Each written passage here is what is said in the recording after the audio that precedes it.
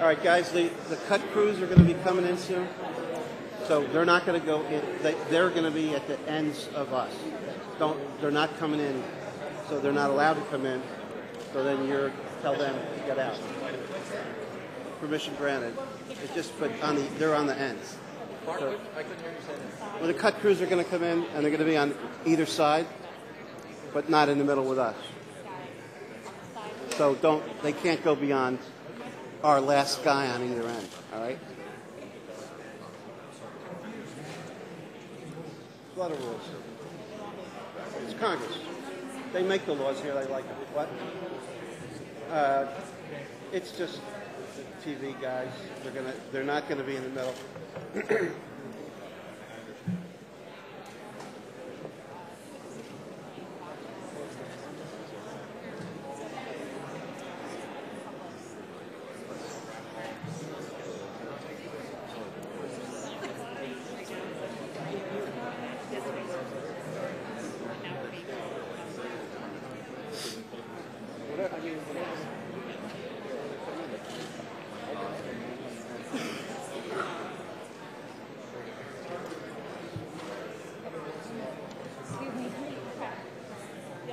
Here we go. Heads Here up. we go.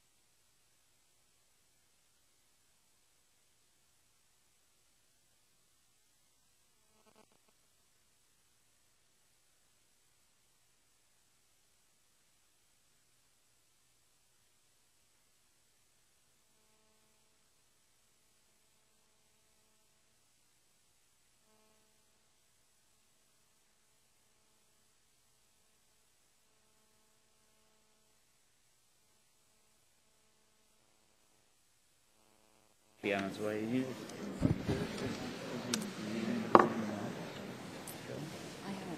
Yes, John. All right.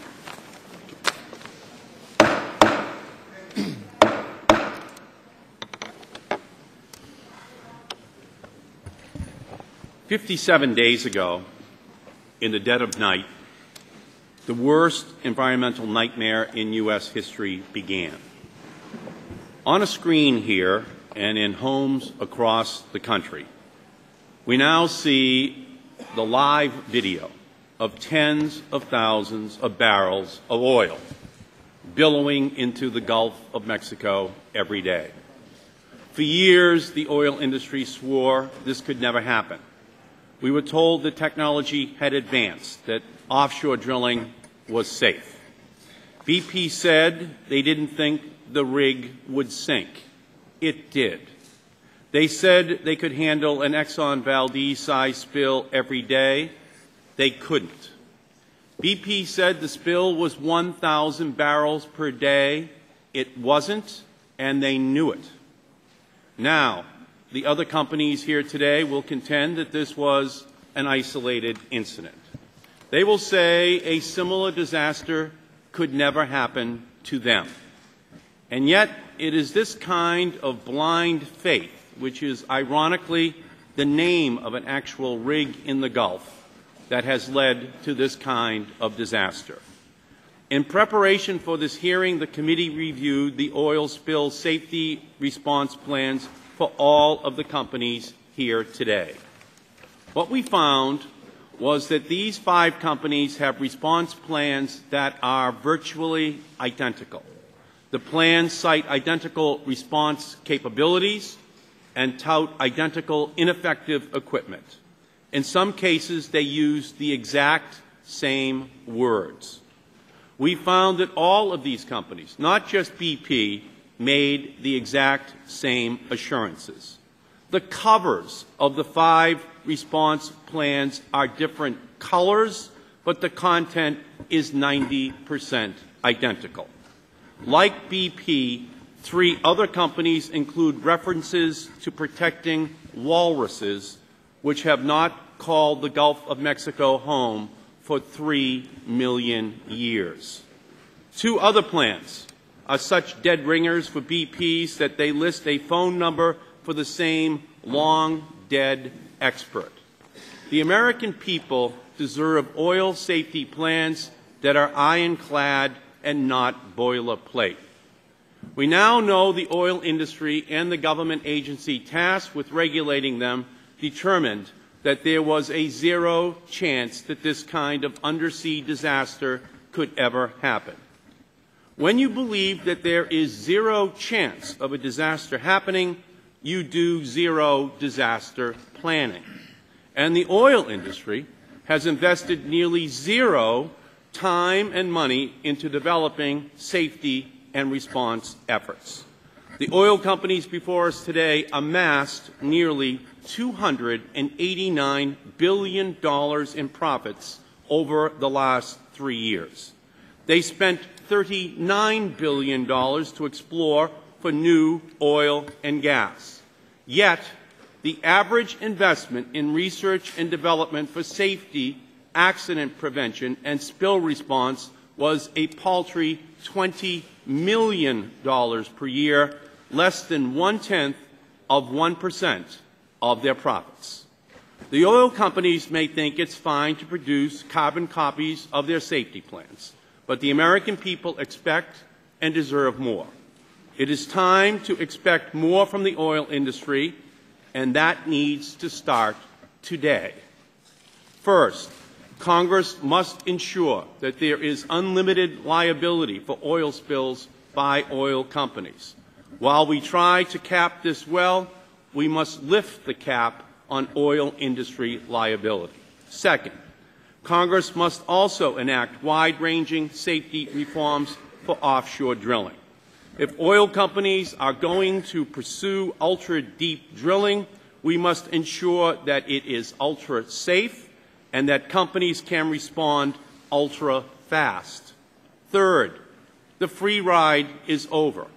Oil companies need to pay their fair share to drill on public land. Right now, every single one of the companies here today and dozens of others are drilling for free in the Gulf of Mexico on leases that will cost American taxpayers more than $50 billion in lost royalties. And fourth, we must ensure that new technologies are developed for capping wells, boosting safety, and cleaning up spills. I will soon introduce the Oil SOS Act to ensure that we have 21st century technologies in place for 21st century drilling risks. And finally, America must move to a safer, clean energy future so that we don't have to rely as much on oil to power our cars and our economy. The American people deserve answers from the oil industry, and I look forward to the testimony of our witnesses. I'd like now to recognize my distinguished colleague from Michigan, the ranking member of the subcommittee, the gentleman, again from Michigan, Mr. Upton. Well, thank you, Mr. Chairman. And I thank you for calling this very important hearing. What happened on the Deepwater Horizon rig was truly a national tragedy. The loss of life was heartbreaking, and the environmental and economic damage that worsens by the day is gut-wrenching. As I've said many times before, it needs to be made crystal clear to all involved that the polluter will pay. The American taxpayers should not and will not be on the hook for the cost of this accident, both economic and environmental.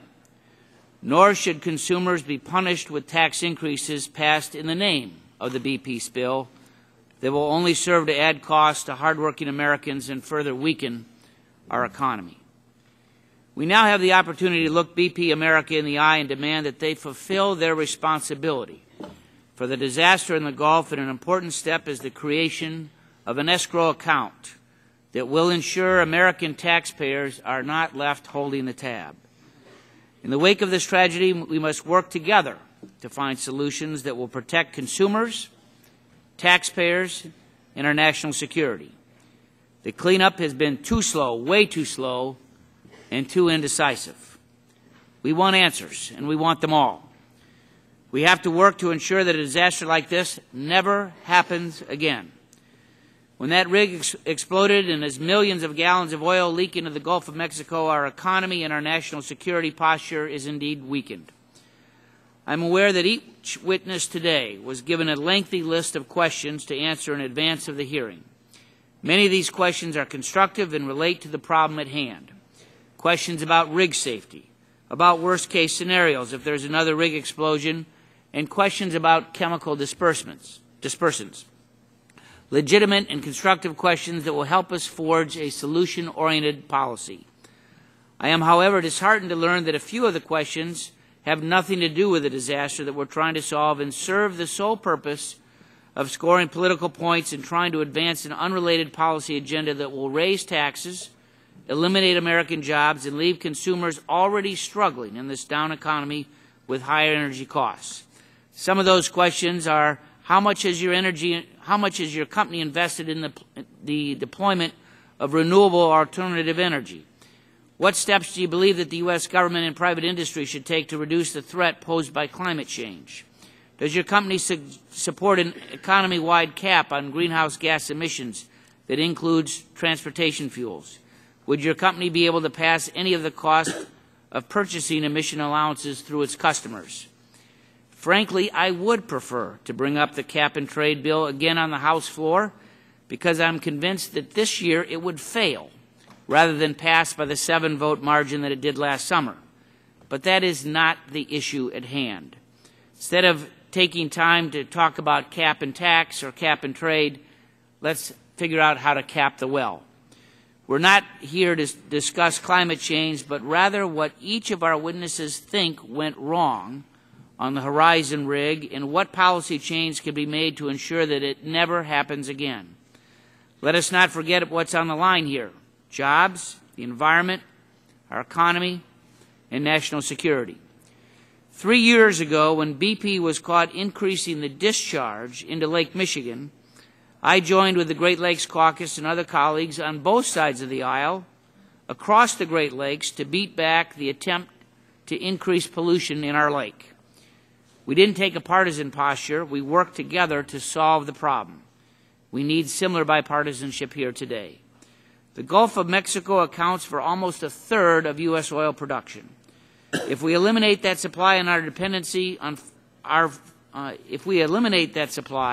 the dependency on foreign oil will indeed go up.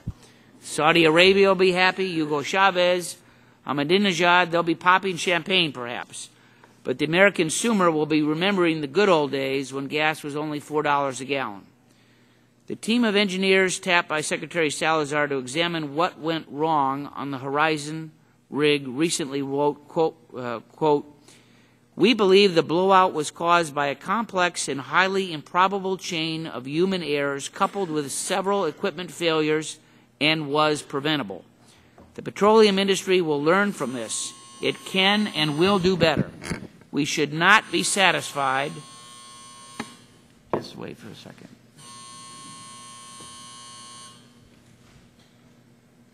We should not be satisfied until there are no deaths and no environmental impacts offshore, ever. However, we must understand that as with any human endeavor, there will always be risks, end quote. Let's learn from this awful mistake, fix the problem, clean up the Gulf, and move forward to fixing our ailing economy and create private sector jobs. Yield back my time. Great. Thank the gentleman. Chair recognizes the chairman of the full committee, the gentleman from California, Mr. Waxman. Chairman Markey, thank you for holding this hearing and for your tenacious work on this issue. You've been a true champion for transparency and accountability, and your efforts have kept Congress and the administration and the American people informed about the environmental disaster unfolding in the Gulf. Yesterday, Chairman Stupak and I released a letter describing a series of questionable decisions made by BP in the days before the blowout. Time after time, BP appears to have taken shortcuts that increase the risks of catastrophic blowout. One of the central questions for today's hearing is whether the other oil companies are any better prepared than BP. Last week, after receiving a request from Representative Wiener, the committee asked each of the 5 major oil companies for their oil spill response plans. On paper, they are very impressive.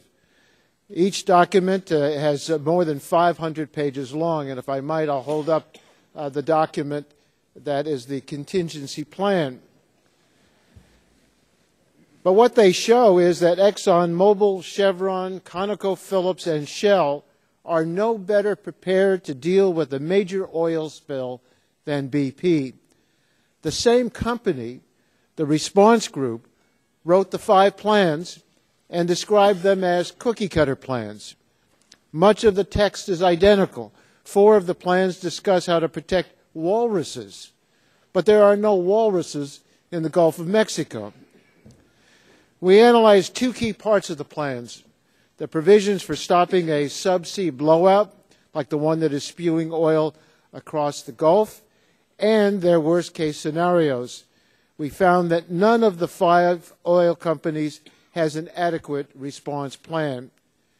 It's instructive to compare ExxonMobil's plan for controlling a subsea blowout with BP's plan. Here's what BP says in its plan.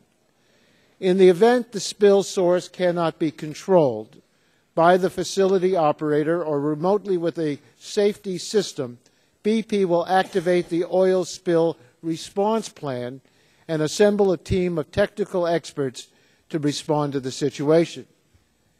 And here's what ExxonMobil says, and you can see the text on the screen.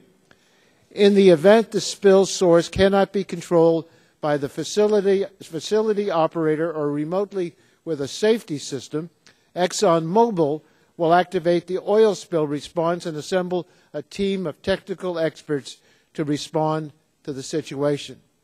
The plans are identical, and so are the plans for Chevron and ConocoPhillips.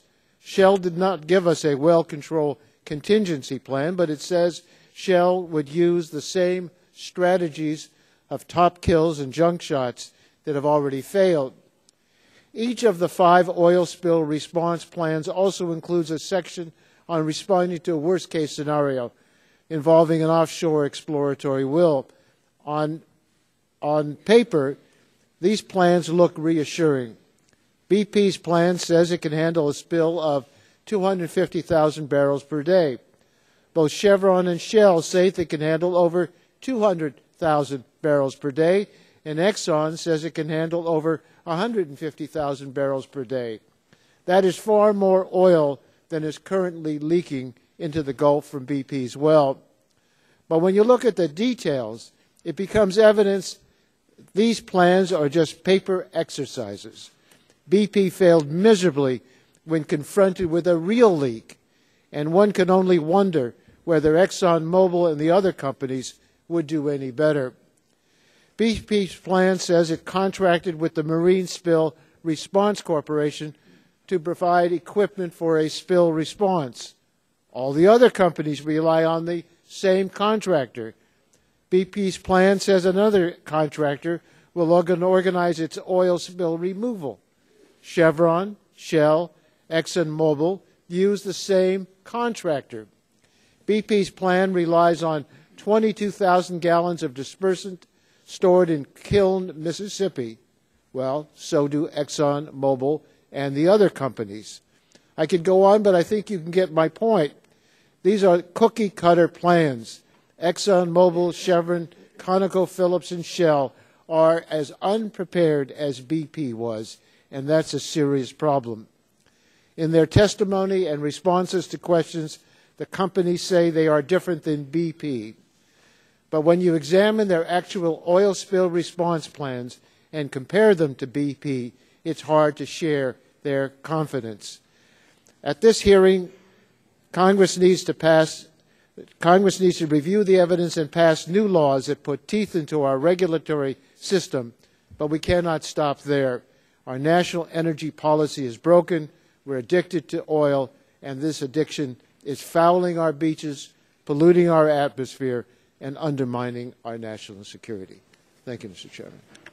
We thank the Chairman. The Chair recognizes the ranking member of the full committee, the gentleman from Texas, Mr. Barton. Thank you, Chairman Markey, and I appreciate you and Chairman Waxman holding this hearing to bring our major oil company executives before us, and in doing so before the American people. I have a prepared statement I'm going to submit for the record, but I'm going to speak extemporaneously. I've listened with interest to the opening statement of Chairman Markey and Chairman Waxman. I want to say that in terms of doing the investigation, I commend the majority staff, especially in the Oversight and Investigation Subcommittee that Mr. Stupak holds. We are getting the facts assembled and putting them out in an open and transparent fashion so that the American people can understand, to the extent it's possible to understand, exactly what happened. It's no question that the British Petroleum Oil Company, who's the owner and chief operator of the rig that had the accident, is responsible for the accident. It's also, as Mr. Waxman has pointed out, the responsibility of our major oil companies to have adequate contingency plans when things go wrong. So I'm not trying to whitewash the private sector in terms of their responsibility for causing this problem. But I want to point out something that hasn't yet been pointed out. The 5 people most concerned about solving the problem are probably sitting before us today. ExxonMobil, Chevron, ConocoPhillips, Shell Oil, and BP America have huge interest in getting it right and preventing it from ever being wrong again. If you add the market caps of those 5 companies, they would not equal the market cap of some of the oil companies that are owned by sovereign nations, such as Saudi Arabia, Venezuela, Republic of Mexico. So I would stipulate, Mr. Chairman, that while our major oil companies have caused this problem, at least British Petroleum is the cause of this particular problem, I will also stipulate that the gentlemen before us are a big part of the solution. If the President of the United States has got a better idea of how to solve this problem right now, he can pick up the phone and tell BP exactly what to do. It is a federal issue in terms of the mitigation plan, in terms of the cleanup plan, and if there's anybody from President Obama on down who really knows the solution and can stop that oil from spilling right now, by golly, all they have to do is pick up the phone and tell them what to do. And the fact that they're not is simply because the laws of nature and the laws of physics don't respond to 30-second sound bites. You've got to know exactly what to do, and you've got to have the engineering and the technology available to do it. America needs the energy that's beneath the Gulf of Mexico and in the outer continental shelf. 30% of our oil and gas is coming from the OCS right now, and 80% of that is coming from what are called deep rigs. We have a depletion rate of existing production in this country, Mr. Chairman, of 30 to 40%. That means of the 8 million barrels of oil and gas that we're producing per day, of oil we're producing per day, next year we're only going to be able to produce about 5.5 or 6 million. You've got to replace that energy. And since we have drilled millions of wells onshore since 1896 or since 1870s in Pennsylvania, the fact of the matter is if you're going to find significant oil reserves in the continental United States, they're going to be in the outer continental shelf. So we need that energy. Now, I agree with Chairman Waxman that having a 500-page document that's a cookie-cutter approach to what to do when you have a problem is not an answer. It's not an answer. You can't have a contingency plan that says cross your fingers and hope the blowout preventer works. And that was a contingency plan. We haven't had a major accident in the OCS in 50 years. Everybody had decided that these blowout preventers are so good and so effective that all you had to do was push that magic button if all else failed, and it would work. Well, they pushed the magic button on the BP rig, and it didn't work. So Chairman Waxman's right. We need more than a cookie-cutter contingency plan. But where I disagree, or I think I disagree with Chairman Waxman and Chairman Markey, is that the gentlemen before us have the wherewithal, the expertise, and they certainly have the incentive to put that plan together. Now, I don't know what the answers are. Maybe we need a full-time safety inspector on these rigs. Maybe we need a real-time data center somewhere that all the drilling information goes to a central data point where there's somebody in charge of safety that looks at it. It does appear that if people had been looking for the problem that we now know happened, the data was there to tell them what to do. But they weren't looking for that. This rig was 40 days behind schedule and millions of dollars over schedule, and there was a lot of pressure to finish the job. And there was nobody on that rig whose job was to make sure that they made the safe decision. And so when you start making decision after decision after decision that is not in and of itself a bad decision, but cumulatively minimize safety, eventually you reach a critical mass and you have an accident that happened. So our job, Mr. Chairman, as the watchdogs for the American people are to, 1, get the facts on the table. 2, listen to people who have possible solutions. 3, if there's a federal issue and a federal role, let's do it.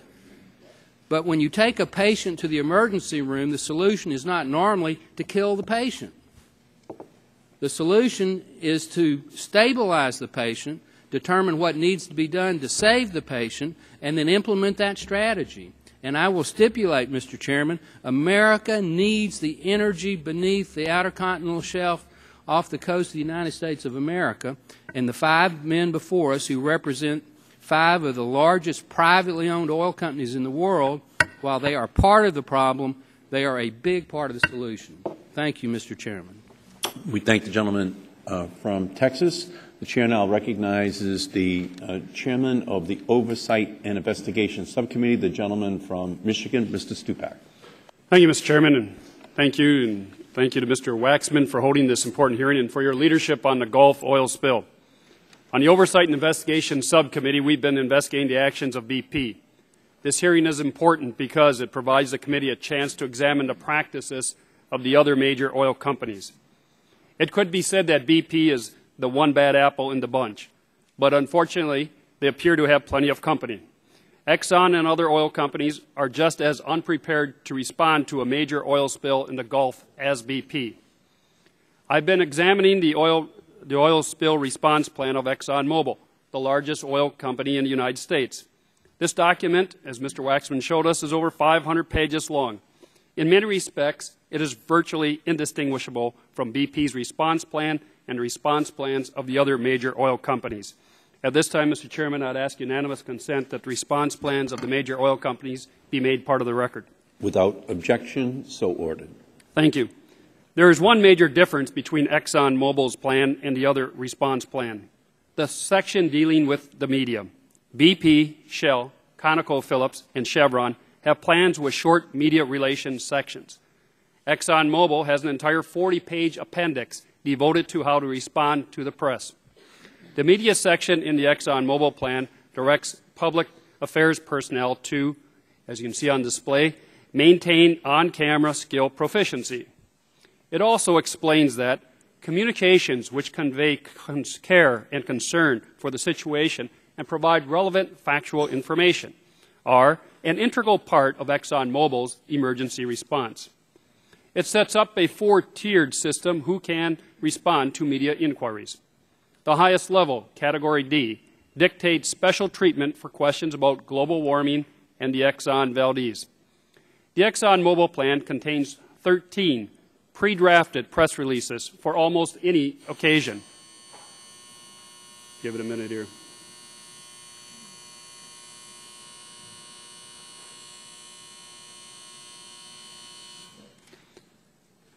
There is a fully drafted press release for an accident involving ExxonMobil facility. If the injury occurs off-site, there's a separate press release for that.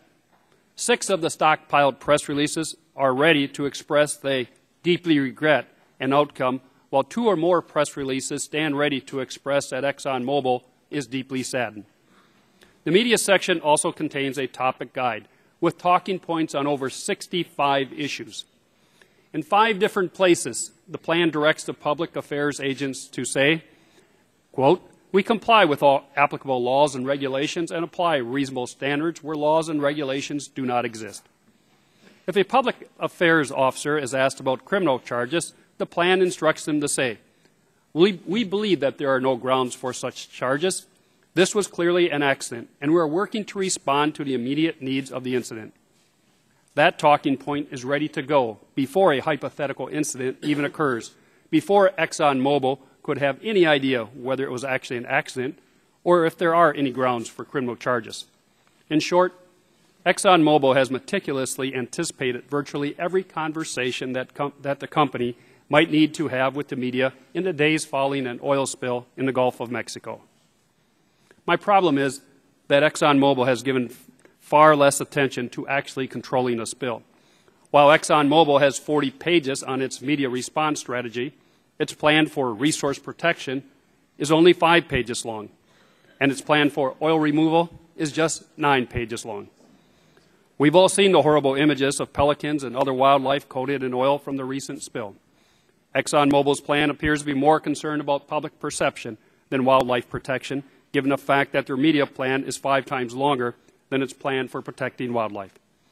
And the canned, pre-drafted, deeply saddened press release rings hollow with the loss of the 11 people who died on the Deepwater Horizon rig. ExxonMobil's plan is a perfect metaphor for what's going wrong in the Gulf today. The oil company response plans are great for public relations. They allow the oil company to say we have a 500-page plan that shows they're prepared for any contingency. But these plans are virtually worthless when a spill actually occurs. And that's exactly the kind of misplaced priorities that has led to this disaster. I yield back the balance of my time. We thank the gentleman. The chair now recognizes the ranking member of the Oversight and Investigation Subcommittee, the gentleman from Texas, Mr. Burgess.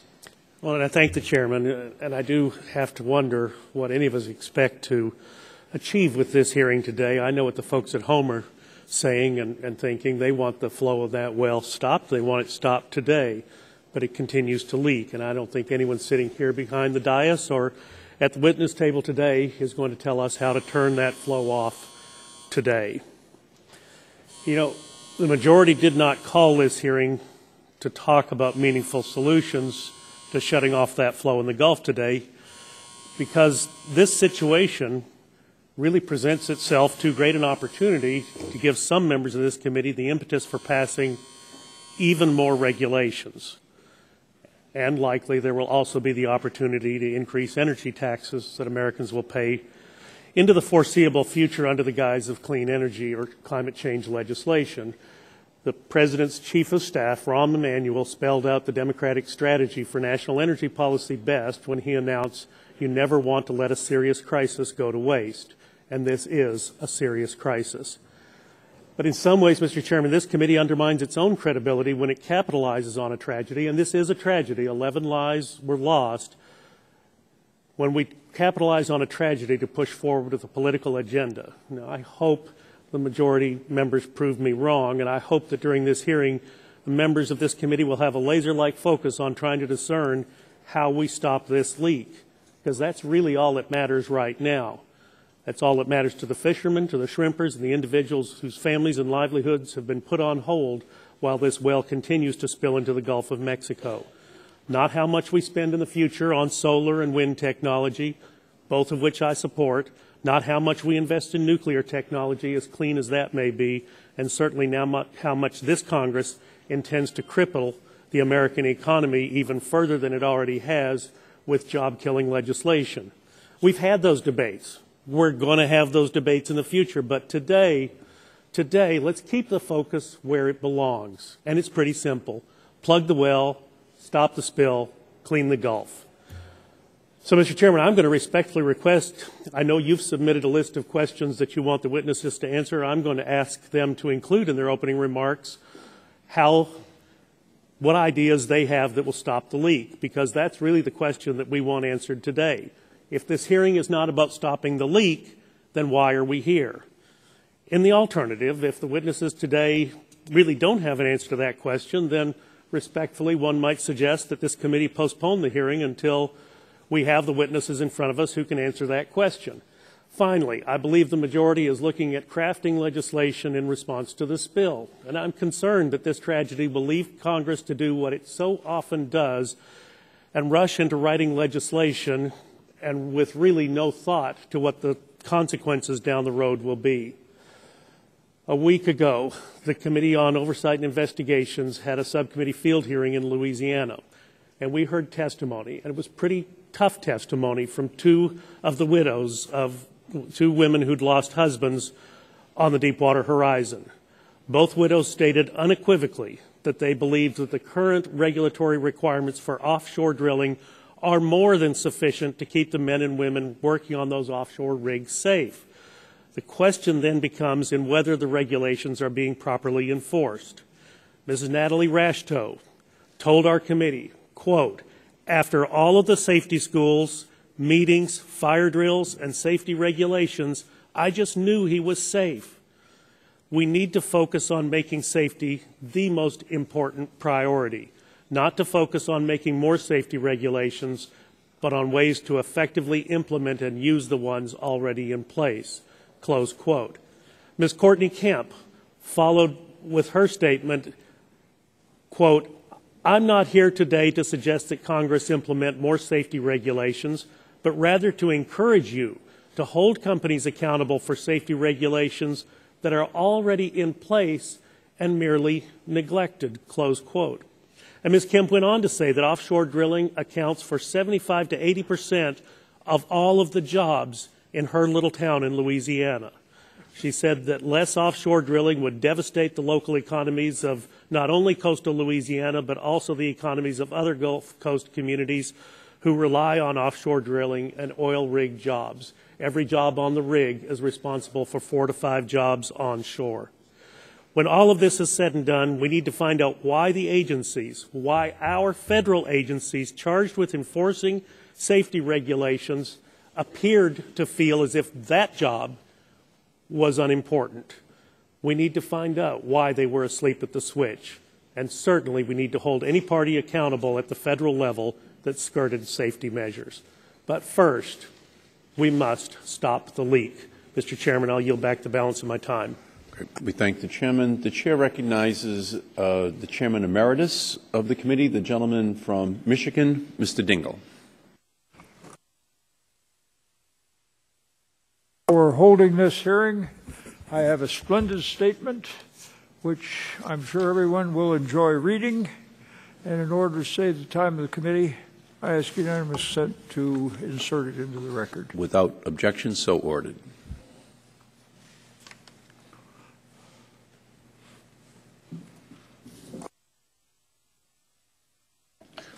Gentleman's time has expired. The chair recognizes the gentleman from Pennsylvania, Mr. Doyle.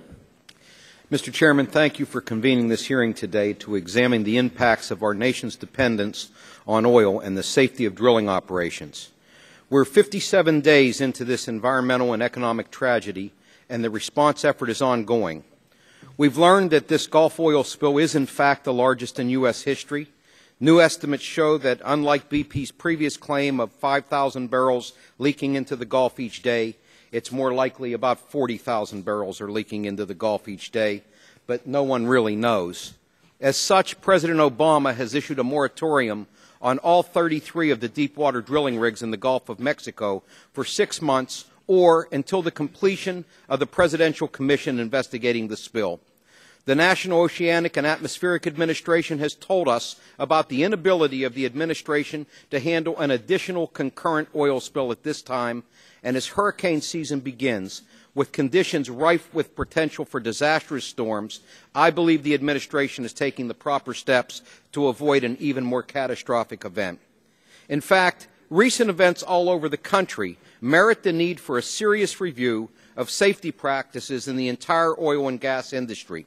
Just this weekend, Chevron spilled as much as 500 barrels of oil into a stream in Utah, and in the last few weeks, the Marcellus Shale has seen 2 different blowouts in natural gas wells, one in West Virginia and one in my home state of Pennsylvania.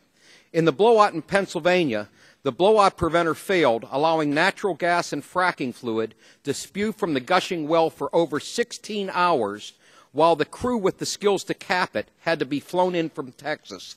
Once they arrived, it only took them an hour to cap the well. In West Virginia, the gas explosion caused 7 workers to be injured, and flames burned for days before it was brought under control. Our growing energy demands require that we will continue to use natural resources under our land and sea. But there is simply no reason we should continue to extract our natural resources in a hegemonic and voracious style. The oil reservoirs in the Gulf of Mexico aren't going anywhere. The natural gas in the Marcellus Shale isn't going anywhere. I think it's time we take a step back and explore how to do this better and safer and more efficiently. With that, Mr. Chairman, I'll yield back my time. We thank the gentleman. The chair recognizes the gentleman from Illinois, Mr. Shimkus.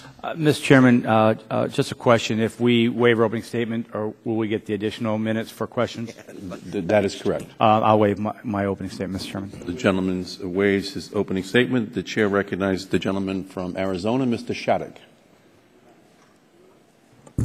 Mr. Chairman, I similarly will waive my opening statement. The gentleman waives his opening statement. The chair recognizes the gentleman from Missouri, Mr. Blunt. The chair recognizes the gentleman from Oklahoma, Mr. Sullivan. I waive my opening statement, too. The chair recognizes the gentleman from Alabama, Mr. Griffith. I'd like to thank the chairman and ranking member for calling this important hearing today, and the witnesses for taking time to come before our subcommittee to discuss drilling in our current and future energy portfolio. Our number one priority must be stopping the flow of oil. That's certainly obvious. It's the job of this Congress to do whatever we can to aid the unified command in reaching this goal. This is a time of engineering and action. It's not a time to hastily put together knee-jerk energy policy that will jeopardize our energy and economic security in the future. It is imperative that this committee remember that the United States is part of the global energy economy, and therefore all policies discussed must take into consideration that we are only 4% of the world's population. If we enact policies that drive drilling out of U.S. waters, these companies will not cease to drill. but we will cease to be able to ensure that oil and gas production is done in a safe and an environmentally friendly manner. As we await the outcome of the many investigations taking place, it is vital that we learn lessons from this incident so that we can keep our workers and environment safe while continuing to produce our valuable oil and gas resources. The moratorium put in place by this administration does not reflect the President's previous view, and this knee-jerk reaction to create a moratorium is simply a political expression, embryonic in nature, which has no place in a situation this serious. There are still many questions to be answered about what happened on Deepwater Horizon. However, I think we must also question the federal response. Government cannot facilitate a quick, effective response, and this event has been yet another example of that. To echo some of my colleagues, I think we must take a long, hard look at the federal response while also looking at the response of BP. This disjointed effort has not aided in helping to contain and end the spill. Thank you. Thank you for coming today, and I look forward to your testimony. I yield back, Mr. Chairman. Great. The gentleman's time has expired. The chair recognizes the gentleman from Washington State, Mr. Inslee. Thank you, Mr. Chair. Today's hearing is entitled Drilling Down on America's Energy Future, Safety, Security, and Clean Energy, and we've got obviously the 5 leaders of this industry, and I'm very interested in what they're going to say in 3 respects. One, I think we need to ask, has the industry really shown accountability to make sure that the leaders are accountable for safety? So I will be interested in finding out how many people at British Petroleum have lost their jobs to date as a result of the most horrific environmental catastrophe in American history. I'll be interested in that number. Number 2, we'll be interested in the numbers from the leaders of the industry, what they are investing in an effort to develop technologies that can reduce the risk of offshore drilling. The numbers we have seen in our questions to the witnesses so far are really quite astounding in how small they are. They all are less than 0.1% of their profits have been invested in clean energy and technology to try to reduce the risk of this type of disaster. That's less than 0.01% of their gross revenues. It's stunning to me if that is the facts, but we'll like to ask the leaders, if that's the case, why they have exposed this country to this type of risk with such reduced investment. And third, it is appropriate to ask about the investment of the industry in clean energy. And the reason is that, and all of the leaders today will admit this, every single oil well we have ever drilled is an invisible oil spill. Because every single well we drill results in putting carbon dioxide in the air, which goes into the atmosphere, which goes into solution in the oceans, and have made the oceans 30% more acidic than they are today. They will be so acidic by the time my grandchild leaves the planet, we won't have coral reefs anywhere on the planet. Every single oil well is an oil spill. So we'll be interested in knowing what these leaders are bringing to the table in an effort to reduce our dependence on fossil fuels, in an effort to find clean energy and prevent this type of environmental disaster. Unfortunately, it won't be the numbers we're looking for, but hopefully will inspire some changes. Thank you.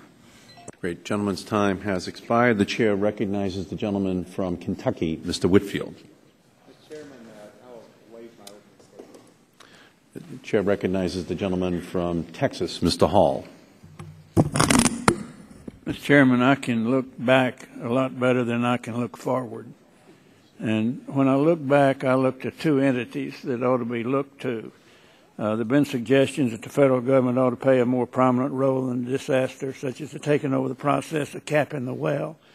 Well, there's 2 things you'd look at there. One is the financial statements of the 2 entities, the United States of America or British Petroleum, and I find British Petroleum in a lot better shape than the United States of America.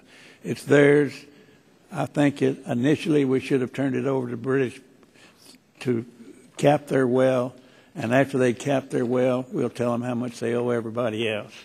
And I don't think this president knows any more about capping a well or going out and counting those birds or picking up little parts of the waste than he knew about the Olympics. And I resent the fact that he's trying to blame some of this on Bush when Bush on 9/11, I don't recollect him ever accusing Clinton.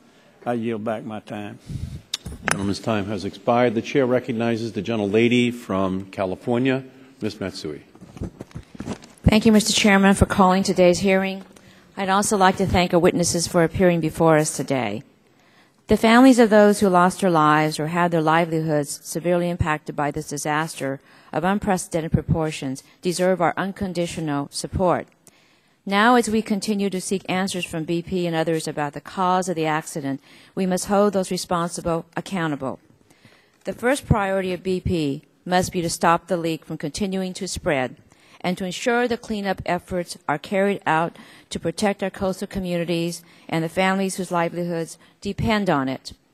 And it is incumbent on all of us to make certain that this never happens again. The unfortunate part about this, Mr. Chairman, is that we have been here before. I remember more than 40 years ago when Union Oil's Platform A exploded off the coast of my home state. My concern is that today could be like 1969 all over again, and that we are setting ourselves up for another 4 decades of more of the same. So the question I have today is, what has changed? What can the oil companies tell us today to assure us that this story is not simply repeating itself? Because what the Gulf region and the American people do not want to hear now are the same excuses that were employed decades ago about oil being our largest and most reliable energy option. In fact, the BP oil spill underscores the need to look beyond oil production and consumption and invest in cleaner alternatives that will create jobs and save our environment from harm. If we are to learn anything from this disaster, it is that we must continue to explore clean tech alternatives to big oil. Today's hearing is a step in that direction. Thank you, Mr. Chairman, and I yield back the balance of my time. Great. Gentlelady's time has expired. The chair recognizes the gentlelady from California, Ms. Bono Mack. Thank you, Mr. Chairman. I thank you for yielding me this time, and I welcome the opportunity to hear from the witnesses today about our energy security and the ongoing oil spill operations in the Gulf. The companies represented by the witnesses at the table are at the forefront of energy resources development and growth, and your insights will be very important for how to ensure a spill of the current magnitude does never happen again. As we just heard from my other colleague from California, many of us in California, in Southern California certainly, still recall the oil spill in Santa Barbara from 1969.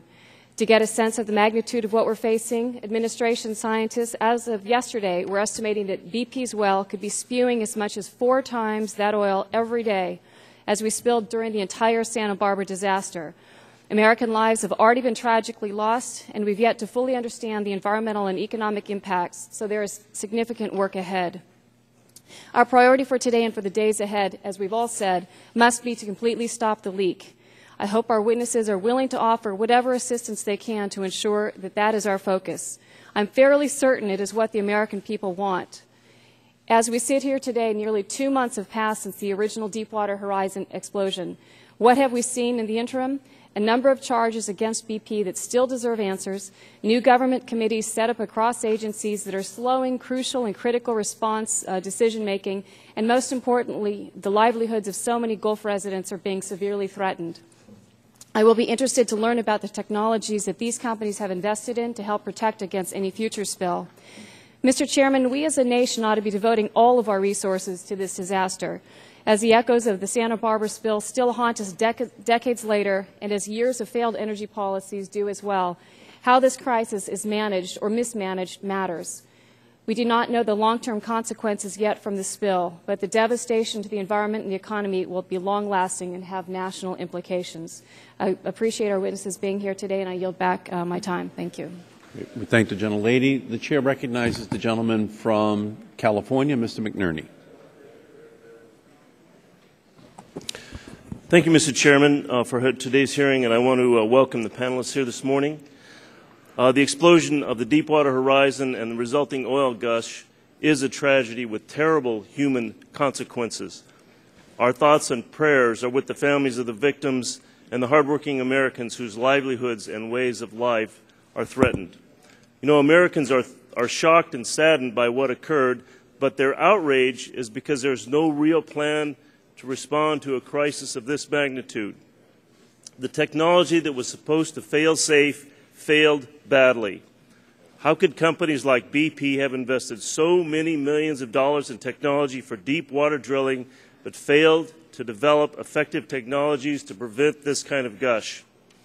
I want to know today what steps the industry is taking to ensure that the technologies designed to be fail-safe work as promised, and what investments the industry is making in technologies that would allow for a far more effective response to the disaster. However, the real solution is to deliberately reduce our consumption of petroleum fuels so the demand for oil is technically manageable. I believe that this can be done in a way that improves our national economy, and I want to know what the executives sitting here in front of me today are going to do to achieve this goal. Thank you, Mr. Chairman, and I yield back. We thank the gentleman. The chair recognizes the gentleman from Florida, Mr. Stearns.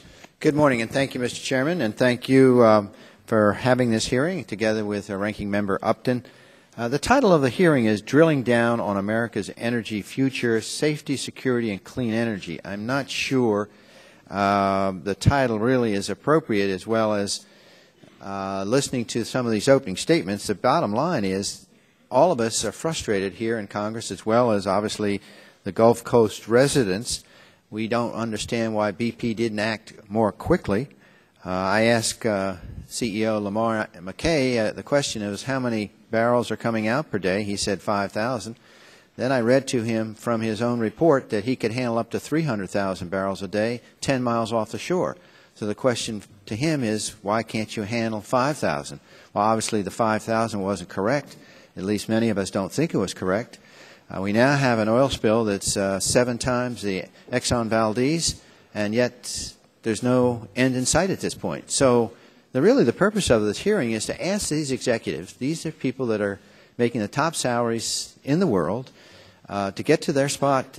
They have unusual acumen, foresight, energy, business awareness, and obviously have a lot of corporate political savvy to get where they are. They wouldn't be here today, Mr. Chairman. So the question is, can each one of you in your heart of hearts say to us that America is protected with all the oil rigs you have out there? We have almost 3,800 in the Gulf. Can you tell us today that we'll be safe, that America will be safe, and you have backup worst-case scenarios? Mr. McKay said he did, but he didn't. He didn't even tell us the right 5,000 barrels a day. Obviously, it was not that. So we need to hear from you under oath that you can, in a worst-case scenario, protect America's shores. Thank you, Mr. Chairman. Great. The gentleman's time has expired. The chair recognizes the gentleman from Texas, Mr. Green. Thank you, Mr. Chairman, for holding the hearing, and I want to welcome our panelists today. States along the Gulf Coast are in the midst of dealing with this tragedy, and my thoughts and prayers go out to the families and the communities affected by this accident. To those of us who represent energy-producing areas, it's like a loss in the family, and I think we need to remember that. While we anxiously await a positive outcome on efforts to contain the spill, we also are beginning the process of thoroughly evaluating the answers to many questions we have on what went wrong and how to hold responsible parties accountable. As we consider how to approach these issues legislatively, it's critical that we allow the facts to come to light and allow for thoughtful deliberation before making permanent statutory sweeping changes that would end up taking us further from our goals of safe, responsible development of our natural resources. Quickly moving forward with the legislative proposals would have a profound effects and possibly negative consequences for America's production potential is not the path that Congress should take to rush to do anything just to be doing something. While I understand there is public leeriness to deep water production, I want to note that there's still a majority of the American people who support outer continental shelf drilling.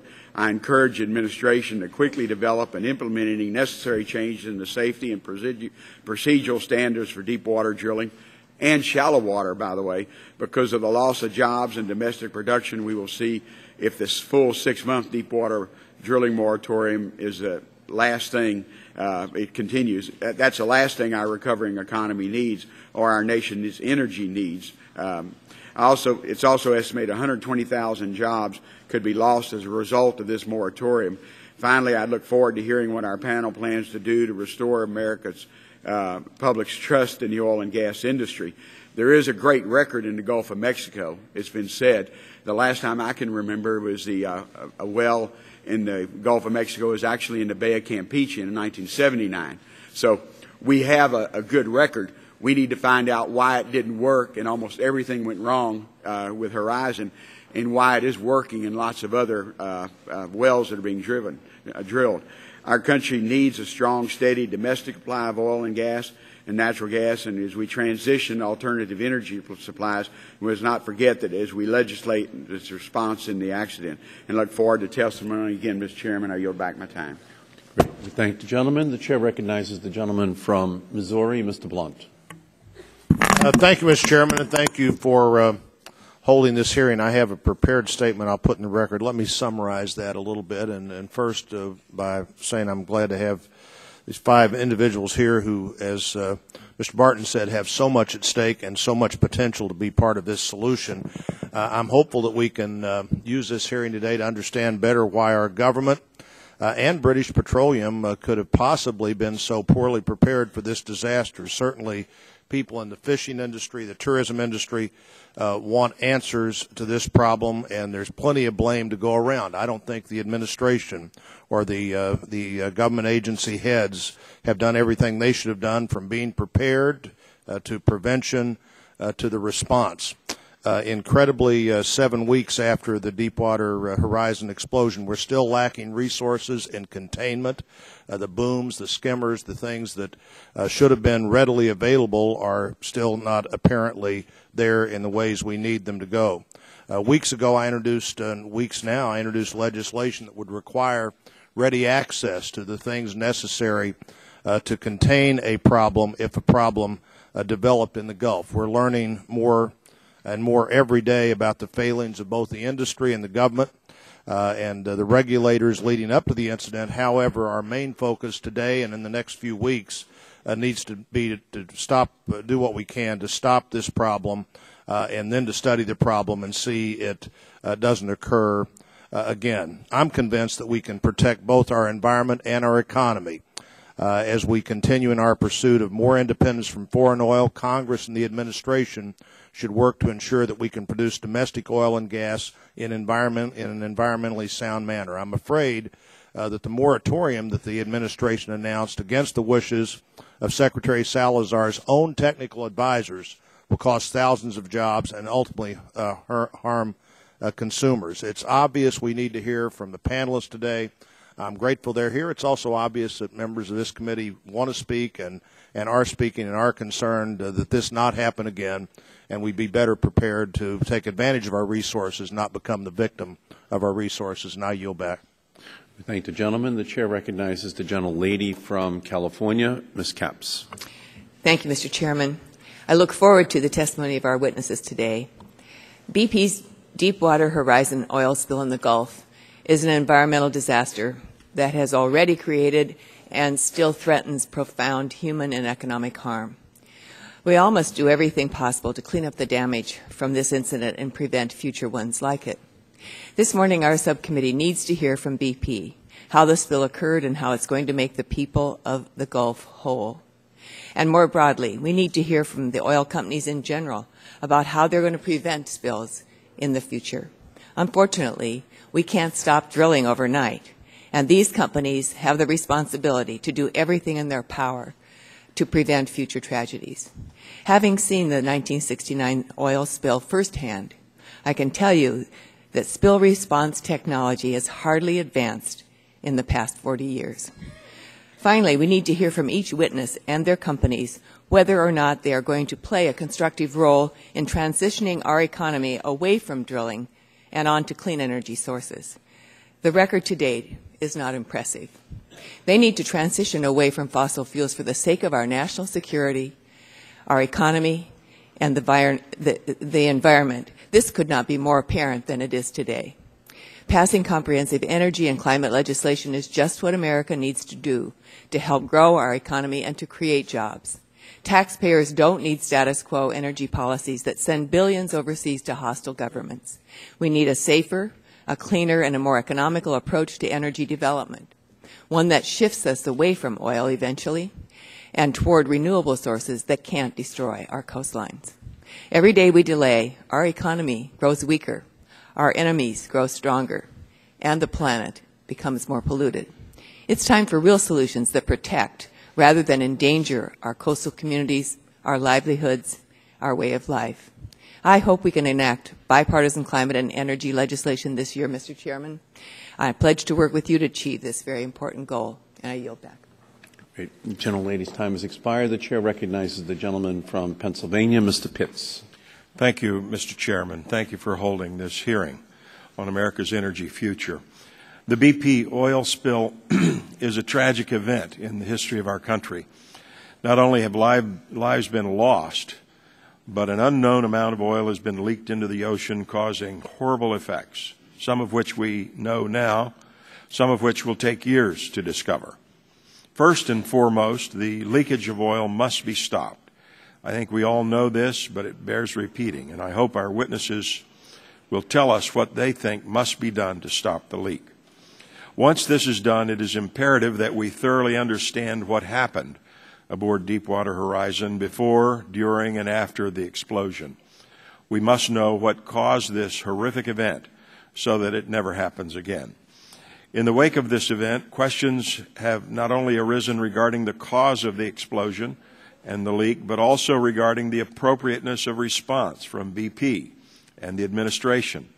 I find it unfathomable that the President is just now meeting with top BP executives. In addition, it seems to me that the entire federal response has been not only disjointed, but confusing and frustrating for those on the ground trying to bring relief. The moratorium announced last week is just another example of poor judgment without regard to the economic livelihood of the Gulf Coast region and millions of Americans who buy gas every day for their vehicles. As I've said, this is a tragic event. We need to make sure due diligence is done in investigating the causes and the appropriateness of response in the aftermath. However, we need to make sure the response of this body and the administration is prudent, one that still encourages our country's energy security and independence. I look forward to hearing from our witnesses today, and I yield back. Great. Gentleman's time has expired. The chair recognizes the gentlelady from California, Ms. Harmon. Thank you, Mr. Chairman, and welcome to our witnesses. I have long argued, and so have others, that we must move away from dependence on foreign oil. We know the national security pitfalls of that dependence. We see that played out every single day in what's going on in the Middle East. But we also now clearly see that there are environmental and economic pitfalls with our ongoing dependence on domestic oil. Many of the Californians on this panel, including me, staunchly oppose drilling offshore California, and I want to applaud our President for making clear that that will not happen. But it is also clear, as our witnesses know, that California has an addiction to one driver per car, and that there therefore are many refineries located throughout the state, 4 or 5 in my district alone. El Segundo, for example, is named for the second Chevron refinery in the state. And so all of you sitting here looking at us are saying, well, hey, if you're not fixing this problem, why are you blaming it all on us? I just want to point out the obvious that some other members have also addressed, which is that all the companies before us have, in 2009, yearly profits amounting to more than $64 billion. You paid $37 billion in dividends to your shareholders. You invested more than $9.5 billion in exploration, but you invested far less in renewable and alternative energy. You are energy companies. And so my urging would be, why not invest in energy products and energy technologies that are far safer, that will wean us from our dependence on oil, that will keep your profit level up for your shareholders, but that obviously will make America safer. And finally, let me just mention that our constituents are very smart, and one of them approached me in San Pedro, California the other day and said, why don't we require energy companies that are drilling, especially deep wells, to drill a relief well alongside the original well? If it was drilled at the same time, it would be there if a catastrophe happened. Thank you, Mr. Chairman. We thank the gentlelady. The chair recognizes the gentleman from Louisiana, Mr. Scalise. Thank you, Mr. Chairman.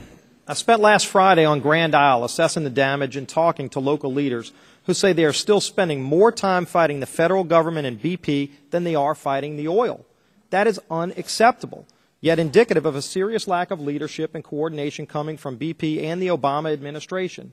First and foremost, our focus, BP's focus, and the President's focus needs to be on plugging the well and using every resource available to protect our fragile marsh and seafood beds from being further inundated by the oil.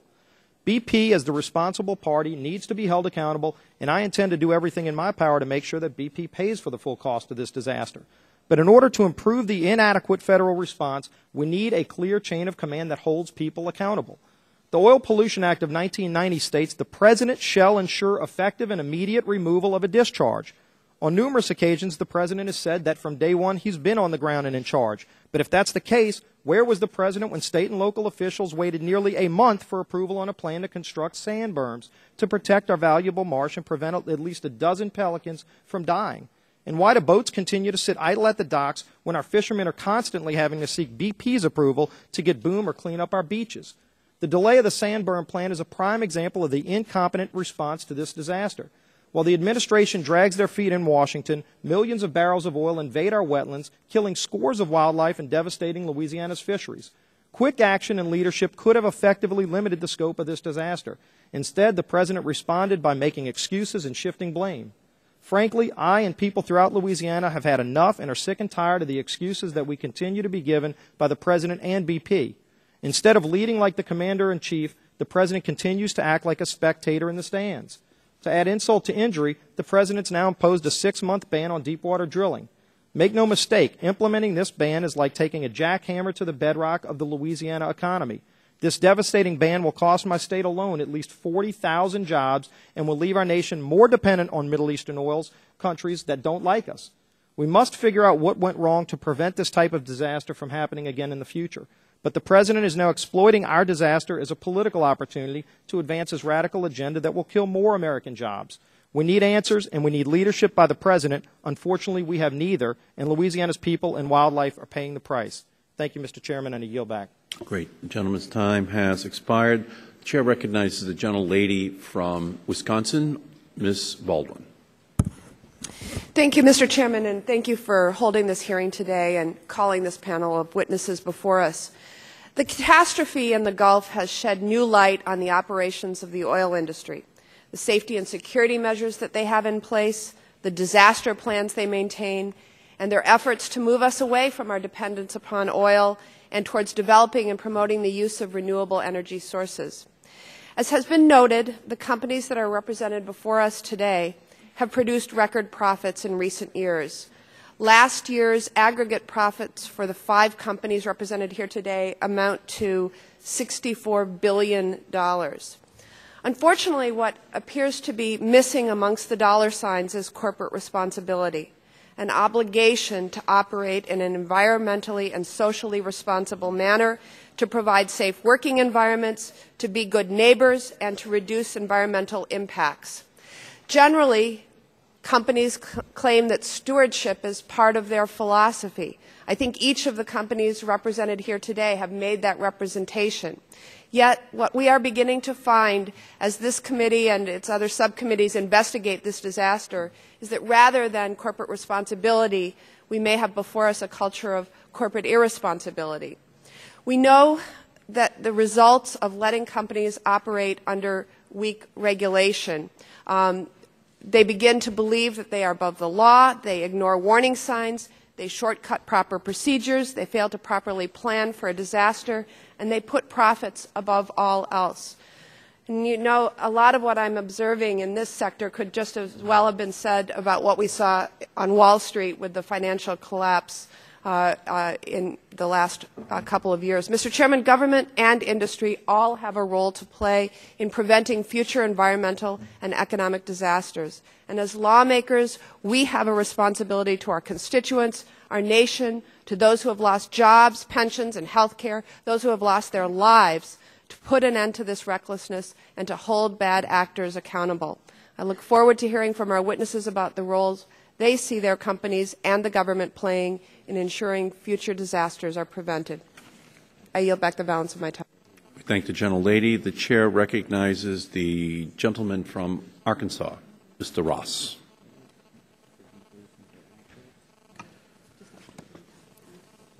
Thank you, Mr. Chairman, for holding today's hearing to discuss the safety and security of current offshore drilling practices and the future of energy production in our nation. In the wake of the worst oil spill in our nation's history, we must now learn from this disaster and reevaluate our operating methods and examine how oil will be a part of America's future energy policy. As oil prices and oil company profits have increased dramatically over the last decade, so has our nation's dependence on foreign oil, with the U.S. importing approximately 52% of the oil it consumed last year. While I believe that our policies must be broad enough to create energy from a variety of domestic sources, including domestic oil and natural gas, I also recognize the importance of thoughtful investments in biofuels, nuclear, hydropower, wind, solar, and clean coal technology. On day 57 of this disaster, with no end in sight, I am hopeful that the 5 companies testifying today can inform us of what went wrong, how this tragedy could have been prevented, and how the American people can have assurance that this will never happen again. I believe the administration and our government must do more to hold these companies accountable for their drilling practices and ensure the most advanced technologies and safety procedures are in place. Once again, Mr. Chairman, thank you for holding this hearing, and I look forward to today's discussion. Great. We thank the gentleman. The chair recognizes the gentleman from Vermont, Mr. Welsh. It's absolutely outrageous that we are here today. What happened in the Gulf was something that BP assured us would never, ever happen. That it did happen, in fact, was foreseeable and inevitable. And why was that? Because at every turn, reckless disregard of safety procedures, corner cutting, and decisions that were made for money, not safety. Mr. Chairman, I want to take this opportunity to address the current crisis. As BP debates whether to issue a second quarter dividend on their annual $10 billion dividend, we have people in the Gulf Coast who need compensation. Responsible companies pay their obligations, then they pay dividends. Many in Congress have joined me in my call on BP to direct dividend funds to an escrow account to be available to deal with the heartache and the destruction of livelihoods in the Gulf Coast. BP has affirmed its intention to make good on its obligations. Now we ask that BP take financial steps consistent with its assurances. President Obama and 54 members of the U.S. Senate have called on the establishment of an independently administered $20 billion escrow fund. That would be available to cover cleanup costs. Mr. McKay, I further call on BP to deposit dividend funds into this escrow account so that the citizens of the Gulf and the taxpayers of this country can be assured that your company will meet its obligations. I yield back the balance of my time. Great. We thank the gentleman. The chair recognizes the gentleman from Utah, Mr. Matheson. All right. Well, thank you, Mr. Chairman, for holding this hearing. I know that for each witness here, your testimony highlights the way in which your company does business and how, and also we're going to hear from BP how it conducted itself in the events leading up to the Deepwater Horizon explosion on April 20th. You each will discuss your safety record and lessons learned from past disasters. I think it's fair to say that none of your companies are immune from criticism, and accidents can strike at any place, at any time, despite the safety measures that you will be touting today. As has been mentioned already, on Friday night, the Chevron pipeline began leaking in Salt Lake City, and before being shut off early Saturday morning, had leaked somewhere around 33,000 gallons of oil down Red Butte Creek in northern Salt Lake City, which leads into the Jordan River, which empties into the Great Salt Lake. The Great Salt Lake is one of the most important estuaries for migrating birds in the West. Fortunately, current information indicates that oil has not hit the Great Salt Lake. And further, it's fortunate that the drinking water supply is protected, and by most accounts, the oil has been contained. Now, our 33,000 gallons is a pittance when compared to the magnitude of the spill in the Gulf, and the impact on my city's economy will not be anywhere near what it is for the Gulf Coast residents. It further highlights for me the importance of federal government oversight of our energy infrastructure. This particular Chevron pipeline was last inspected in 2008. We need to find out what the results were of that inspection, and if anything, that inspection gave any indication of the potential of this problem that occurred this past weekend. Right now, the purported cause of this spill is that a branch fell during a heavy windstorm, created an electric arc which hit a metal fence post that was driven into the ground just inches from the pipeline. It raises some questions. Why was a fence post within inches of the pipeline? When the electricity arced through that fence post, it burned a hole in the pipeline. That is the latest explanation of what happened. We need to get answers to that. The last thing we needed answers to is that apparently the monitoring equipment on the pipeline failed to indicate there was a leak. And the first time Chevron was aware of the leak was when the Salt Lake City Fire Department called them the next day. So we need to find out, number one, what was the result of the inspection in 2008? Number two, why was a fence post drilled within inches of the pipeline? Number three, why did the monitoring equipment fail in terms of why the leak happened? I'm planning on working with the Department of Transportation, the EPA, and looking at these issues to find out why this happened, and lastly, how we define what clean is in terms of the cleanup. I will acknowledge Chevron has taken responsibility. Chevron has indicated it will pay for the cleanup in Salt Lake. I appreciate that aggressive position they've taken to try to reach out to the residents of Salt Lake City. Mr. Chairman, I'm glad you bear with me. I know this hearing is more about the BP situation in the Gulf, but I thought this incident of the past weekend was worth mentioning in this hearing to show that issues about energy infrastructure and safety can touch anywhere along the supply chain. It's important we keep that in mind. I'll yield back. We thank the gentleman. The chair recognizes the gentleman from North Carolina, Mr. Butterfield. Thank you very much, Mr. Chairman. I think we're all saying the same thing. You should have done more to prevent this unthinkable disaster. Even though some may suggest that my home state of North Carolina is not in harm's way, the fact is that we may be. We are not only angry about this bill, but we are scared to death that our coastal area will be affected. Over the past 30 years, the oil industry has used some of the world's most advanced technologies to drill in deeper waters. The broad ingenuity that allowed them to drill miles under the ocean's floor has outpaced commitment to safety, and that is unacceptable. BP ignored a very simple rule. If you can't plug the hole, don't drill the well. What concerns me, Mr. Chairman, is whether BP's mistakes are unique to them or are indicative of industry-wide practices. Regardless, we must now ensure that adequate safety practices and cleanup plans are firmly in place. It was assumed that this type of disaster would never happen, but it did. I hope this tragic event illustrates the need for action.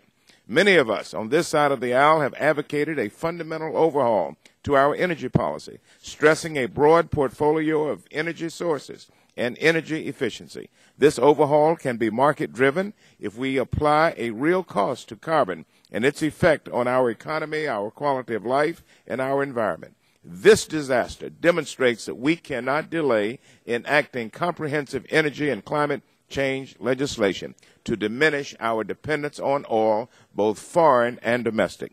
Today's hearing will provide unambiguous answers, I hope, on what to expect in the days, weeks, and years to come. For millions of people who face this nightmare, we must demand transparency and a clear assessment of the future. I thank the witnesses for being with us today, and let me join my good friend, Mr. Welch, in requesting BP to consent to an escrow fund that will provide a modest remedy for those who have been harmed. I say to the witnesses today, put it on the table.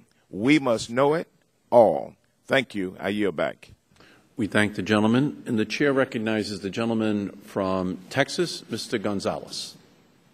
Thank you very much, Mr. Chairman. We'll be very brief. I usually don't make opening statements, but I think I can read the minds of the witnesses, Mr. Chairman. I think they're all saying all these individuals are stating the obvious and the political, and you're absolutely right, but I think when we get into the questioning, it'll be a whole different world. As far as the political, to be real honest with you, all those that are blaming the President for not meeting with BP's CEO immediately, had the President done that, I assure you today's statements would have been, what was the President thinking meeting with the BP executives at the outset without first visiting the areas or first meeting with the Coast Guard and first responders? That's what would have happened. What I'm hoping that we're going to achieve today is to hear from these witnesses what are the energy needs of America, how are transportation fuels obviously based on oil, and what we're going to do moving forward. The difference between deep and shallow water exploration and drilling, and how we meet the immediate needs of our public, our constituents, the citizens of this country, and the fact that meeting those needs in the interim as we transition to something different can be done in a responsible fashion. We can meet the need and do it responsibly, and that they're not mutually exclusive. Thank you very much. I yield back. Okay, we thank the gentleman from Texas, and that completes the period for opening statements from all of the members of the subcommittee. The chair does not see any other members. I will first make a before we go to the witnesses, I will first make a unanimous consent that Chairman Stupak and Representatives Blackburn, Castor, DeGette, Wiener, and Jackson Lee be permitted to question witnesses following questions by members of the subcommittee. Without objection, the chair hears no objection from any of the members of the subcommittee, so it is so ordered. It is the policy to swear you in before you testify. So I would ask each of you to please rise and raise your right hands. Do you each solemnly swear to tell the truth, the whole truth, and nothing but the truth? Let the record reflect that each of the witnesses responded in the affirmative.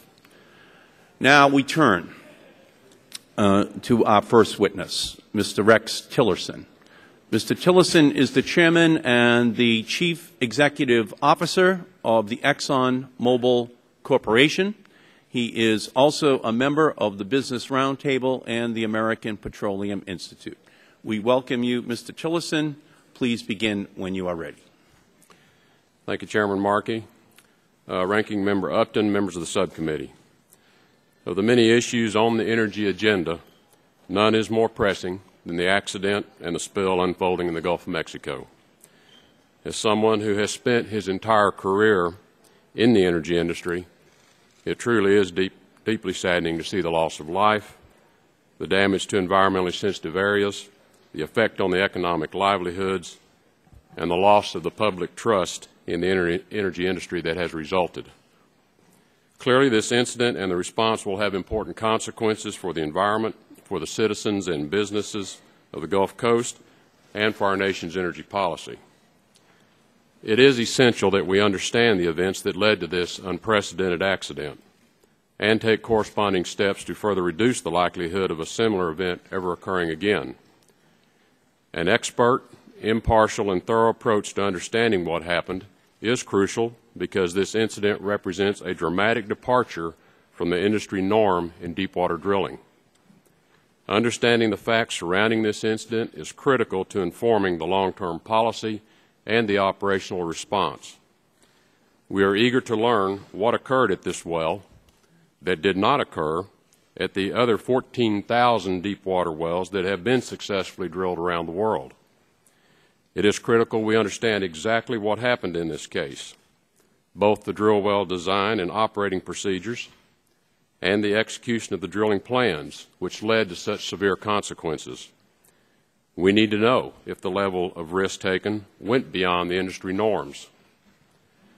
Based on the industry's extensive experience, what we do know is when you properly design wells for the range of risk anticipated, follow established procedures, build in layers of redundancy, properly inspect and maintain equipment, train operators, conduct tests and drills, and focus on safe operations and risk management, tragic incidents like the one we are witnessing in the Gulf of Mexico today should not occur. For many, current events bring back memories of the 1989 Exxon Valdez tanker spill. That accident was the low point in ExxonMobil's history, but it was also a turning point. In the aftermath, we launched a full-scale, top-to-bottom review of our operations and implemented far-reaching actions that today guide every operating decision we make on a daily basis. An overriding commitment to safety excellence is embedded in everything we do, with a daily commitment by our employees and our contractors to a culture that nobody gets hurt. In the early 1990s, we began development of our Operations Integrity Management System, or OIMS, a rigorous regime of 11 separate elements that measures and mitigates safety, security, health, and environmental risk. It is significant that the first element of OIMS is management leadership and accountability. This management system applies to every operation we undertake. It is our common global language for safety and accountability. And when we do have incidents, we seek to learn from them so that we continuously improve our performance and this system. It is a system which requires internal and external assessment of each business unit's progress towards complying with all of the 11 elements. With respect to drilling, ExxonMobil has drilled almost 8,000 wells worldwide over the last 10 years. Of these, 262 have been in deep water, including 35 in the Gulf of Mexico. The standards and requirements that operate within OIMS dictate our approach to drilling, as they do for all of our other operations. We have documented standards for equipment and well design. We utilize proprietary technology to predict pressures and model resource flow, and we carefully analyze that information to both understand and reduce the risk. We ensure everyone on board the rig, contractors included, know their roles and responsibilities, and that all operations must be in compliance with ExxonMobil's expectations and standards.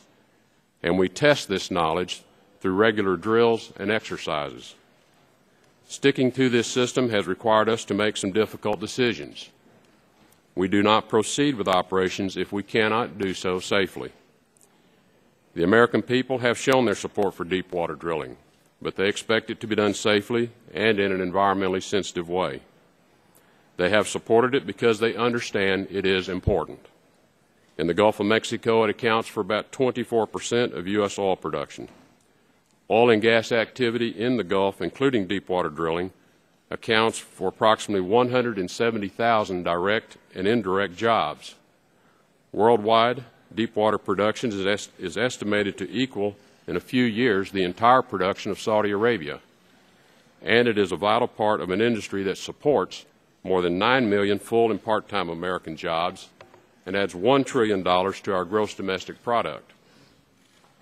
These facts show how critical it is that all industry participants have the trust of the American people. We can secure this trust if we take the time to learn what happened and develop our response appropriately to ensure that every participant acts responsibly, learns the right lessons, and upholds the highest standards. The American people deserve nothing less. Thank you. Thank you, Mr. Tillerson. Our next witness is Mr. John Watson. Mr. Watson is the Chairman and Chief Executive Officer of the Chevron Corporation. He is a Director and member of the Executive Committee of the American Petroleum Institute, as well as a member of the National Petroleum Council. We welcome you, Mr. Watson. Thank you, Chairman Markey. If you could turn on your microphone and move it in a little closer, Mr. Watson. Thank you, Chairman Markey. Ranking Member Upton. Again, if you could move the microphone in just a little bit closer. Okay, very good. Thank you, Mr. Chairman and Ranking Member Upton. My name is John Watson, and I do lead Chevron. As we meet today, the tragedy in the Gulf of Mexico does continue to unfold. Our thoughts are with the families who lost loved ones, workers who were injured, and communities that are dealing with the economic and ecological damage. For Chevron, this tragedy is very personal. Our employees knew people who died on the Deepwater Horizon. More than 13,000 Chevron employees live and work in the Gulf region.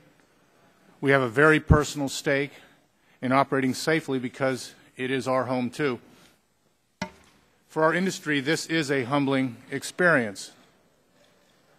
The American people expect that the energy we need will be produced safely and reliably, and that did not happen here. This morning, I'll focus my comments on what Chevron did immediately following the accident and why I believe deep water development can be done safely.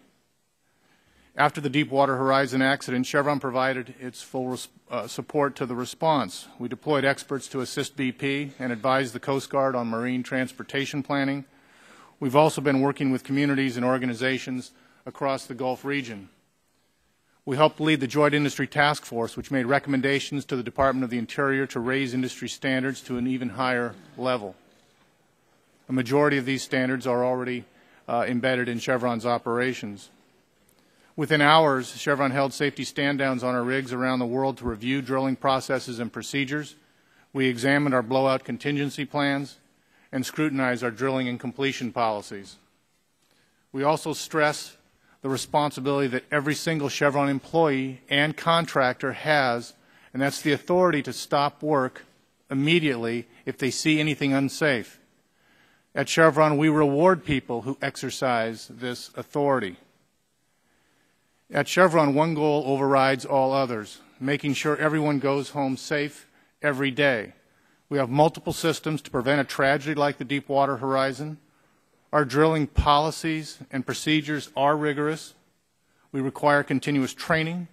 We certify our drilling personnel to ensure they are qualified to manage unusual circumstances, and we verify that contractors have the skills to execute well control.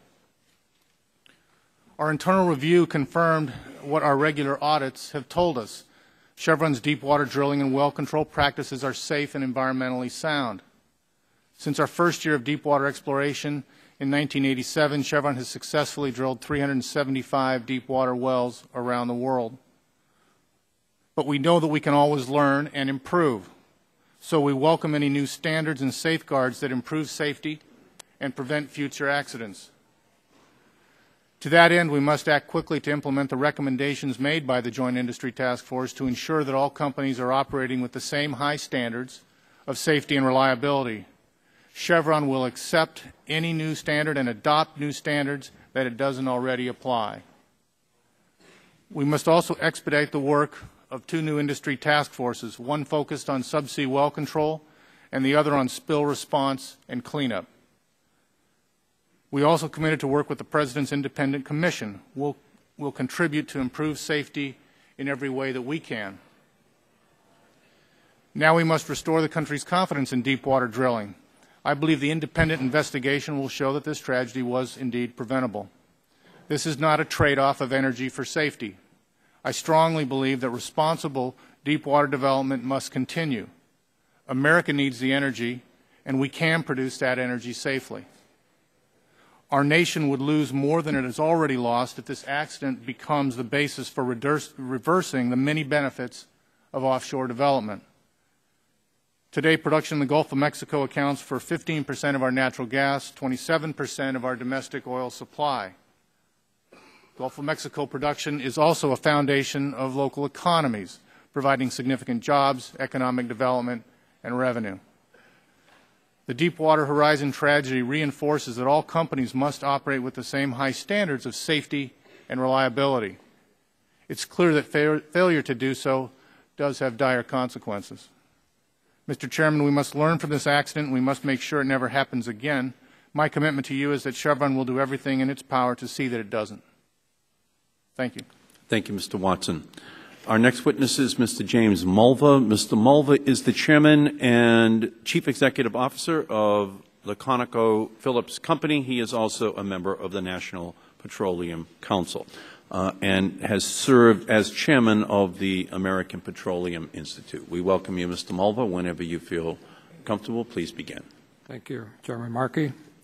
Ranking Member Upton and committee members, thank you for the opportunity to appear before you this morning.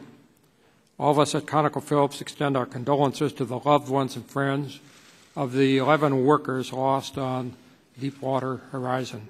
Thoughts and prayers are also with those injured or have been impacted by this spill. The Deepwater Horizon incident is a matter of national urgency. As Americans, we have a long history of joining together in times of need. We then work to find solutions that are in our national interest. So in that spirit, and in support of the people along the Gulf Coast whose lives and livelihoods have been affected. ConocoPhillips is providing manpower, materials, and resources to the responders and the emergency personnel there. We will do so until the spill is contained and the affected areas have been restored. We are not in a position to know about what went wrong at the Deepwater Horizon. The companies involved and the regulators certainly will do that. But as an industry, we must commit ourselves to learning lessons from this tragedy and ensuring that nothing like Deepwater Horizon ever happens again. So any necessary changes undertaken by Congress, the executive branch, and industry should be one element of a broader national energy policy. That's a policy that recognizes that we have a robust oil and gas industry that generates vital U.S. jobs as well as substantial state and federal revenue from tax and royalty payments, one that guarantees the security of the energy that drives our national economic well-being. It's also a policy that assures the safe, environmentally responsible production of all forms of energy, along with its wise use. These are essential to a healthy and to a growing economy. Another key element of a comprehensive energy policy should be federal action to address global climate change. As you are aware, ConocoPhillips supports the passage of a comprehensive federal law establishing a clear and transparent price for carbon. A federal legislative framework, at a minimum, must provide a program to manage transportation emissions, one that protects consumers while encouraging investment in lower carbon technologies. It also must address the energy-intensive and trade-exposed nature of our domestic refineries. It must create new legislative mechanisms specifically for regulating greenhouse gas emissions. This would be in place of the Clean Air, Clean Water, and Endangered Species Acts and other federal and state programs. It must recognize the essential role of natural gas in achieving a lower carbon energy future. Lastly, in order to achieve our national energy goals, U.S. energy policy must create supply diversity, promote technological innovation, encourage energy efficiency, and environmental stewardship. Today, our country is working toward an energy future featuring a broad portfolio of energy sources, and these will include renewable sources and cleaner fossil fuels, broader conservation, and new, more efficient energy technologies. Each of those approaches will provide a part of the long-term solution. So as a nation, we are on our way. We will get there, but it is going to take us some time. Until then, we must fulfill America's pressing energy needs, in short, providing fuel that enables people to travel, to work and back, moves goods around the world, powers the lighting, heat, electricity, and machinery in which our homes, factories, and hospitals depend, and provides the fuel and fertilizer that enables us to feed a growing population. In doing this, even with strong growth in renewable sources, carbon-based fuels must keep carrying the energy load far into the future. And fortunately, we have natural gas. It's one of the most important domestic resources available for use by our country in reaching its climate and energy security objectives. It's clean, it's affordable, it's reliable, abundant, and available here at home. We believe that through a national spirit of shared commitment to a mutually beneficial outcome, America can achieve its energy goals. And as a company, ConocoPhillips is committed to doing so. So thank you very much for this opportunity. I look forward to responding to questions that you may have. Thank you, Mr. Mulva. Next witness is Mr. Marvin Odom. Mr. Odom is the president of the Shell Oil Company. He is also on the board of the American Petroleum Institute. We welcome you, Mr. Odom. Please begin when you are ready. Thank you, Chairman Markey, Ranking Member Upton, and members of the committee. I am Marvin Odom, president of Shell Oil Company, and I'd like to begin by acknowledging the continuing situation in the Gulf of Mexico, which is on the minds of every American. All of us at Shell are deeply saddened by the Deepwater Horizon explosion and the aftermath, a terrible tragedy for the families of those who lost their lives or were injured. Now, many of our employees and customers live along the Gulf Coast and feel that pain firsthand. Now, getting to the root cause of this incident is critical. Like you, we want to know what went wrong with this well and the execution of this well design. As investigation findings are available, Shell will incorporate any learnings into our operations worldwide. Now, since the beginning, Shell has made experts, equipment, and facilities available to BP and the responders, including our Robert Training Center outside of New Orleans as a site for unified command. We took immediate steps to reinforce the safety of our operations globally, including a review of operating practices, testing frequencies, and training protocols. And we remain confident in our expertise and procedures, and that comes from focus on 5 critical and integrated areas to ensure safe well design and drilling in the deep water. And those are our global standards, our rigorous training and certification of the engineers, a safety case approach with our contractors to identify the risk and mitigate those risks, ensuring robust and multiple barriers in our wells, and 24/7 remote monitoring by skilled professionals who provide immediate support on critical issues such as well pressure changes. Now, safety and environmental protection are and always will be Shell's top priorities. We have welcomed the recommendations outlined in Secretary Salazar's May 27th report to the President and the June 8th notice to leaseholders.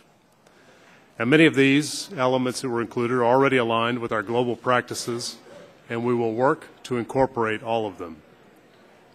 In the context of this tragedy, we acknowledge the reasons for the President's decision to pause deepwater drilling. But it is not without consequences. Thousands of jobs lost, and billions in lost wages and spending, and not only in the Gulf Coast, but also in places like Alaska. Now, this brings me to the topic that you asked us to speak about today, America's energy future. At Shell, we believe that population and economic growth will drive global energy demand to potentially double today's use by 2050, even with strong efficiency gains. Energy supply from all sources, oil and gas, nuclear, renewable, and others, will struggle to keep up with this demand. Environmental stresses will grow, making the transition to lower carbon economies even more urgent. Now, with this as a backdrop, it is clear the world needs a more sustainable energy system. Alternative and renewable energies could be 30% of the new energy mix by 2050. The scale and the massive infrastructure of the global energy system does mean that change takes time. At Shell, we believe our industry can best contribute by making more energy available, by reducing emissions, and by increasing our lower carbon energy share while generating jobs and doing so safely and responsibly. Natural gas is not a renewable, but it is abundant in the U.S. and a lower CO2 energy source. Increased natural gas for electricity is by far the quickest and least expensive route to cleaner air. Within a couple of years, Shell will be producing more gas than oil, and much of that in North America. Biofuels are also one of the best opportunities for reducing CO2 from transportation for at least the next 20 years. Shell is the world's largest supplier of renewable blend fuels, and we are investing in lowest CO2 biofuels made from sugarcane ethanol through a $12 billion joint venture proposed for Brazil. Investments in technologies such as these are creating jobs. 1 out of every $5 spent in the U.S. supporting new energy jobs comes from investments made by our industry, which already supports more than 9.2 million American jobs. We need to retain these jobs and create new ones to fuel the economy of the future. Society, government, and business must all do their part. Absence of a robust energy policy has been a disadvantage to this nation. Shell supports legislating a solution to energy and climate issues as a means to create a secure U.S. energy future, to reduce dependence on imported oil, and to decrease greenhouse gas emissions. Now, this requires setting a price for carbon. But shying away from oil and gas development during the transition is not the answer. Oil and gas development is too important to the U.S. energy supplies and our economy to not safely and responsibly move forward. Shell stands ready and able with skilled people and state-of-the-art technology to continue meeting America's needs. Thank you for your time, and I look forward to addressing your questions. Thank you, Mr. Odom. And our final witness is Mr. Lamar McKay. Mr. McKay is the President and Chairman of BP America. Mr. McKay, please begin when you are ready. Thank you. Chairman Markey, Ranking Member Upton, members of the committee, my name is Lamar McKay, and I am Chairman and President of BP America. Before addressing the main topic of today's hearing, I would like to reiterate the profound sorrow and regret that all of us at BP feel for the loss of life and the oil spill resulting from the Deepwater Horizon explosion and fire. This is very personal, both to me and to BP. I am from Mississippi. I grew up in Mississippi. I spent summers on the Gulf Coast. Most of my family is in New Orleans, and I have most of my relatives and friends along the Gulf Coast. The Gulf Coast states have hosted BP and BP's heritage companies for decades. Thousands of our employees, contractors, and their families call the Gulf Coast states home. This horrendous accident, which killed 11 workers and injured 17 others, has profoundly touched all of us. There's been tremendous shock that such an accident could have happened, and great sorrow for the lives lost and the injuries sustained. I'd like to make one thing very clear. BP will not rest until the well is under control when we discover what happened and why, in order to ensure that it never happens again. As a responsible party under the Oil Pollution Act of 1990, we will carry out our responsibilities to mitigate the environmental and economic impact of this accident. In fact, BP is going beyond obligations under OPA to agree to pay all legitimate claims for economic damages resulting from the spill. Now, while it's difficult to divert from the here and now, we cannot lose sight of the need to help shape the country's future energy and climate policy.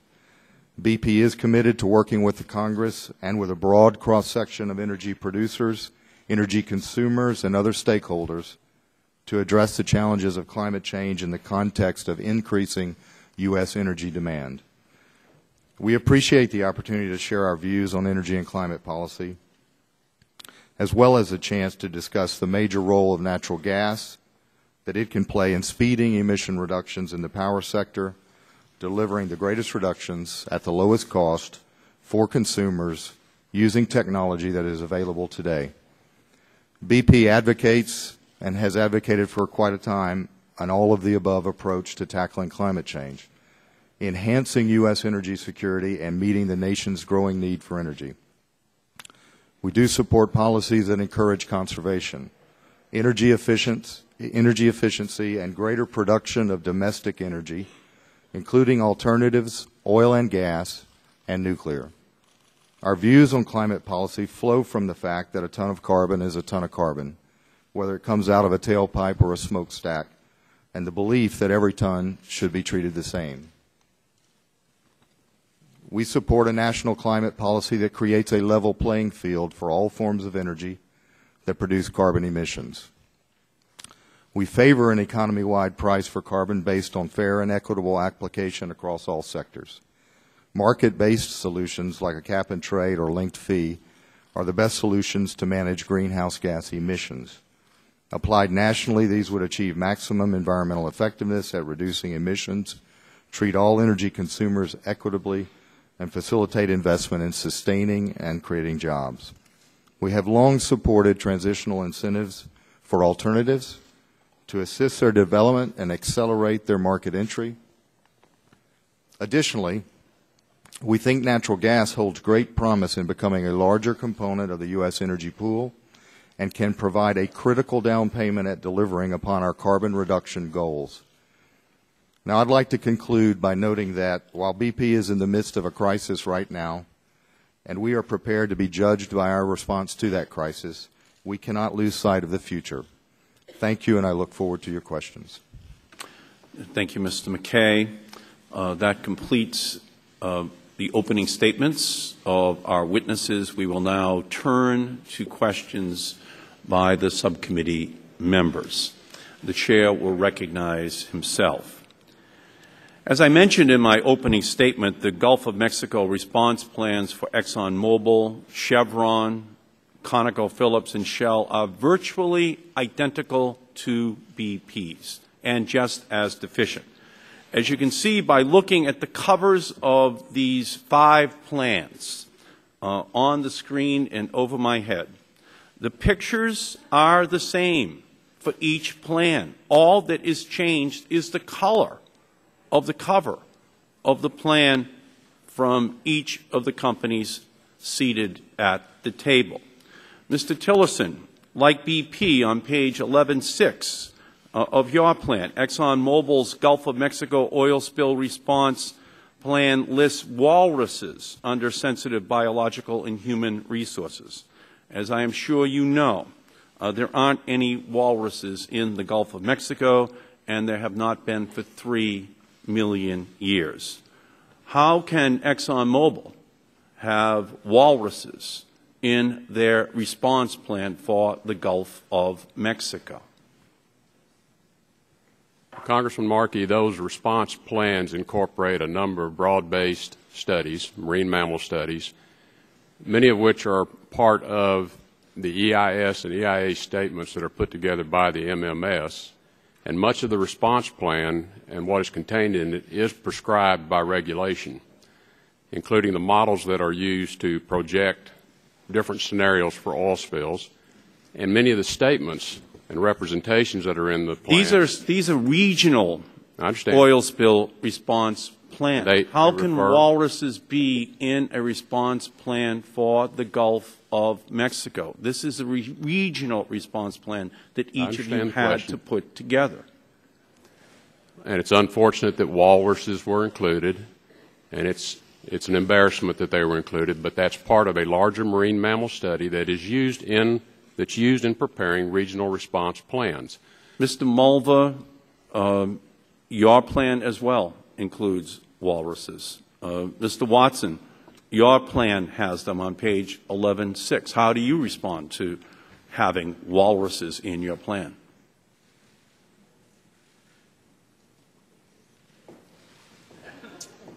Respond in a similar fashion. The plans are put together in response to guidelines from the Minerals Management Service. Do you agree that it's an embarrassment to have walruses in a response plan for the Gulf of Mexico, Certainly Mr. Watson? For the Gulf of Mexico, that's not appropriate.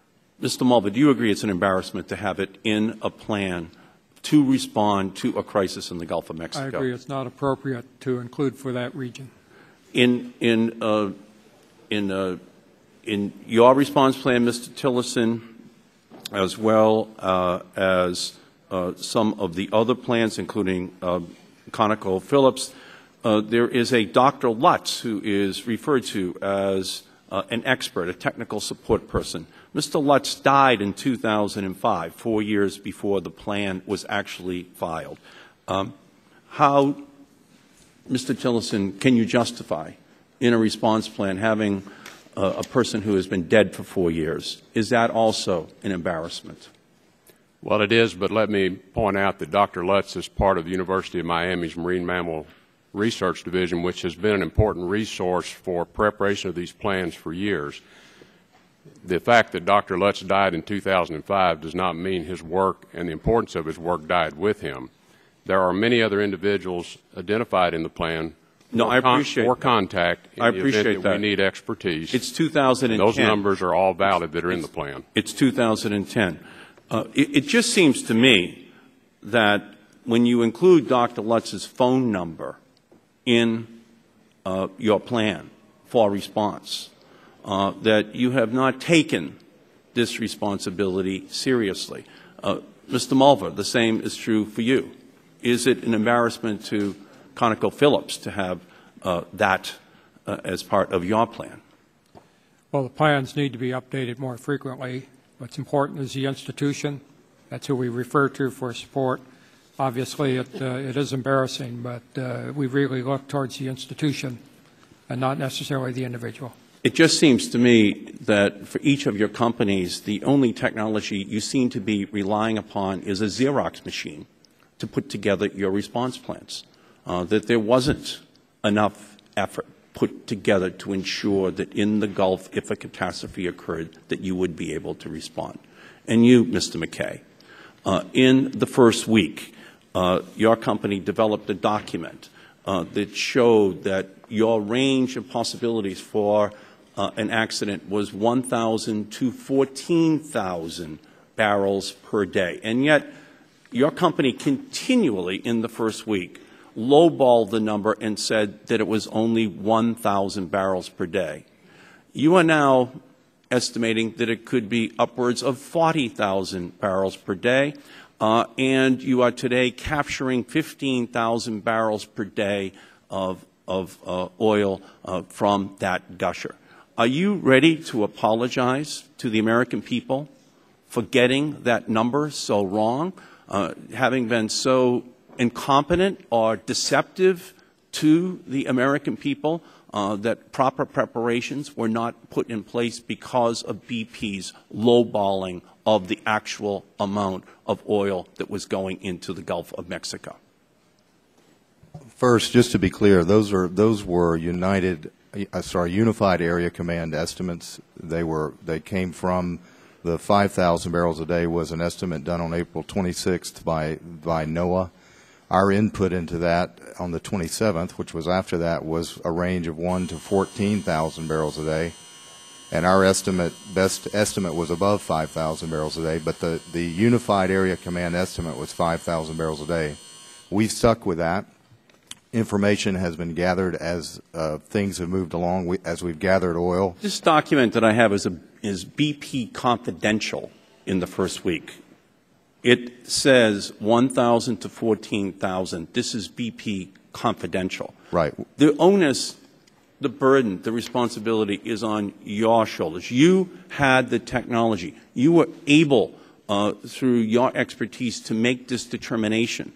And I do believe that it's either deliberate deception or gross incompetence, because ultimately the amount of boom, skimmers, cleanup of the beaches and marshes and rescue of birds and turtles, the capacity which you needed in order to capture the oil coming out of that spill, testing for the health of the workers. It was all dependent upon how large the spill was. Are you ready to apologize for getting that number so grossly wrong that the capacity of federal and state governments to put in place a response was delayed because you did not do the job?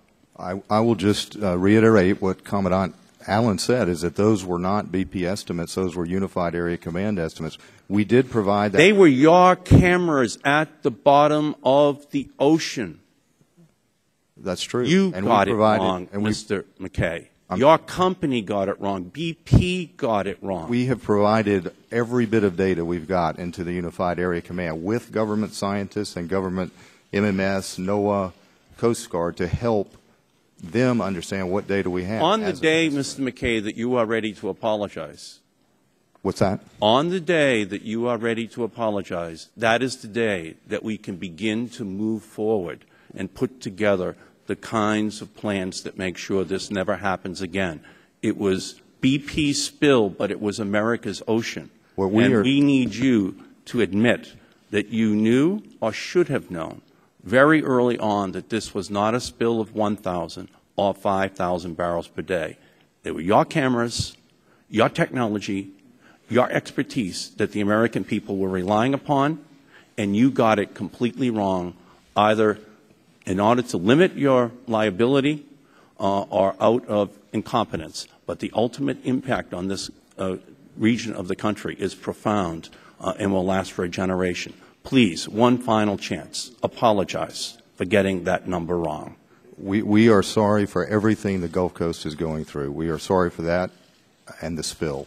What I can say is we have provided every bit of data and information we have to the Unified Command, to the government, to every scientist that's working on this full-time, and from that day you're talking about. So we do not have the technology to measure that. That is still under evaluation. I continue to believe that BP is still more interested in its liability than it is in the livability of the Gulf, and this hearing is just one further indication of that.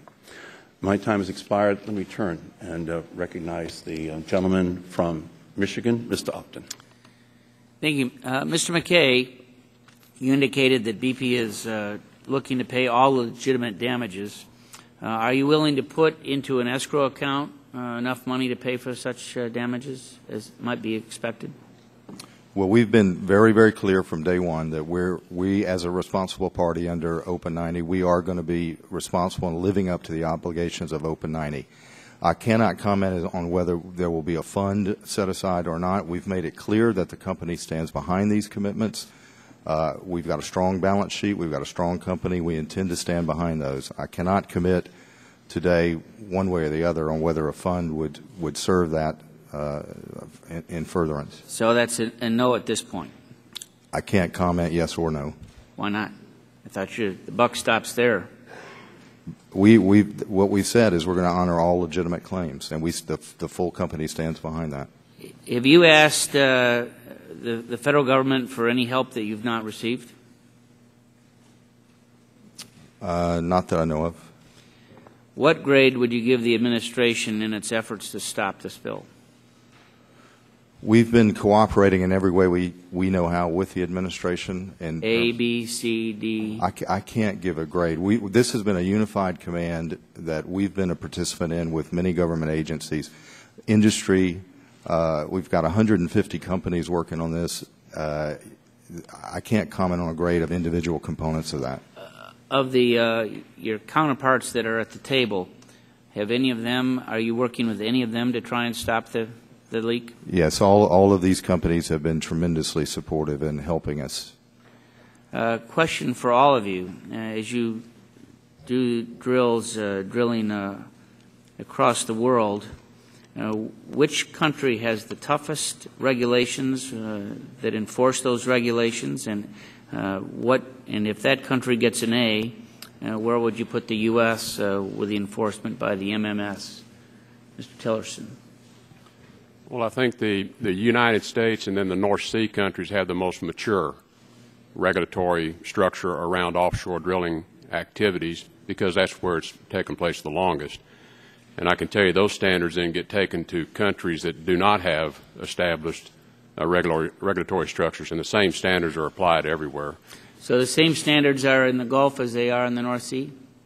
By and large, they are the same. For ExxonMobil, we take what we believe to be the best practice, the best, and then apply that globally, because it really doesn't matter where you are. If you have a well-controlled incident, you need to use the best you have everywhere in deepwater drilling. It's not an area where you make some distinction that I'm going to cut a corner in this country because I can. Well, I know that when in the North Sea, when they had the accident, I think it was back in 1988, and 100-some folks, 180 as I recall, might have... Piper Alpha. Right. The changes were made to, in essence, split the MMS, or split the enforcement agency, similar to what the administration is now proposing with the MMS. So that is a better system than what we have in the United States, right? I don't know that the structure is as important as the competency and the process by which the oversight occurs. Mr. Watson? I'm not sure I can grade all the differences across the jurisdiction. I just want to know what model should we be looking at, and we start with the enforcement tool? Congressman, we start with the regulations in each country, and then we apply our standards on top of those regulations, and they are very similar. The application of our processes and procedures are very similar in all the countries. Where there are particular requirements in a particular country, we of course comply with those. Our view is certainly that the UK and the US have very high standards. Mr. Mulva? The greatest part of our experience in operation has been in the North Sea, particularly Norway and the United Kingdom. And in Norway and the United Kingdom have especially developed some of the best practices that are applicable and used around the world. So it's based on our experience over several decades that those best practices and oversight and review have been applied and used in the industry and other places of the world. So I would say that they rank right up at the top in terms of capability and development of practices. Mr. Odom? Similar answer in that I think the U.S. does have one of the most comprehensive set of recommendations for the industry in the world. You can find other areas where a particular regulation may be more stringent than what you see in the U.S. The important part for us as a company is going back to what I called in my testimony our global standards, how we do things everywhere. Those often exceed the regulations in any country. Mr. McKay? Yes, I would agree with that. The standards are similar in many places with some specific differences, but the U.S. has a strong set of standards. I would add a comment that I think learning what we're learning through this will augment some of those standards and will be helpful. Gentleman from Michigan's time has expired. The chair recognizes the chairman of the full committee, gentleman from California, Mr. Waxman. Yesterday, Chairman Stupak and I sent a letter to Tony Hayward, the CEO of BP, and the letter raised questions about the design and the safety decisions made by BP at its Macondo well. The letter describes a series of decisions that BP made that seemed to increase the risk of catastrophic blowout. I'd like to ask each of you whether you think mistakes were made by BP. Mr. Tilson? Well, in reviewing the letter that you both sent, it appears clear to me that a number of design standards that I would consider to be the industry norm were not followed. So let me go through this, if I could quickly. You think that they made mistakes? The answer you would give would be yes. We would not have drilled the well the way they did. And how about you, Mr. Watson? We've just had a chance to take a look at your letter. It's quite lengthy, of course, with a number of detailed comments. Our experts are taking a look at it. I've read it myself, and from what I've seen, it's consistent with what the Joint Industry Task Force found, that we have an opportunity to raise the bar, if you will, on standards in the industry, and it certainly appears from your letter that that not all standards that we would recommend or that we would employ were in place. Do any of you disagree with the statement that BP made mistakes? Okay. No, it's not a disagreement. It's just confirmation that don't have all the information, but from the information that was in your letter and what we know about the well, a similar statement that it's not a well that we would have drilled with that mechanical setup, and there are operational concerns. Mr. Watson, you're quoted in the Wall Street Journal as saying this incident was preventable. Yes. What mistakes did BP make that you would not have made? First, we would say that as we look at this incident, we need to let the investigation run its course. What we have done is, since the first days of this investigation and this accident, we've participated in the Joint Industry Task Force, where the industry... Now, you made the statement, you were quoted as saying this incident was preventable. Yes. What would you have done differently to prevent the disaster that we've now encountered? There are several areas that appear, based on the information we've seen in the Joint Industry Task Force and based on the information we've been able to gather, that suggest that practices that we would not put in place were employed here. Specifically? For example, the casing design and the mechanical barriers that were put in place appear to be different than what we would use. Okay. Gary Lequette heads Chevron's exploration and production unit, and he said in the Wall Street Journal that Chevron uses a safer well design. Can you tell us why the Chevron well design is safer than BP's? It's those two characteristics that I commented there, on top of what we think are effective procedures and other authorities that we have in place that would have prevented this incident. Well, in the well design, BP had a choice of two primary options. It could lower a full string of casing from the top of the wellhead to the bottom of the wellhead, or it could hang a lifter. It could hang a liner from the lower end of the casing already in the well and install a tieback on top of the liner. A BP plan review recommended against the full string of casing because it would create an open annulus to the wellhead and make the seal assembly of the wellhead the only barrier to gas flow if the cement job failed.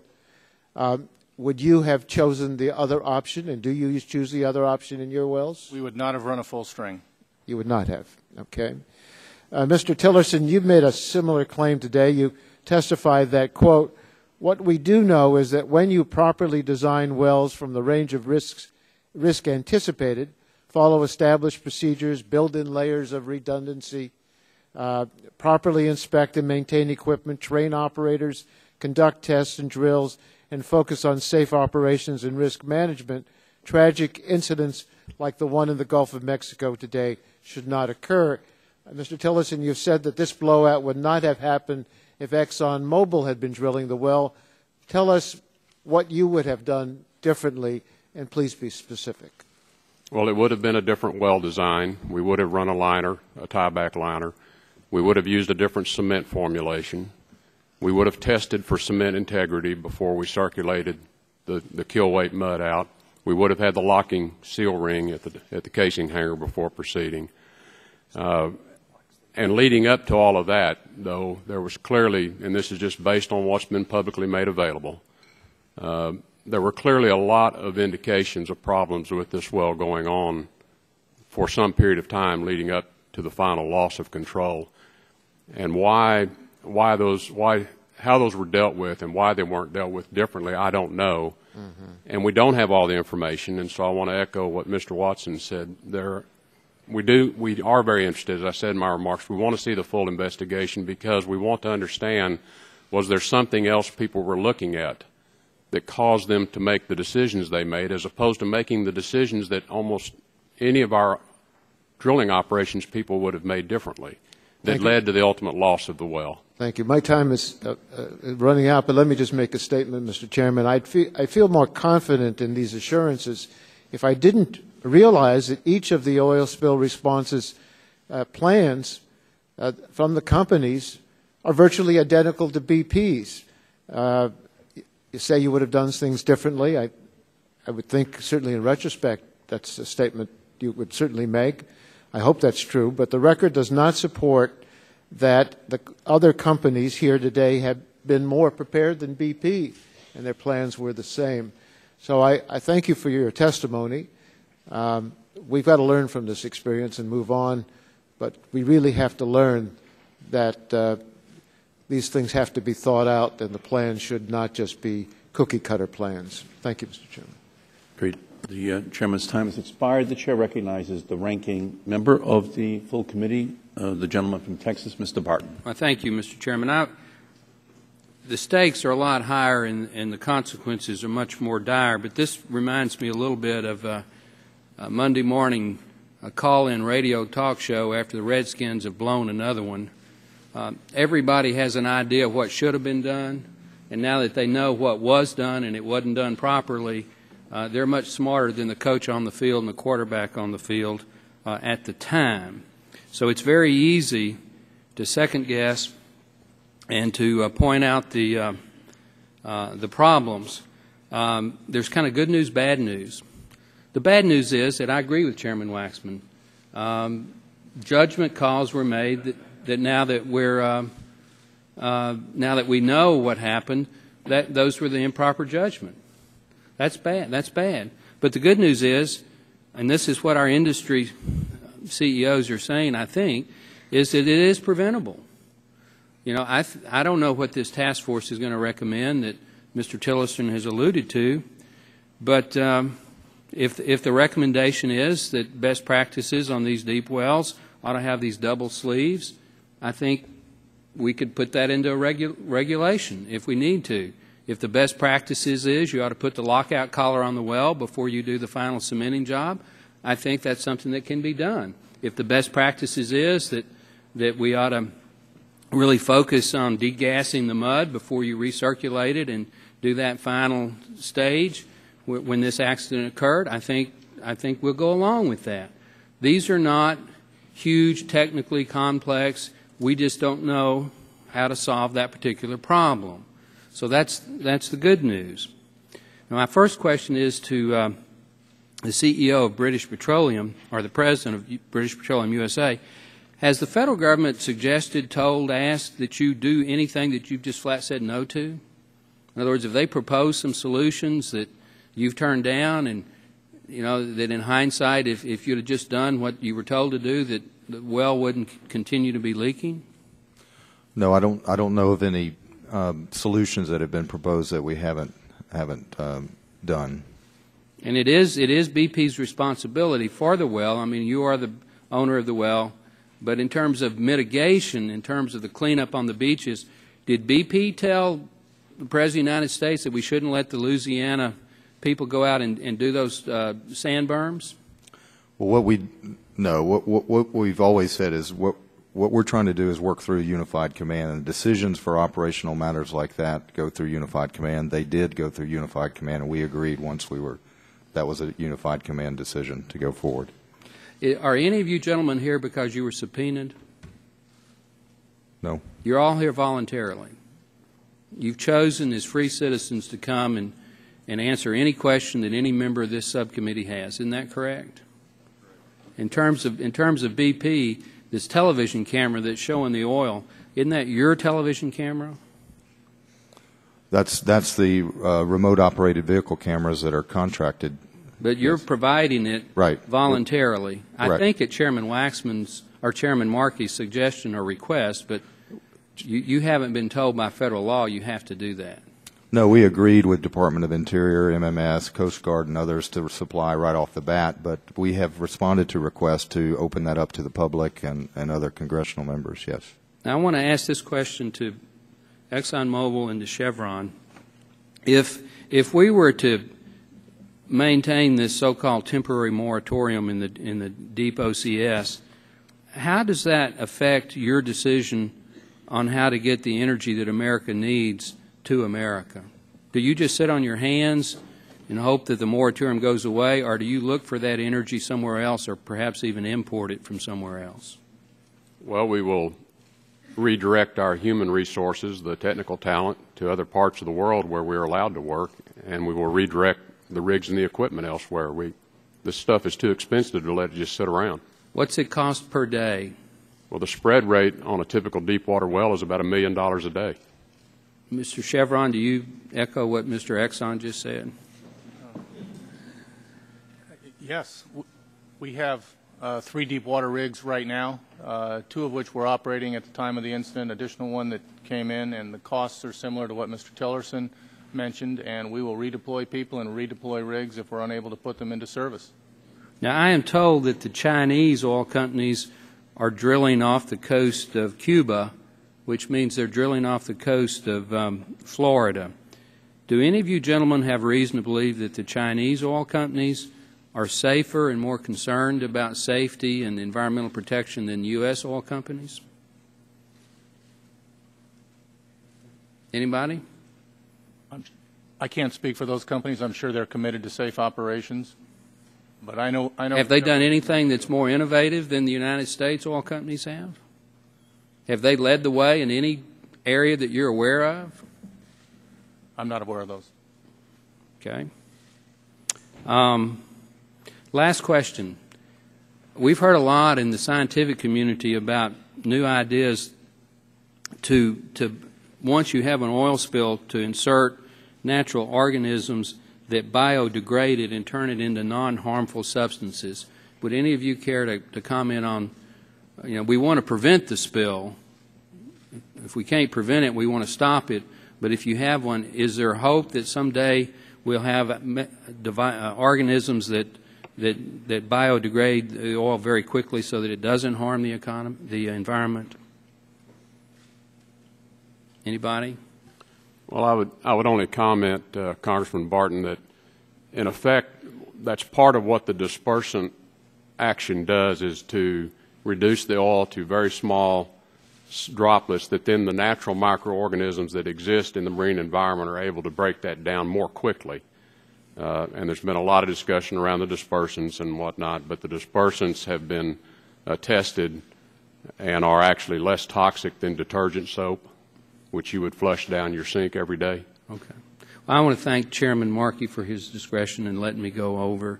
And let's work together to stop this spill, figure out a way to prevent it in the future, and keep our industry and our environment safe and growing. Thank you, Mr. Chairman.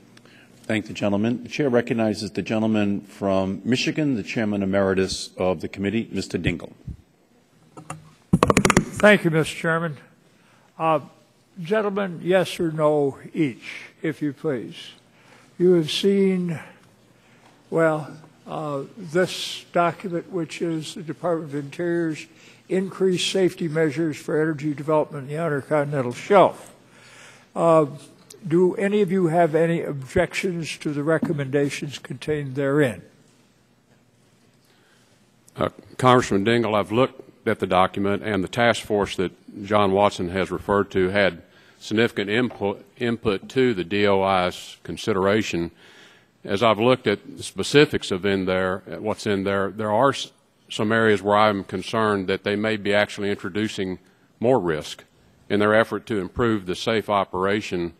They may actually be increasing the risk in some areas. So we want to have a thorough discussion with them and others around what risk are we trying to mitigate, and is this actually going to accomplish that, or in effect are we increasing risk in the operation?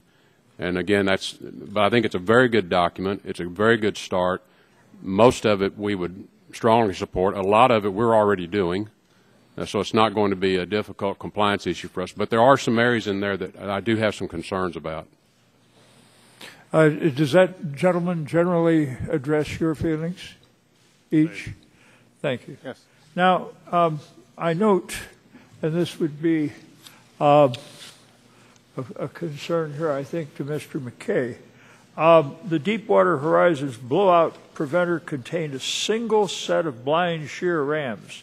These blind shear rams were supposed to cut through the pipe in the case of emergency and stop the flow of oil and gas into the water. The blind shear rams obviously failed to carry out that function. Do you support the idea that we should have double or redundant blind shear rams? We have recommended that the design of blowout preventers should be evaluated based on what we learn here, and potentially additional redundancy. Yes. Now, again, if you please, Mr.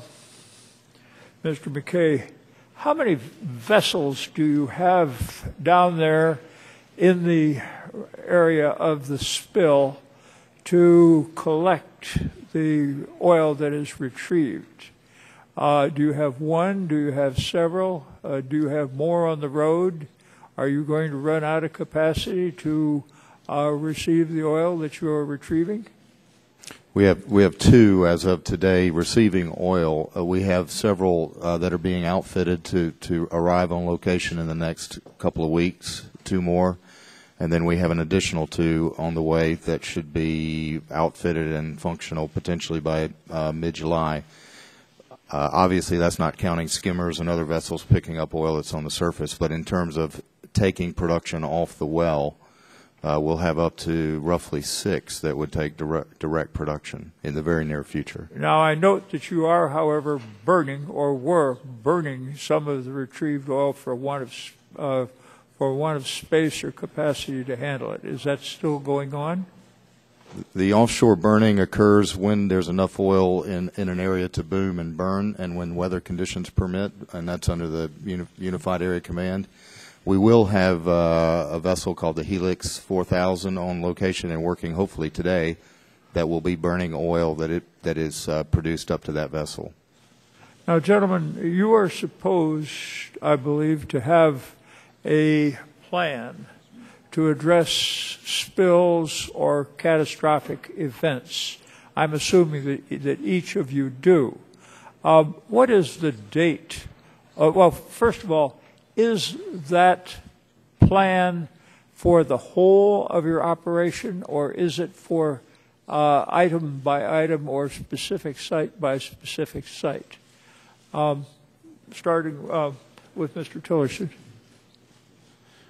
There is a Gulf regional plan, and then with each well, when we permit the well, there would be a plan to support that well's activities and operations.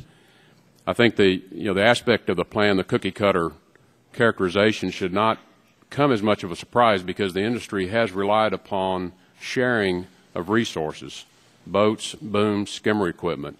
And in working with the Coast Guard and federal agencies, what we really should have is a unified plan, because it doesn't matter whose well has the problem.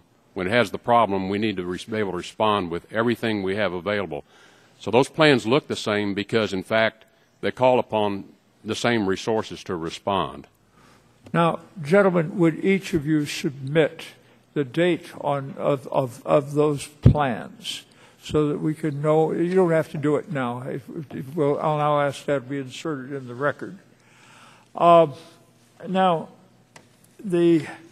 I am troubled here that everybody is blaming the administration for the events that are going on down in the Gulf area. And I'm curious, what is the practice, if you please, starting, Mr. Tillerson, with you? Does the federal government take over when there's a spill and clean up, or is that the responsibility of the operator? Well, the Coast Guard has command of the incident after you have the spill.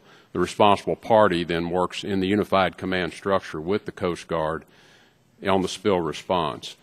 So the Coast Guard does ultimately make final decisions on your actions. Your actions have to be approved by the Coast Guard, but it is very much done, obviously, in a joint fashion. And the Coast Guard makes determination of when certain cleanup activities should be undertaken, how they should be undertaken, and when you should stop. Now, Mr. McKay, do you agree with that statement? I do. The incident commander is the Coast Guard, and final decisions are by the Coast Guard under that incident command structure. But I also agree with the statement that much of this is collaborative in terms of decision making, but the final decisions for deployment of resources is with the command structure. If you please, Mr. McKay, in the case of the event we're discussing here, has the Coast Guard made any recommendations with which BP did not agree?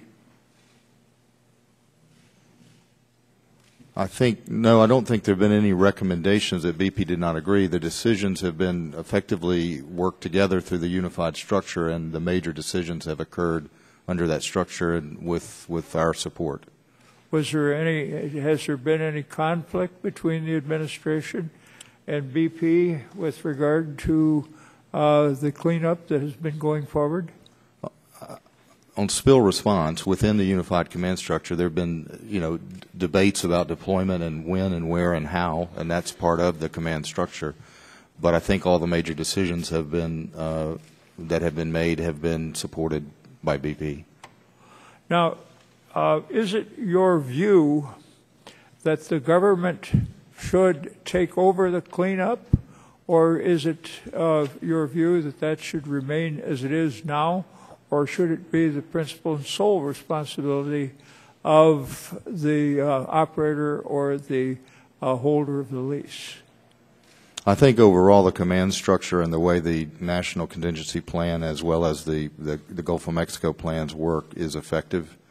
I think this actually, I understand everyone's frustration with how long this is taking, but the spill response has actually been pretty effective in terms of dealing with it on the water. It's unfortunate we can't get it stopped at the source right now. We're doing everything we can to do that. But I think the command structure has actually been functional, and these spill response plans have been leaned upon and been the foundation of that. Now, in one recommendation that the Secretary has made, he recommends that there be the finalization of a rule that would require the operators of drilling wells to develop robust safety and environmental management systems for offshore drilling operations. In 2009, when this was first proposed, the Offshore Operators Committee and the American Petroleum Institute raised concerns about it. I believe, gentlemen, you are all members of both bodies. Would you support at this? Is there anyone at the table who would not support the finalization of that rule? I notice, Mr. Tillerson, you got the same problem I do, and I'm not coming through very well, I'm afraid. Just want to be clear what you're referring to, Congressman. Would you support the finalization of that rule, sir?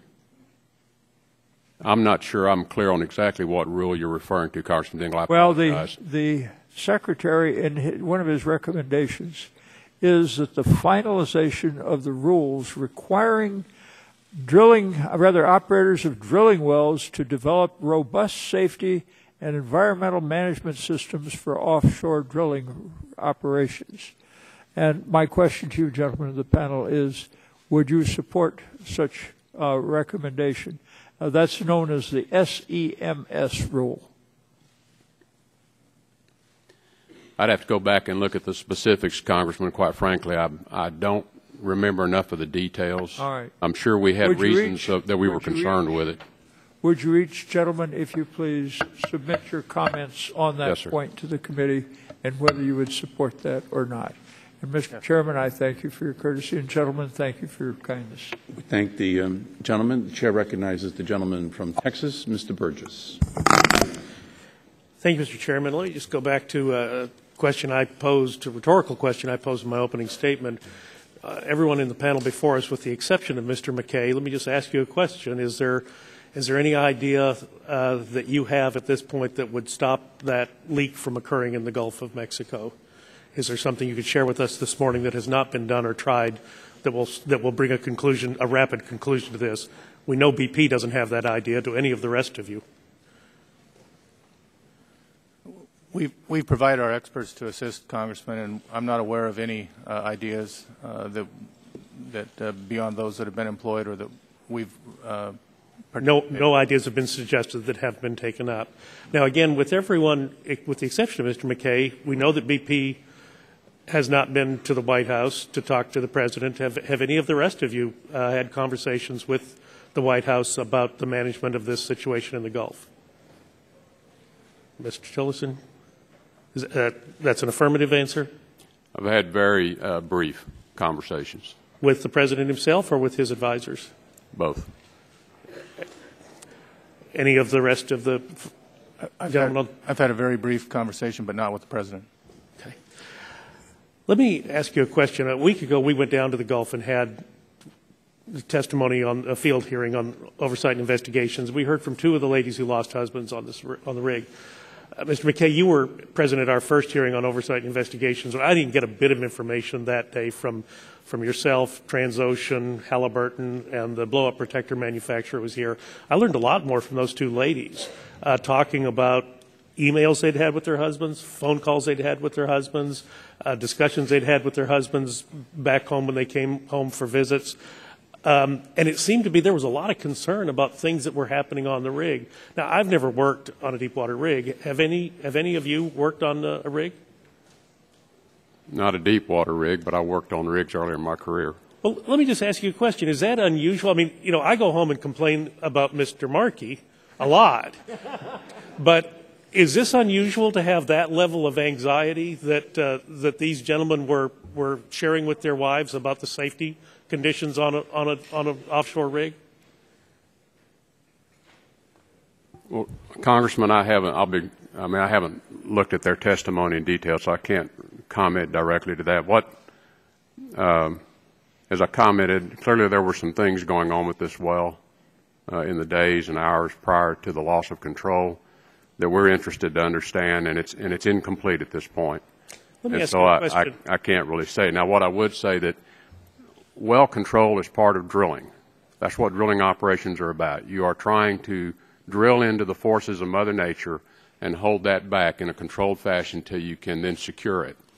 And so it is common to be dealing with well control issues on a well in a routine manner. And the reason you have the well design and the layers of redundancy and all the safety equipment and the training is so you can deal with those.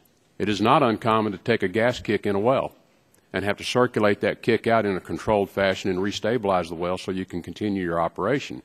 To do that, you have to have good well bore integrity and good equipment and people that know what they're doing. And that's why in my testimony I said when you have those things, you can deal with well control issues and maintain the integrity of the well and not lose the control of the well and have what's happened out there. Have any of you ever ceased operations on a well because it was difficult to control or you didn't feel like you had control? Yes. The answer is yes? So that does happen. Certainly our people Yes. had, yes. And who would generally make that call? Would it be in the case here, would it be Transocean or would it be BP? Would it be the owner of the platform or the driller? Well, we as the owner of the well or the operation would make that decision, and depending on what the severity of the issue was and what was at stake, it would be made by a line manager somewhere in the drilling organization, but there have been at least one instance that came all the way to my level. Let's see.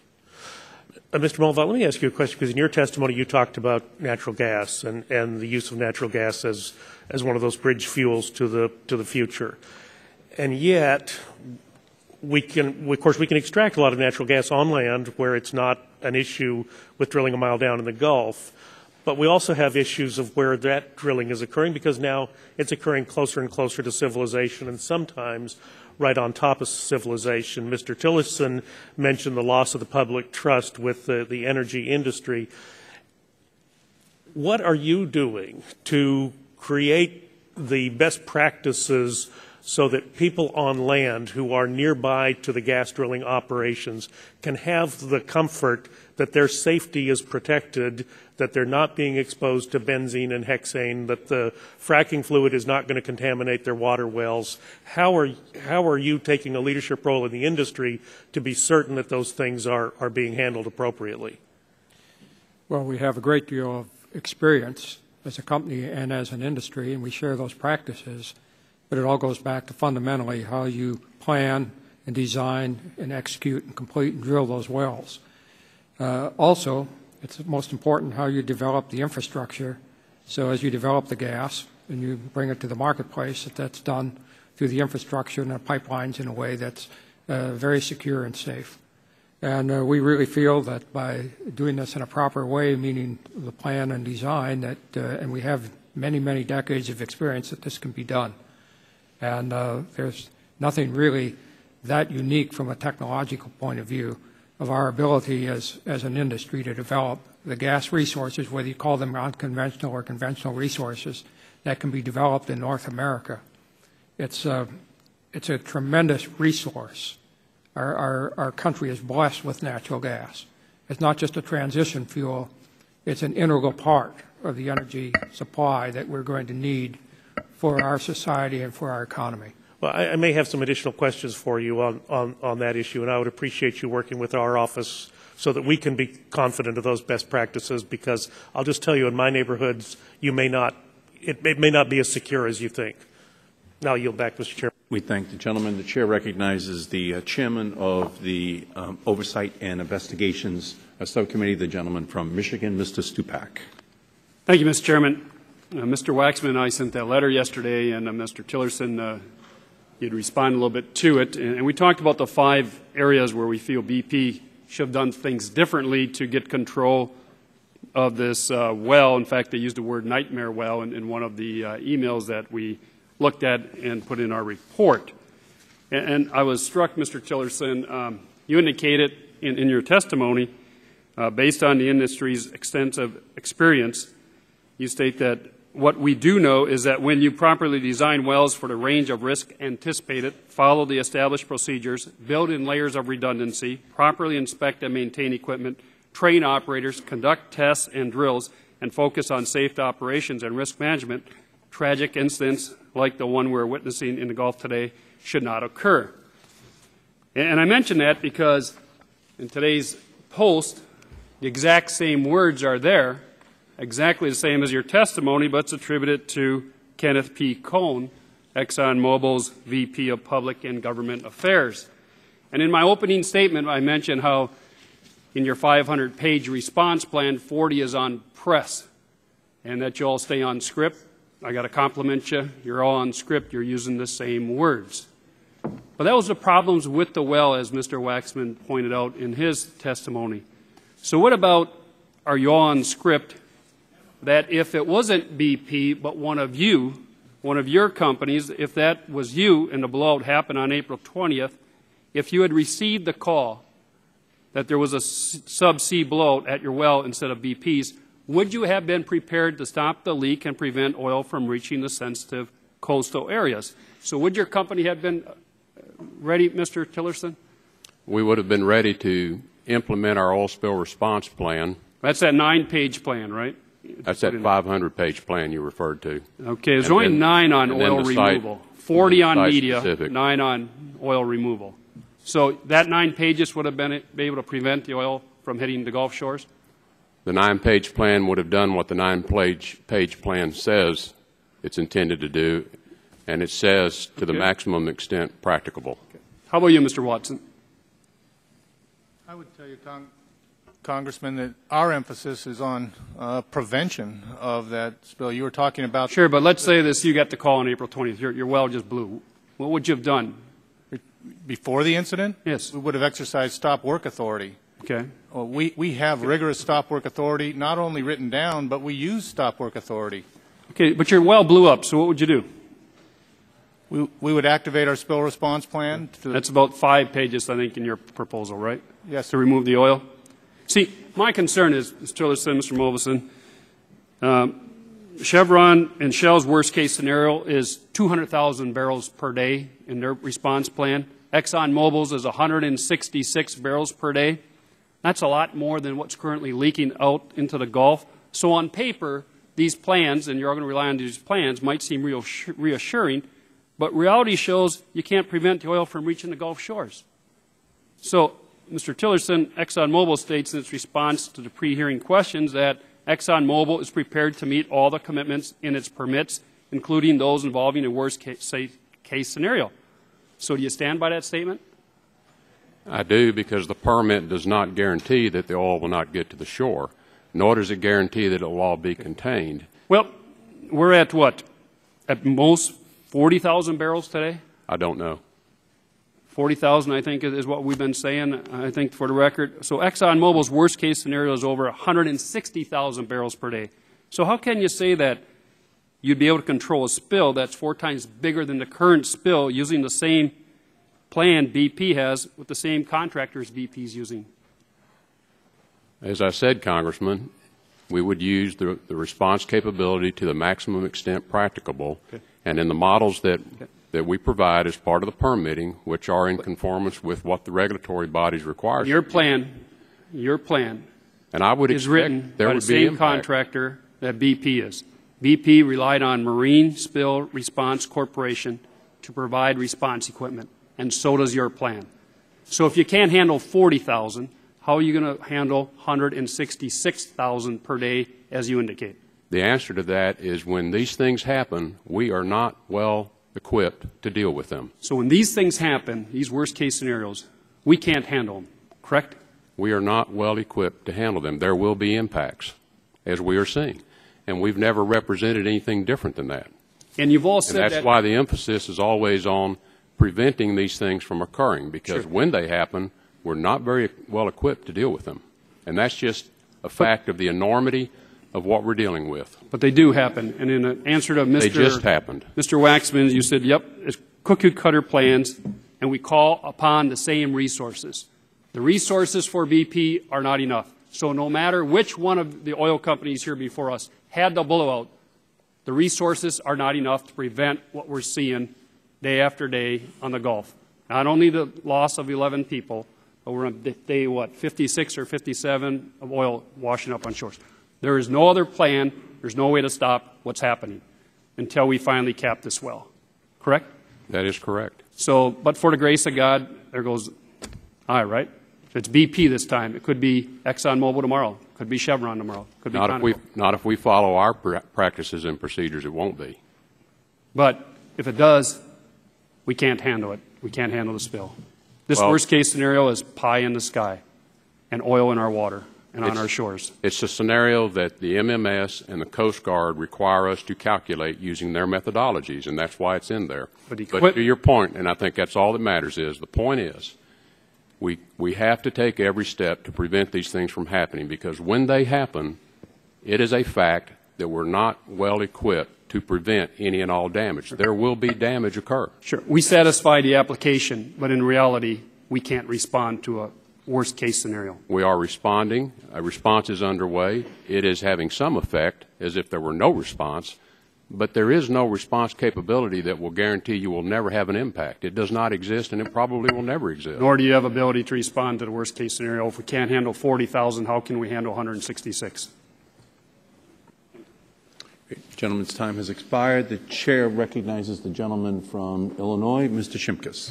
Thank you, Mr. Chairman. I'm handling the tack a little bit different. I have 3,000 Facebook followers. I posed a question. I'm going to get a chance to visit with you all today. I got 22 questions in response. We chose 5 of them, and I'm going to kind of weave them into some of the things that we've already heard in question and answer in the testimony. The first one's from Randy from Greenville. He says, what will be the impact on the U.S. economy by stopping offshore drilling? And if I were to answer him saying that the moratorium is idling 33 rigs, which affects 46,500 direct jobs, $330 million in lost wages, and if it goes for a 6-month moratorium, that would be about $10 billion to the federal treasury. Would that be numbers that would sound correct? I know some of you have actual drilling rigs, but I'm seeing some nodding. So the second question is, we haven't heard anything directly from the workers on the rig that saw what happened. That's why I was talking to my good friend, Mr. Scalise. Brian from St. Louis says, I want them answering questions in front of congressional panels. I've heard nothing but the story that some methane gas came up through the line. Now, I know at the field hearing of last week, they did have the widows, and Mr. Scalise mentioned the compelling testimony. I think during that testimony also the widows said we need to be drilling. And I think what we're learning is there's lost livelihood on the coast because of the environmental disaster. We need to be careful not to compound that loss of jobs and an economy by shutting down operations right now. So that's my response to Brian. Another Brian from Edwardsville says, what types of regulations would have prevented another tragic incident like this from occurring? Also, what do you suggest we do in regards to forming emergency response teams for disaster of this magnitude? My friend Michael Doyle mentioned how long it took to get a response team to Pennsylvania. I would ask that in this emergency best practices thing that we're reviewing, that the industry start talking about a consortium of an emergency response team that we can mobilize. Obviously, this is bigger than anything we would have projected. I think Mr. Stupak is also highlighting that. Even in the emergency response plans, where you're projecting billions of barrels, this is something that we have been overwhelmed. So part of that planning, I would suggest that we do in forming an emergency response team. Hopefully this will never happen again, but it'd be nice to have if we're in that venue.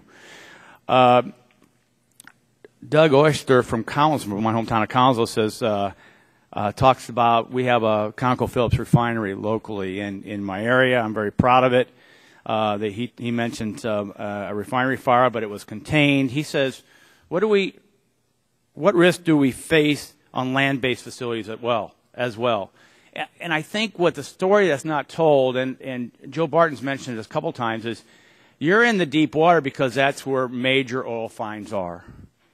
And I have marginal oil production in southern Illinois, and it's about a barrel a day. Okay, we still produce. We're the 10th leading state, but it's not very much, and we're proud of what we get out of the ground. But Mr. Mova, since I've been to the refinery there numerous times, one thing that is important, if we're talking about all the above energy strategy, and I'll talk climate, I'll fight this climate debate another day, but we can agree on North American energy independence.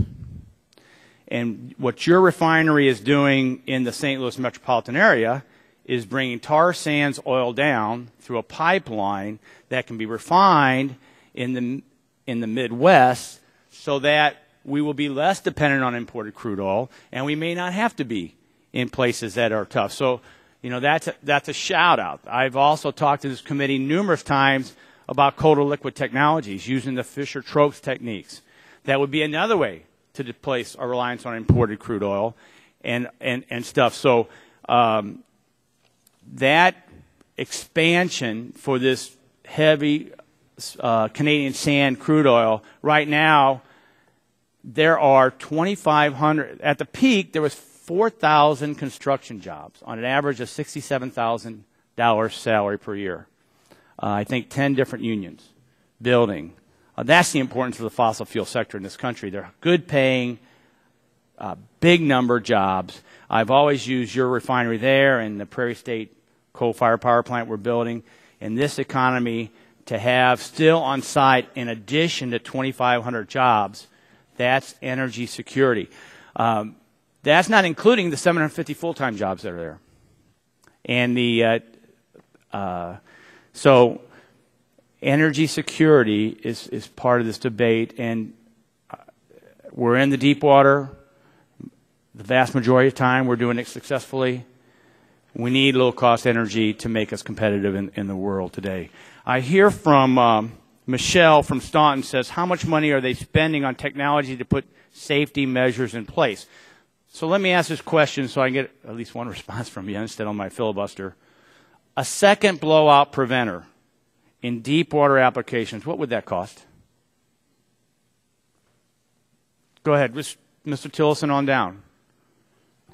I'd have to ask my experts. It would not represent a huge additional cost for the daily spread rate, and I think the real question that we want to look at is, when you do that, do you change in some way the safe operation of the mechanisms you have, which have worked very well for 14,000 wells? So we just want to be careful that we understand it's not really a cost issue. Yeah, and I think I've been told $15 million, but we've been told that this is a requirement in other places around the world and in some operations. So that might be something that the panel might want to consider.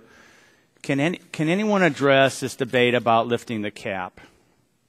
Helpful, harmful for current operations and future operations? Don't be shy. Well, given the situation, we are facing an unprecedented event that we never expected would take place. So obviously, given the situation, I think it's appropriate for us to take a look at the cap, what it should be. Most likely needs to be raised. And in doing so, though, I think the industry should come forth, the states and the federal government should come forth and make a good judgment, informed decision on what that cap should be. But we've obviously faced an unprecedented situation, and it needs to be evaluated and changed. Yeah, I would just comment that it's a combination of financial capacity, general funds that would be made available from industry contributions, insurance, in total that can realize an effective system for ensuring that there are funds available for responding to an incident like this. Thank you, Mr. Chairman. The gentleman's time has expired. The chair recognizes the gentleman from Pennsylvania, Mr. Doyle. Thank you, Mr. Chairman. Would you gentlemen all agree that Americans' confidence in the ability of the oil industry to go deep water safely has been shaken by this event? Would you all agree with that statement? And that it's in all of your best interest to restore the confidence so that, because we want this resource, but this price is way too high of a price to pay for it, what we're seeing right now. Let me ask you a question. I get asked this a lot. And Mr. Tillerson, I think you basically made the statement that, hey, we need to stop this before it happens, because once it happens, we really don't have a good way to stop what's going on here, right? A lot of people have suggested this idea of why isn't it required that we drill a relief well the same time we're drilling the main well, so that if this situation that is occurring right now, if that relief well was already drilled and sitting there, that we'd have been able to cap this well certainly a lot quicker than we're doing right now. I'd like to hear from each one of you whether or not you think it's a good idea to require that a relief well be drilled simultaneously with the main well as a condition for future drilling. Well, I would say you just doubled your risk. This is an exploration well, so it means you're drilling in an area that's not previously been drilled before. If you look at the history of well control problems and blowouts, most of them have occurred on the way down to the objective, not once they reach the objective. They're caused by shallow gas hazards. They're caused by unknown pore pressures on the way down to the objective. So if you have two wells going down at the same time, it just means you have now increased your risk of having a problem on both of them. I don't think it's a viable nor necessarily a good risk management option to consider. Next. We favor redundancies in the well design and in how we drill our wells. We don't think that a relief well will reduce the risk, and we don't advocate it. Given that we feel that with time we will show that this incident and accident, tragic accident, certainly could have been preventable, what we have found is that the response to such a unprecedented situation is inadequate. So the question is really what could we or should we be doing to improve our response, because the only certainty that we see today is a relief well. I think that we need to spend a fair degree of time and money and resources on technology so as to improve our capability on the seabed to contain and capture out-of-control well. Second, I think technology-wise, we're going to have to do a much better job of when oil gets on the water, to contain it in a smaller area and have more capability to handle it. And maybe third is I think we also need to learn from this incident and situation a far more effective, efficient approach with respect to oversight and regulation. Thank you. Yes. I generally agree with the comments that have been made. I think just to go back to one point, though, the real opportunity is the redundancy, meaning the multiple barriers, the way a well's drilled. It is a well's design. Those need to be testable, verified, in-place barriers. That's the opportunity. Mr. McKay? Yes, I generally agree, and I think we'll learn quite a bit about subsea intervention capability that can be developed going forward.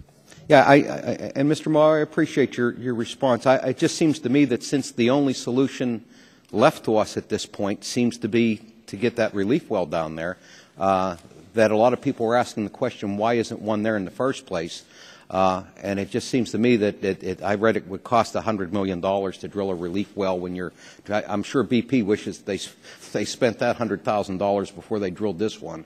It just seems to me that right now I don't understand a better answer of how we stop this when it happens than to get a relief well down there. And the thought that it takes 2 months or 3 months to do that while all that oil comes out of the ground just seems incredible to me. Let me ask, in the time I have remaining, that in 2000, the Mineral Management Service proposed a rule to implement best cementing practices for offshore drilling operations. We know now that cementing was a factor in what went wrong here, and that MMS was concerned that operators were using unregulated cementing procedures. In light of the recent events that we see here, I'd like to ask each one of our witnesses if they think cementing should finally be regulated, if there should be a standard for it. Well, I think, as is footnoted in Chairman Waxman and Congressman Stupak's letter, the API already has a number of standards and recommended practices for cement and cementing operations. And I think had those been followed, at least that element in this case might have been eliminated. But it's a voluntary standard, is it not? I mean, there's no penalty for not following it. Well, I guess that's right, other than if you want to live with that risk. I see. It's a risk. I guess it's a risk management decision. Yeah, I guess it sort of gets down. I see my time's expired, Mr. Chairman, as to whether or not we just have voluntary best practices that we count on you guys to implement, or whether we make sure they are implemented. And Mr. Chairman, and whether you can keep your regulations up with the technology. Yeah. Thank you. Gentleman's time has expired. The chair recognizes the gentleman from Arizona, Mr. Shattuck. Thank you, Mr. Chairman, and I thank you, gentlemen, for being here. I think every single American wants first and foremost to see the flow stop and to see the area cleaned up. Unfortunately, I'm afraid that many simply want to exploit this as a crisis, recognizing that you should never let a good crisis go to waste, as Mr. Rahm Emanuel said, rather than to deal with it and learn from it. I want to begin by asking each of you to respond to this question. Specifically, the question is there more that you could do or your company could do, or are there assets that you have, whether it's booms or ships or whatever, that you could deploy to assist in either stopping the current flow or cleaning up the current flow? Just yes or no, or a brief explanation. Mr. Tillerson, I'd like to ask just the four, Tillerson, Watson, Mulva, and Odom. No, we've made everything available that we have. I'm not aware of any resource we haven't made available. Mr. Mulva? Made available. All made available doesn't mean everything we've offered's been used, but it's all been made available, yes. My next question is, were you asked to make that available by the President, or were you asked to make that available by BP, or on what basis did you make that available? Well, we made certain equipment and facilities available immediately after the incident occurred as just part of our industry mutualized response. We then were contacted subsequent to that, at least I was, by Admiral Allen requesting specific needs they had and just wanted to know if there were, if we had any other way that we could help them with those specific needs. Similar response in that we made equipment available, and then I did receive a call from Tony Hayward on some specific individuals. Let me just cut off short. Was anybody contacted by the President? No. Or by anybody in the White House? There's been a lot of focus today on what you do after the spill occurs, and yet it seems to me everything I can read about this indicates that what went wrong before the spill occurred.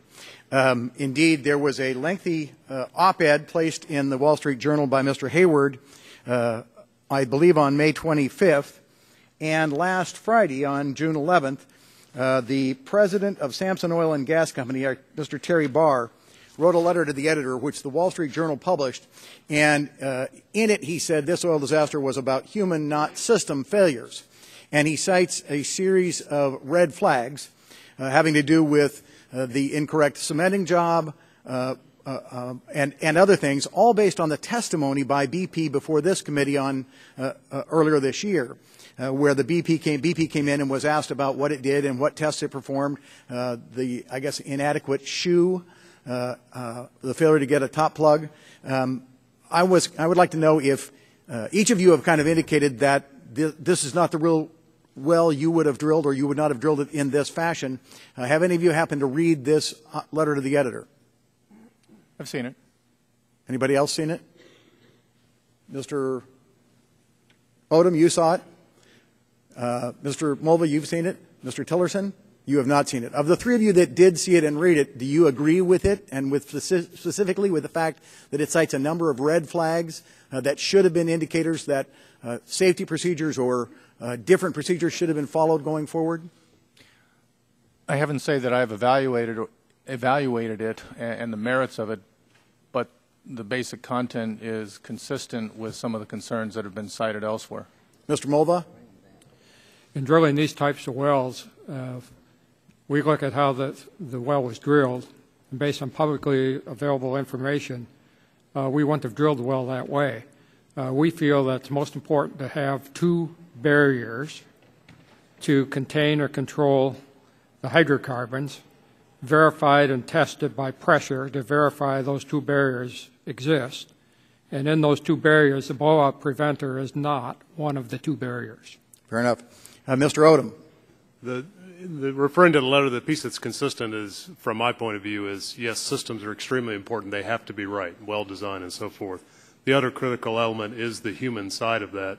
So, our philosophy is we focus on that culture, a safety culture, a culture that stops work if something doesn't look or feel right, that anybody on the site, doesn't matter if it's in a Shell employee or not, can stop that work.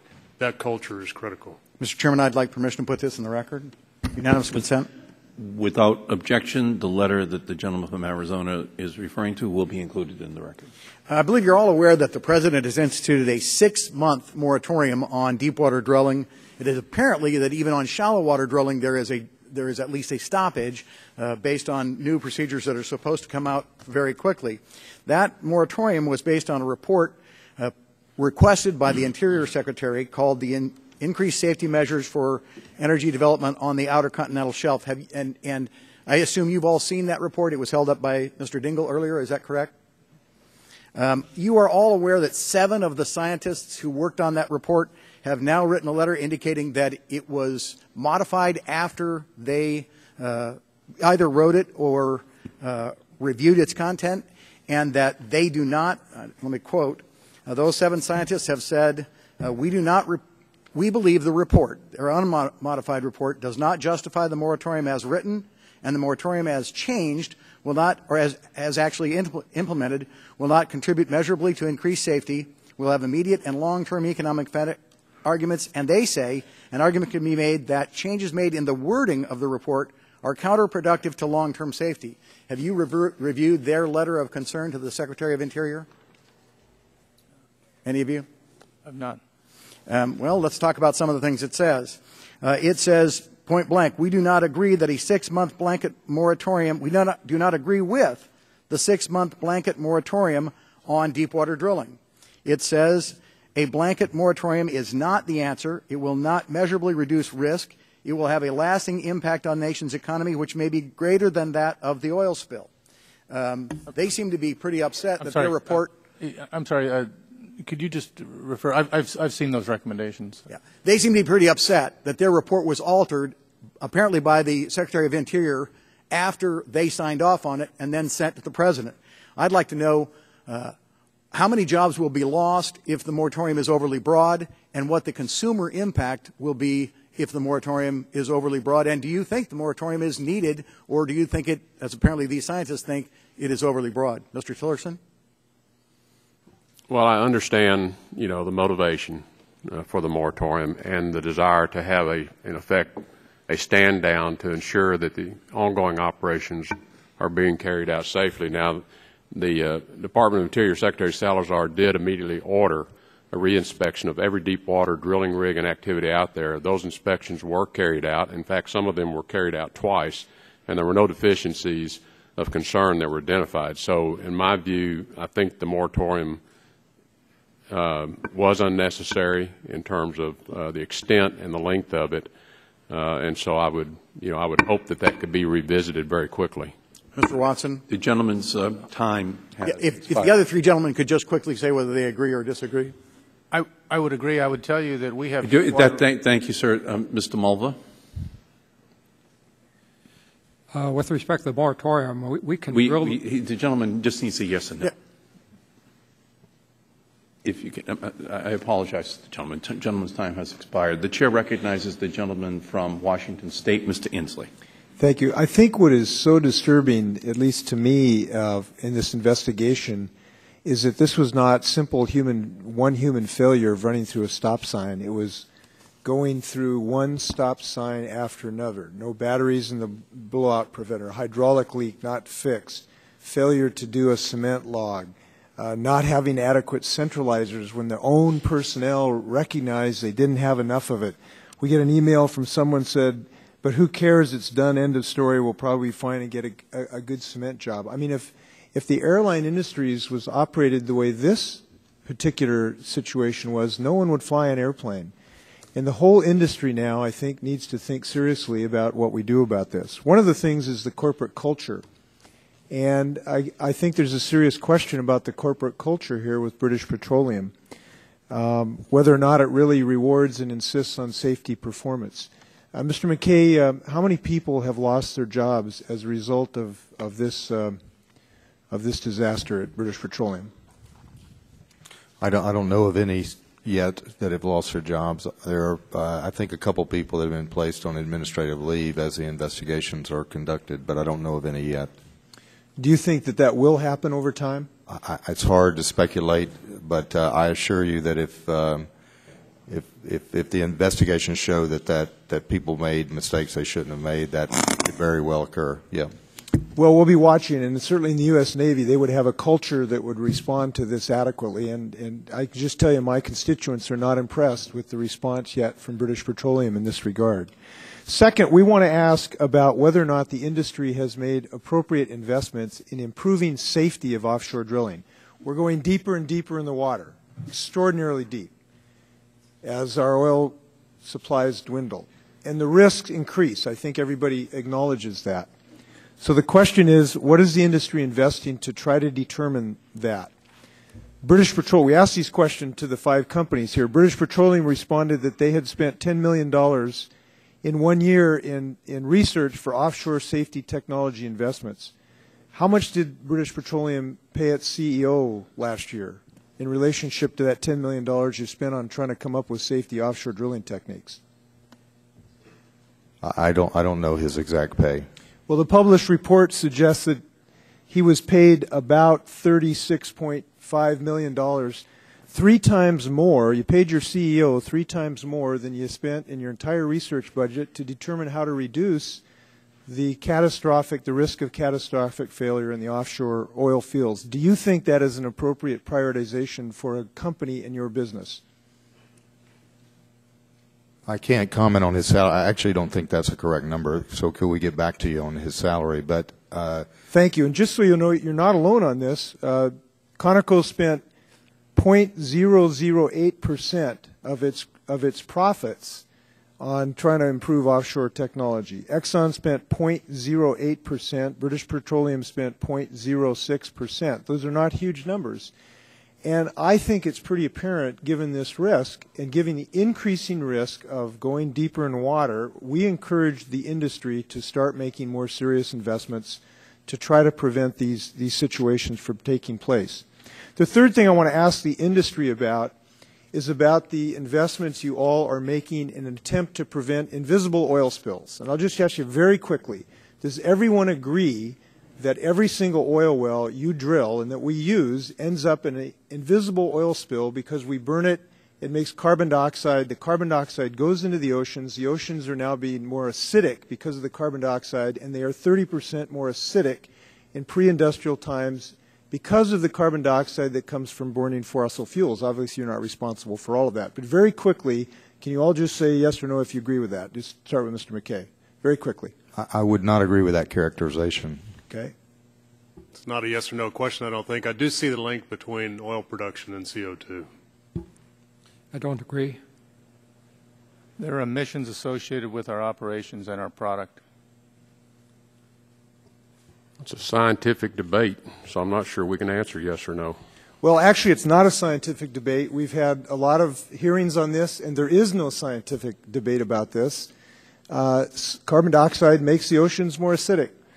And your joint investment as percentages of your gross revenues for energy sources that won't put carbon dioxide in the air are ConocoPhillips 0.03% of revenues, Exxon 0.1%, Chevron 0.31%, Shell 0.26%, British Petroleum, which at one time was meant to be called Beyond Petroleum, 0.09%.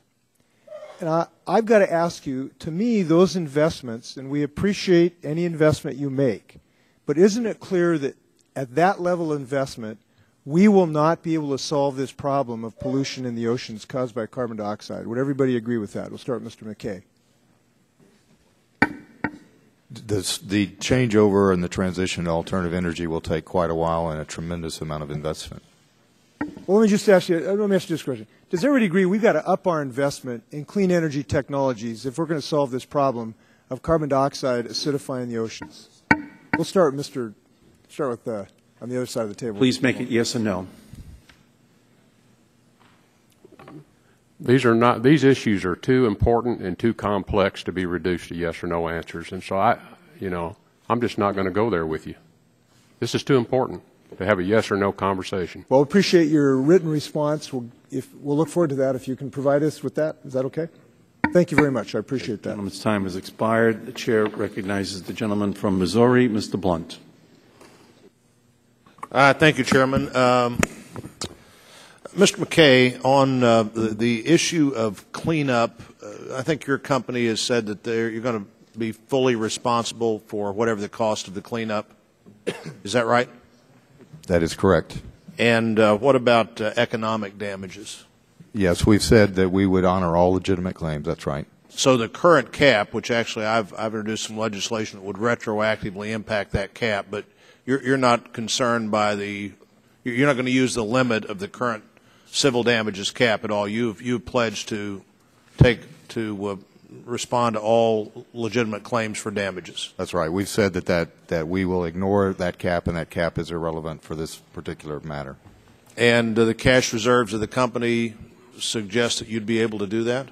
We believe so. What are the cash reserves of the company right now? I don't know the cash reserves of the company right now. Do you have cash on hand? I mean, is there a cash number of available cash that you could turn to? I can get back to you on that. I don't know that offhand. All right, I'd like to see that. And what about the payment of dividend with this kind of exposure out there? Is a company that revisited the dividend issue at all? I think a $2 billion dividend with this kind of unknown exposure. Does that seem like something that the company should be doing right now? Our chairman has said publicly that we will.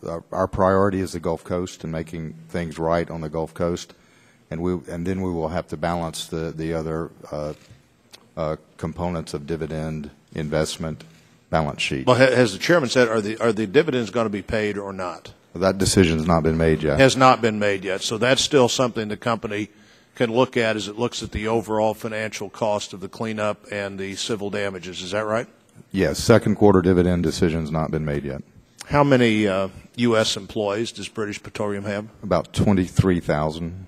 What percentage of your overall employee workforce would that be? Are there more U.S. employees of British Petroleum than any other country? Yes, by quite a bit. By quite a bit? Probably by triple. My mic here or not? It was one of my phones, I guess, too close to the mic. On this issue of the relief well, Mr. Tillerson, I think you said that it would double the risk of the problem. Then I heard the person that asked the question still say didn't understand why we wouldn't be doing this. Why would you want to double the risk? And maybe you can't answer that since you said you would double the risk. How would this, again, let me ask this one more time. Why would that double the risk potential rather than provide more safety to the situation? Well, whatever risk exposure you're trying to manage with the exploration well would be the same risk exposure you would be having to manage with the relief well. And does any country require a relief well right now? No, not one drilled concurrent with the exploratory well. All right, I'm puzzled. I think I understand why you double the risk. I also understand when you've got a problem, how you try to get to the source and relieve the pressure. I guess that's what the current BP relief well would do, but I don't understand why anybody thinks that doubling the cost of drilling a well would have any positive impact on, and you don't believe any other country requires a relief well being drilled at the same time? I know, at least in the countries where we operate, no one does. And how long, Mr. Watson, how long do you think these platforms can set in the Gulf right now that are not being used? At some point, you have to make a decision that even though the well is partially drilled, are they going to allow the partially drilled wells to be completed, or what's your sense of this moratorium idea? If you're referring to the rigs that we have idled, we have not yet moved these rigs out of the country, but the industry and we will respond if it appears that the moratorium is going to extend indefinitely, or if it's not clear when we can put these rigs back in service. They can sit for a long time, but the market for deep water rigs is robust right now. Deep water wells are being drilled all over the world, and developments are taking place around the world, and there is demand for these rigs. And I assume if you move these out, it takes some time to move them and takes some time to decide whether you'd ever move them back or not. Would that be a reasonable assumption? Certainly there are mobilization costs, there are contracts that have to be arranged, there are partner arrangements in the new country or area where it will be drilled. And once it's drilled, those same impediments are in place to moving them back. So it would be an issue for development in the Gulf of Mexico if we were to lose those rigs. Ultimately, they can return, but in many cases, they'll be put in service elsewhere. Thank you, Mr. Chairman. Thank you. The chairman recognizes himself for the next 5 minutes. First of all, I'd just like to thank you all for coming. I'm sure there's places you'd rather be this morning. Mr. Watson, looking ahead, I'm familiar with some of the investments that Chevron has made in geothermal and biofuels. Do you see that becoming a significant portion of your bottom line, and if so, how soon? Right now, 85% of the world's energy comes from fossil fuels, and renewables represent a small portion of that. Similarly, for our company, although we're the largest renewables producer amongst these companies and other oil companies, thanks to our geothermal operations, I think it will be a long time before all forms of alternate energy represent a significant proportion of our bottom line. Now, we do have an energy conservation company that's in place. We do have our geothermal business. We're doing research in biofuels. Okay. And I'd be delighted to make additional profitable investments in those businesses if they become economic. Okay, well, I certainly recommend that you follow that path. Mr. Tillerson, in your testimony, you state that an impartial review of events in the Gulf is essential to understand what happened and to prevent its reoccurrence. Given that, do you think that the oil industry's failure to adequately prepare for a disaster in the Gulf requires enhanced oversight of the industry? Well, I think again, the emphasis is on prevention. If you don't have the blowout, you don't have the loss of well control, you don't have the spill catastrophe to have to deal with. Having said that, I think clearly there are going to be a lot of things to learn from now what has been an actual spill of this magnitude, which previously we only had models to try to help us understand that. So I do think that... Well, the oversight would have to include prevention to make sure that the business that's done in the Gulf and in deep water has adequate safeguards built into it and that those safeguards are followed, that the regulations are followed. It seems to me that that's a fair question. Do we need government oversight or are the companies going to be able to police themselves at the current level? Well, and I think you need both. There are industry standards and recommended practices that have been put in place, and when those are followed, most of these problems are avoided. Having said that, there's also a proper role for regulatory oversight, and the Department of Interior has undertaken an exercise to look for areas where they could enhance the oversight of the industry's practices. And I think the President's Commission, which is now being formed to look at this entire incident, both from the standpoint of it should look both at prevention and response. And I hope ultimately out of that commission, so we can look to work cooperatively with the industry to find the right set of rules and regulations and how to make sure that they're properly implemented. Yes, sir. Mr. McKay, it seems that all the steps to contain the gush seem to have been ineffective or even made the situation worse. As we watch oil gushing out on those videos, the fail-safe device appears to me in the videos to be breaking apart and oil coming from different parts of the device itself. Is there corrosion involved in this equipment, or what am I seeing that makes me think that that device is coming apart and failing in different ways? What you're seeing on the videos is that we had to cut the top off of the riser that was damaged and put a cap on top of this lower marine riser package that sits on top of the blowout preventer. Right, and that seems to have made oil gush out from below, which was even... That's because the capacity of our system right now to take it up through the riser is lower than the total rate of the well, and that's why you see it coming out from around the bottom of that cap. Today, and I haven't gotten an update yet, but today we should have a secondary system producing off of that blowout preventer, which may relieve some of that's coming out around. So you're saying that oil is not coming out from inside the device itself? No, it's the lower marine riser package that sits on top of the blowout preventer. It just seems that there's that the device was incapable of withstanding the kind of pressure that would be needed from the top to stop it. You know, when it was coming apart, maybe concrete was coming out or something like that. That's not what I see on the video. No, no. All right, I yield back, and the next, Mr. Sullivan, the gentleman from Oklahoma. Thank you, Mr. Chairman. And I appreciate everyone coming today. My first question will be for Mr. McKay. Who's in the room making the decisions on how to stop this well right now?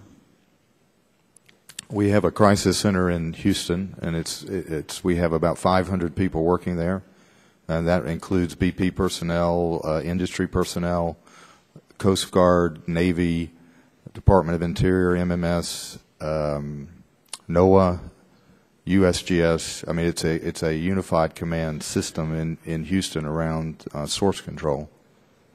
Is it different than it was a month ago? Today?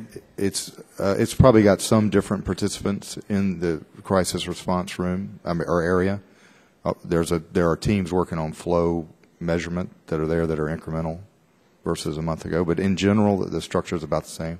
You think it's working? I think it is. I think what's maybe not understood by the American public is that we've had parallel efforts going along all the time to increase capacity, redundancy, and options around killing or containing this well. And those have been worked on from day one, many of them, and some of them take longer than others. So, yeah, I think it is working. I mean, it's unfortunate that we can't put it out, and the frustration is unbelievably high with everybody. But I think everything that can be done is being done. Thank you. And Mr. Tillerson, in your testimony, you stated that ExxonMobil has drilled almost 8,000 wells, which I thought was interesting, worldwide over the past 10 years, and that of these, 262 have been in deep water, including 35 in the Gulf of Mexico. Can you discuss what measures your company has taken that have resulted in nearly 8,000 wells being drilled over the past decade without a blowout? Well, I mentioned broadly in terms in my opening statement that what we know is if you design the well properly and there are good industry standards and recommended practices that are published, if you develop good operating procedures, you train the people, you conduct drills, and you use multiple layers of redundancy, and that's not just redundancy in equipment, but it's redundancy in people, eyes and people that are looking at this well as it's being drilled, so that when you are seeing certain things occur in the well that either you don't anticipate or they're telling you that the well is not going according to plan, that you then adjust and manage the change. And a part of our system is a very specific management of change process, that when something's not going to plan, there is a process by which you must go through to deal with that change, and that includes involving peer reviews and multiple layers of people looking at that to ensure that we really are about to do the correct thing to maintain the well control and the well integrity. Did anybody, during Hurricane Katrina or Rita, did anybody experience any problems? We were extensively impacted during the hurricanes, and in fact learned a great deal from those hurricanes, and have incorporated those learnings into our response and other capabilities. But as regard to leaking, did any spills? There were impacts from toppled platforms, so yes. Okay. Well, also this is to everybody. Can each of you go into the negative impacts of deep water moratorium on U.S. energy production and domestic energy security? How will it affect energy exploration in the outer continental shelf? Where will your rigs go? Could it be foreign waters? And also, could you explain how we're going to need oil for decades to come, even though we're exploring other technologies of energy?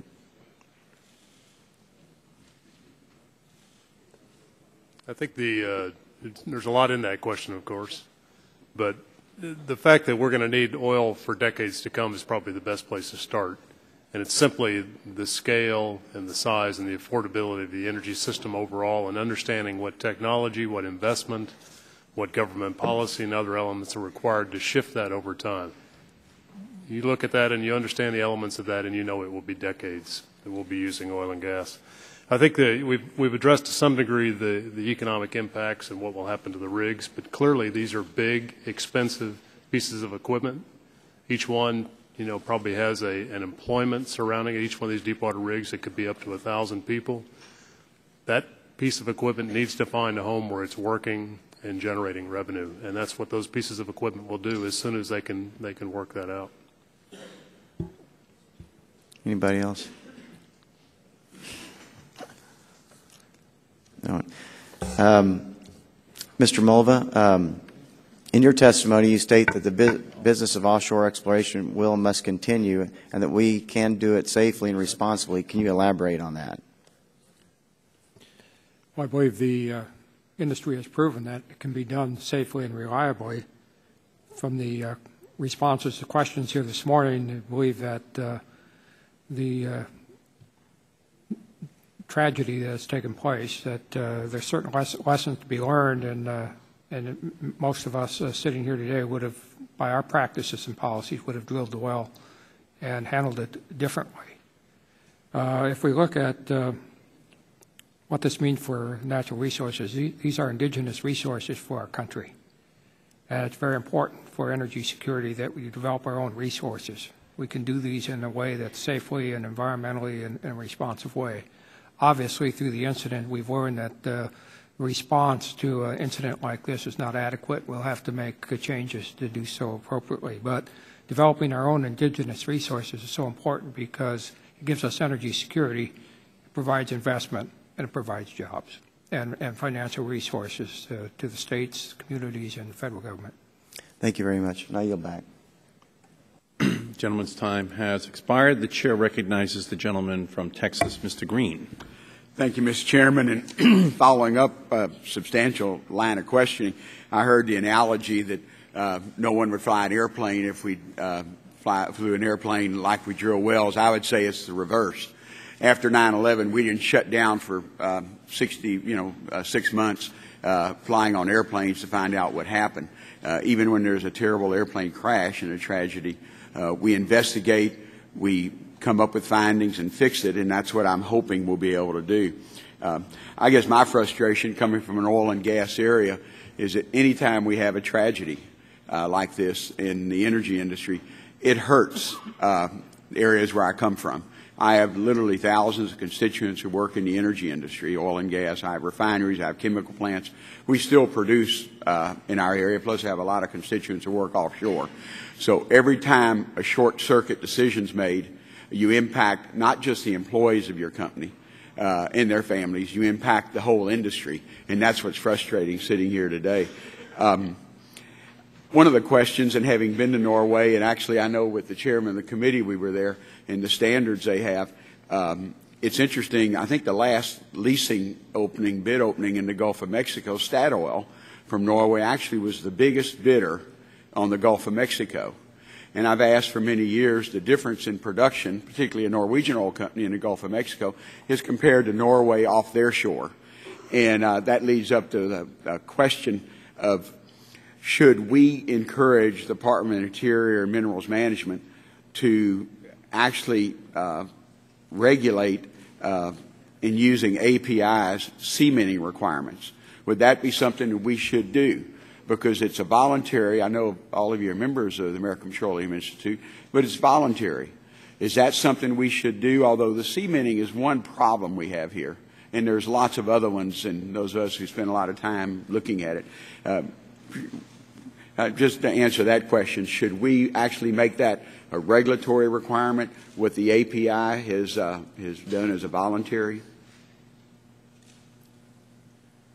Congressman Green, and I responded earlier, short answer to that question. I think the challenge is certainly those standards, I think, have been well designed, and they have all the industry input around being a best practice.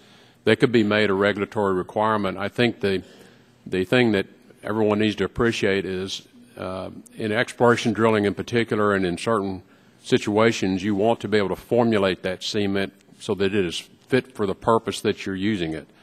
And so I think as long as the regulation were written to accommodate the fact that you want to have the best cementing integrity you can have in that well so it serves its purpose, and if conditions change, there's not an overly onerous procedure by which you can have a formulation that might have moved outside of that regulation because new capabilities have been developed.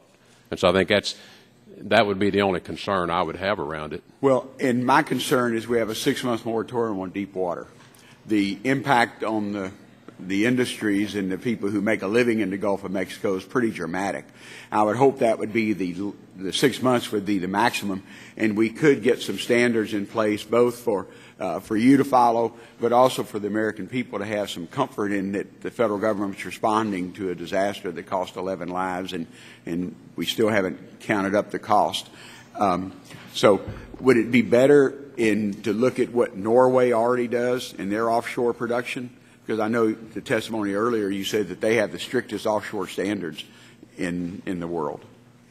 Would that be better to actually look at what Norway does? Of course, in the Gulf of Mexico, we're not dealing with cold water. and having been to Norway and understand the difference in the high north and what we have in the Gulf of Mexico. But maybe we ought to look at the toughest standards in the world to produce in the Gulf of Mexico. The reason is because Statoil is getting ready to start producing because they leased it, and I don't want them to lease in the Gulf of Mexico for less standards than what they have to lease off their own country. Should we look at what Norway's doing and the success they've had? I could just comment on that. I think first of all, I just want to make the statement that the industry benefits as a whole from a good, solid set of recommendations, and I think you'd find all of us to be supportive on getting that in place. So to the earlier comment of making sure the appropriate flexibility to ensure safety is included in those regulations, what you've already seen as a result of this incident is a joint industry task force that got together, including members of API, to say here's a set of recommendations that we would make that could be regulatory changes that we think would make this operation better, safer, more appropriate. So the answer to your question, I believe, is yes. Now, as we go into those joint industry task forces to develop those recommendations, we bring elements like what's done in Norway and what's done in other parts of the world. We bring that knowledge into that conversation. Okay. Mr. Chairman, I have one more question, if I could. In BP, I guess I get frustrated because I have constituents who work at the Texas City refinery, and I know you've heard it. It's just frustrating. It seems like oftentimes at BP there's been expediency, in this case, particularly what we know now, and we'll know more as we go, as compared to safety. And we found that out in the Texas City refinery in the loss of 15 lives, that there was decisions made not to fund the safety issue. And actually there was a neighbor of mine who lost his life there at Texas City. It lived in Baytown. So I would hope that the problems, whether it be with the pipeline in Alaska or any refinery, whether it be in the Midwest or Texas City, Texas, it's close to our district, that BP would look at the safety more so than trying to move that rig to another production site. Mr. Chairman, thank you. Gentleman's time has expired. The chair recognizes the gentleman from Florida, the gentleman from Alabama, Mr. Griffith. Thank you, Mr. Chairman. Some of the childlike, accusatory, mean-spirited, and petulant questioning demonstrates a couple of things in this hearing. One is that it's very, very difficult for us to resist demagoguing this tragedy, and that's unfortunate. The second thing it demonstrates is that there's really not a lack of natural gas here on Capitol Hill. So some of you have been subjected to some things that I think are disrespectful. I do think it's interesting that some were stunned to find out that your disaster responses were similar, almost word for word. You'd be surprised to find that an airline disaster plan is similar from company to company. You'd be surprised to find that chest pain in an ER is similar all over the United States and how we handle it. And the disaster responses to hurricanes and tornadoes are absolutely word for word from municipality to municipality. So that should not have surprised anyone, even though it did. With that, I have a question for Mr. Watson. You mentioned something earlier about your company had a stop work policy. What exactly is that? A stop work authority is really the authority that's vested with each individual employee and contractor to stop work if they see any unsafe condition that jeopardizes health, environment, or safety. And I think the important part of the policy that we have in place isn't that it's written down, because I think many companies have it written down. It's important that it's exercised, and when it's exercised, that the follow-up to that by management is appropriate.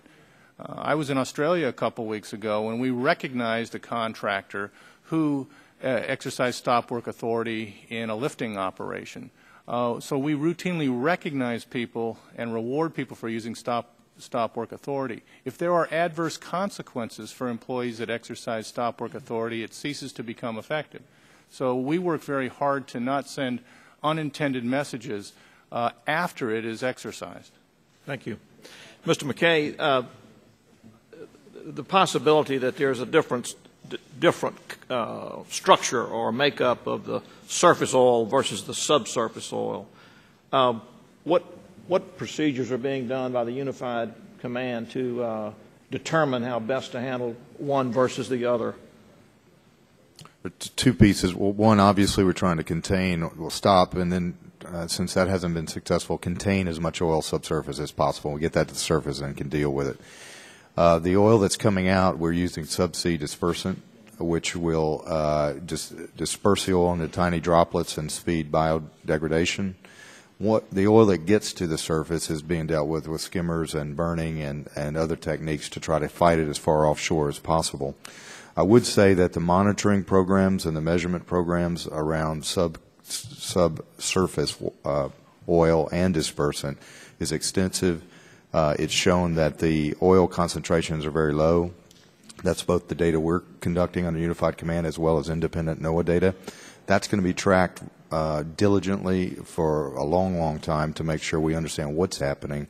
And the natural resources damage assessment that will go into, it's being studied now, that sets the effectively the restoration plans to damage will key on some of that as well. So that's underway. Thank you. And one more question, Mr. McKay. The Horizon Deep Water was commissioned in what year? I think 2000. I think 2000. And it's had a record of drilling how many, been involved in drilling of how many wells? Over 100 deep water wells. Okay. And so this was I'm sorry, not... Probably not. No, that's a wrong number. I'll have to get back to you on that. This is probably not a structure that was flawed or brand new or we were unfamiliar with. No, the Transocean rig had been working for us since it was commissioned and has been a good rig and has operated difficult wells quite well. So it could have successfully drilled 70 to plus wells. It's drilled a lot of wells, and as I just would like to make one comment. We also have a stop work program, as has been mentioned, and I believe our contractors do as well. And that is a fundamental, important piece of the safety management on a rig or an operation like this. I yield back my time, Mr. Chairman. Great. We thank the gentleman. The chair recognizes the gentlelady from California, Ms. Capps. Thank you, Mr. Chairman. Mr. McKay, last year you testified before the Natural Resources Committee. Must seem like ages ago. It was before the spill. This is what you had to say about the role of technology and the oil and gas industry, and I quote, "The energy industry isn't usually classified as a high-tech business, but it truly is. This technology has been instrumental in protecting the environment. Today's offshore oil drilling technology bears about as much resemblance to what was available in the 1960s as a rotary dial telephone does to an iPhone." That was a very interesting comparison. Let's look at it to get the picture of the contrast. First, we have a picture of a rotary dial phone, and then an iPhone. Clearly, there's a difference in technology, and we certainly all benefit from those remarkable advances. Now another picture, a picture I'm very familiar with, a picture of the boom used in the Santa Barbara oil spill in 1969. That was about the era of the rotary telephone. Now here's a picture of the boom used in the Gulf today, 40 years later. Do you see a big difference between the boom technologies used in these two pictures? I don't see a big change in boom technology. There have been tremendous changes in technology and how boom is deployed and how satellite imagery helps deploy resources into the best possible places. Yes, we do have satellite imagery now, but that was the era of the rotary telephone. We now live in the era of the iPhone, and it looks a lot on the shoreline of the Gulf as it looked to me in Santa Barbara in 1969. The two cleanup booms, however they're deployed, they looked and act pretty much the same. Would you agree? That's true, although there are sorbent. Well, let me show you another set of pictures. Here's a picture of some workers cleaning up the oil in Santa Barbara in 1969. Now let's look at a picture of a worker mopping up with his own two hands, bare hands, I should add, oil that had reached the Gulf shore. Again, I don't see a lot of difference in technology between the cleanup in Santa Barbara and the cleanup now underway in the Gulf. In fact, I don't see much difference at all. Booms, workers mopping up by hand thousands of barrels of spilled oil. So, Mr. McKay, I get that the industry spends a lot of time and effort on exploration and extraction and lobbying. But my problem is that you don't seem to have spent very much on accident prevention and you seem to have made few, if any, real developments in oil spill cleanup. We're talking about 40 years later. So here's my question.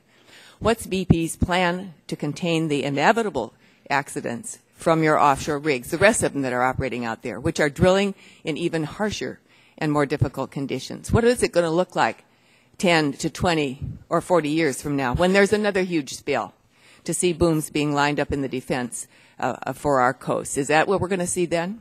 Will we still be relying on thousands of cleanup workers mopping up beaches by hand? Will that be considered state-of-the-art cleanup technology and response like it is today and like it was 40 years ago?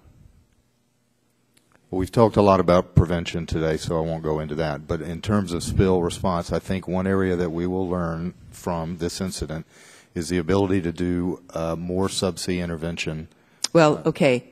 But I'm talking about the oil that comes to the surface, because let me switch to a May 12th oversight and investigation subcommittee and a Trans-Oceans document, and I quote from that document, "The recovery rate of oil under the best circumstances rarely exceeds 15%. And that's 15% of all the oil that reaches the surface of the water. It's not a very impressive rate of recovery, but more disturbing is the fact that the rest of the proposed techniques are not particularly effective either. For example, Chevron's, BP's plans, response plan with the chairman held up earlier, caution that some marsh cleanup techniques destroy, in this quote, destroy much wildlife and destroy marsh areas. And here's Shell's oil spill response plan, describing an approach that stands out from the rest.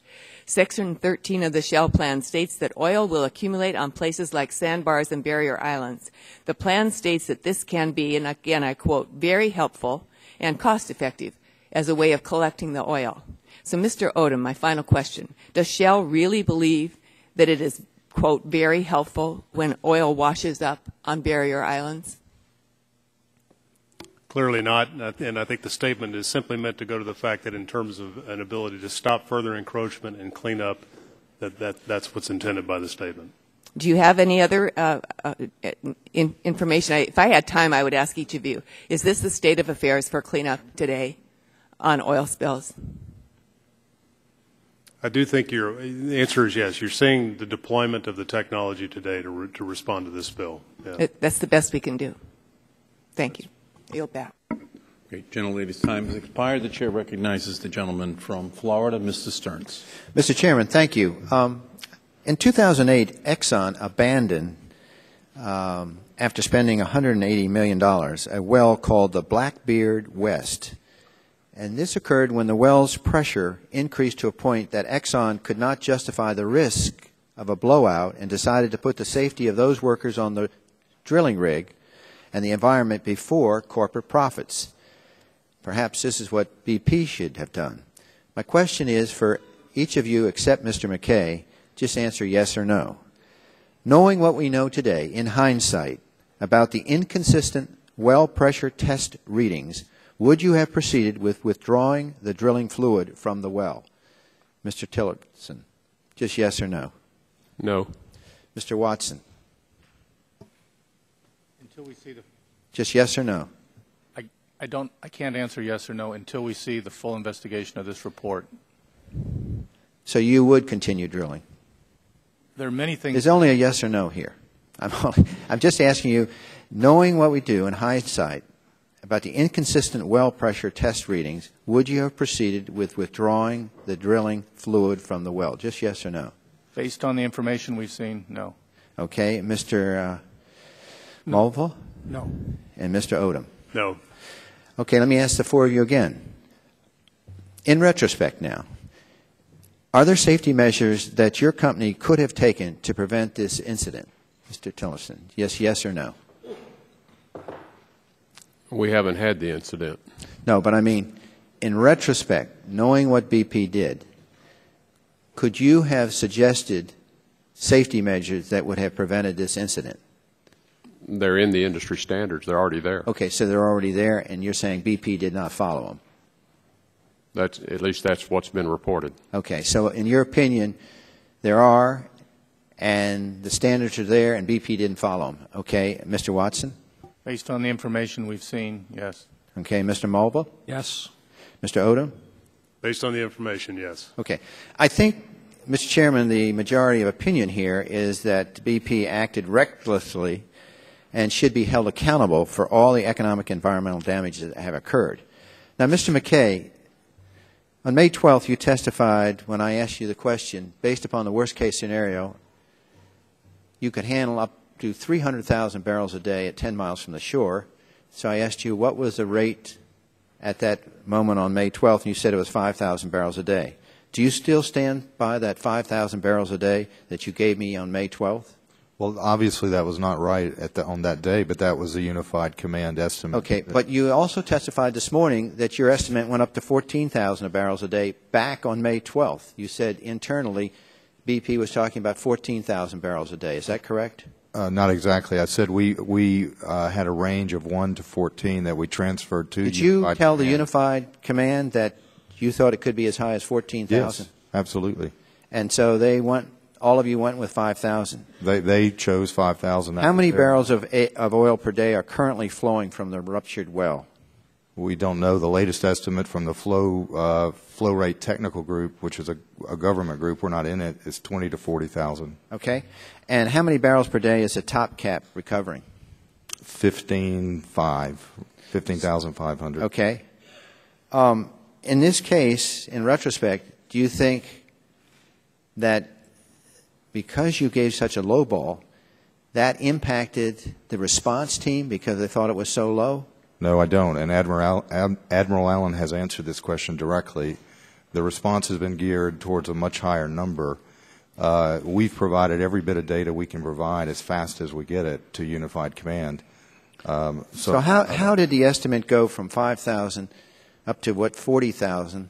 Even your 14,000 that you estimated May 12th, now at 40,000. How did it get from your estimate high of 14 to 40,000 today? Well, the flow rate technical group, which is a government group of no, I'm asking about BP's estimate because you're saying we haven't done an estimate since the 1 to 14. It was. So you're saying that your corporation has not even attempted to find out technically how much? No, we have given our data to the flow rate technical group, which is under direction of Unified Area Command. Their estimate as of a week ago or a week and a half ago was 12 to 19,000. In the last few days, it's gone 20 to 40. Mr. Chairman, I just think that BP has lowballed this figure, and I think, and you know what, Mr. McKay, when the buck stop here means, you know, that you take full responsibility. Now, Mr. Markey had asked you for apology. I really think in light of the performance of you as a CEO and what has occurred, I really think you should be resigning as chairman of BP America. I mean, it's really outrageous that you sit here and tell us that you're going to punt to the Unified Command when we've had 11 people killed, we've had a huge environmental damage, and you're still sitting here as a CEO of BP. Frankly, I would call for your resignation. I'm calling for it for today. I'm not asking for an apology. I'm asking you to resign. Thank you, Mr. Chairman.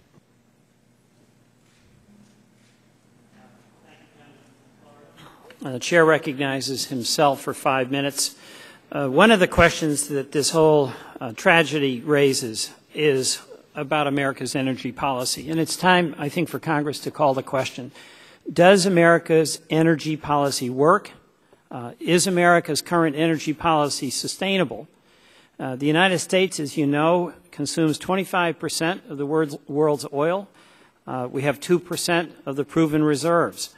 Americans, our businesses and our consumers spent nearly $900 billion last year, most of that going to countries that are not our friends. And the current policy that we have works well for some, including the shareholders of the companies represented here today. What you do very well. Run very efficient operations with some tragic exceptions. But profits increased among your 5 companies from $28 billion in 2002 to $64 billion in 2009. And that's after your companies paid dividends that shareholders appreciated of $37 billion. In Exxon, I believe, Mr. Tilling only has repurchased stock in the value of almost $20 billion.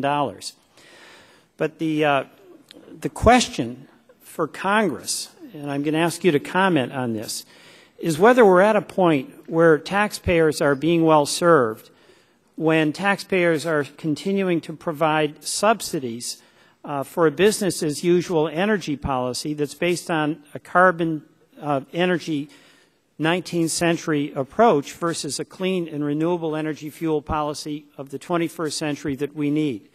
And the question really is, should taxpayers of the United States continue to provide billions of dollars of subsidies to an industry, the oil industry, that's mature, to an oil industry that's extremely profitable, into an industry that's based on a carbon-based fuel?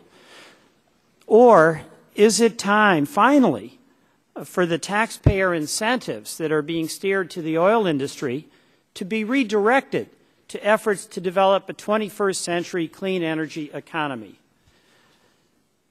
Mr. Tillotson, my understanding just on a specific tax provision is that Section 199 of the Domestic Manufacturing Deduction provides a tax rate reduction for oil and gas companies.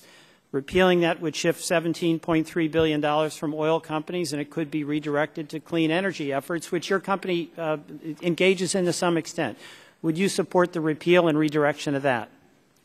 No, Congressman, I would not. The Section 199 tax was put in place to preserve and protect manufacturing jobs in the United States. All right. I'm not sure how to explain to a refinery worker why his job isn't any more or less important than an automotive worker's job. This is not about whose job is important. The jobs that are important are the folks that are down there in the Gulf Coast and are losing their jobs because of this catastrophe that just happened. This is about whether taxpayer subsidies are going to help Americans get jobs in an energy policy for the future. Mr. Watson of Chevron, I'll ask you. My understanding is the tax code right now provides oil and gas companies to expense intangible drilling costs. That costs taxpayers $7.8 billion over 10 years. Do you support continuing that, or would you support repealing it or redirecting it to clean energy efforts? I support continuing it, and I don't consider it a subsidy. I consider it similar to many other provisions in the tax code that dictate the timing of the deduction. Well, you know, I have one question. I believe in tax incentives, but I question whether they should go to mature industries and industries that are profitable. They've managed to get their sea legs, and your industry enjoyed profits of $68 billion, hard work of a lot of people. But do we need in America to be starting to use taxpayer money, which is what these subsidies are, to help us move to a clean energy economy that's sustainable and does not have the risk of these catastrophes that are causing people their lives and their livelihoods? Mr. Marvin, you have a view on this?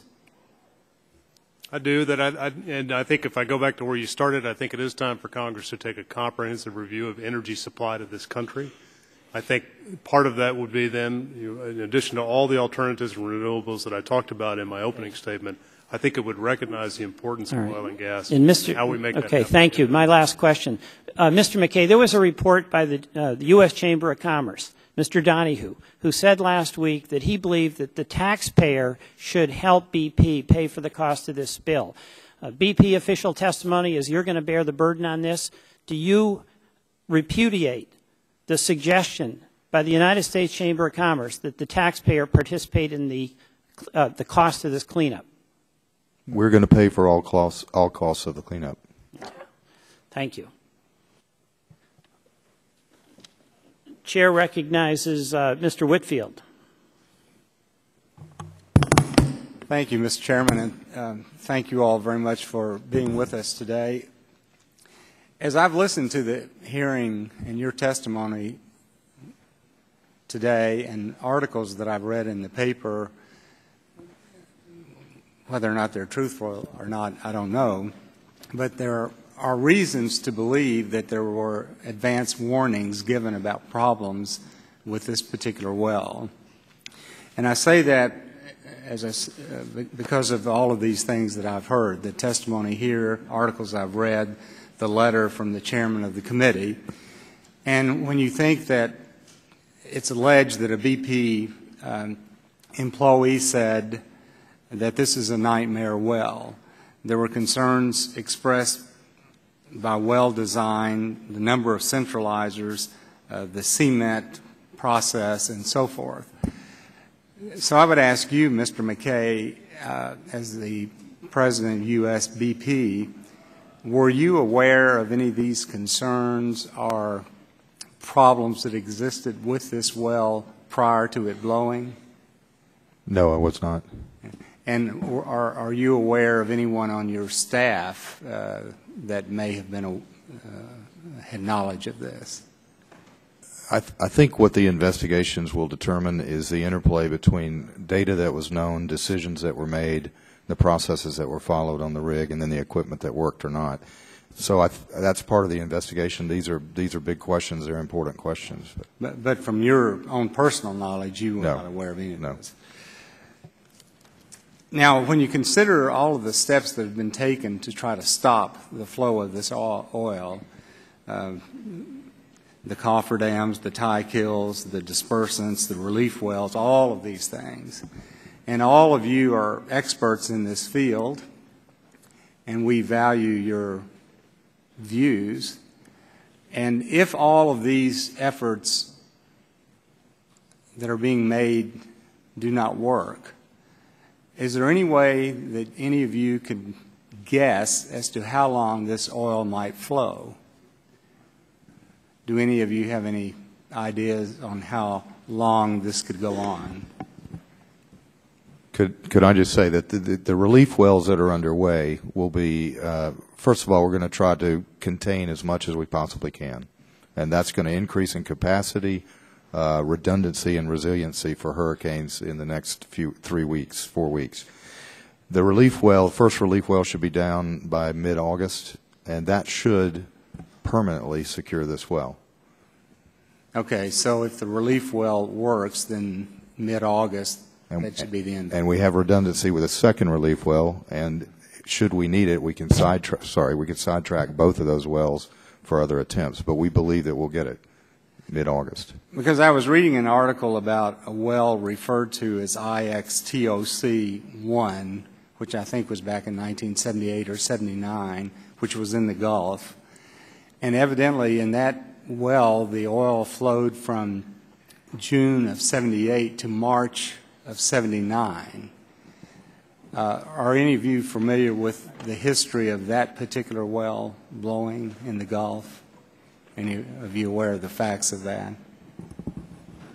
I don't have depth of knowledge, but I understand that was a well in Mexican waters in the Gulf of Mexico.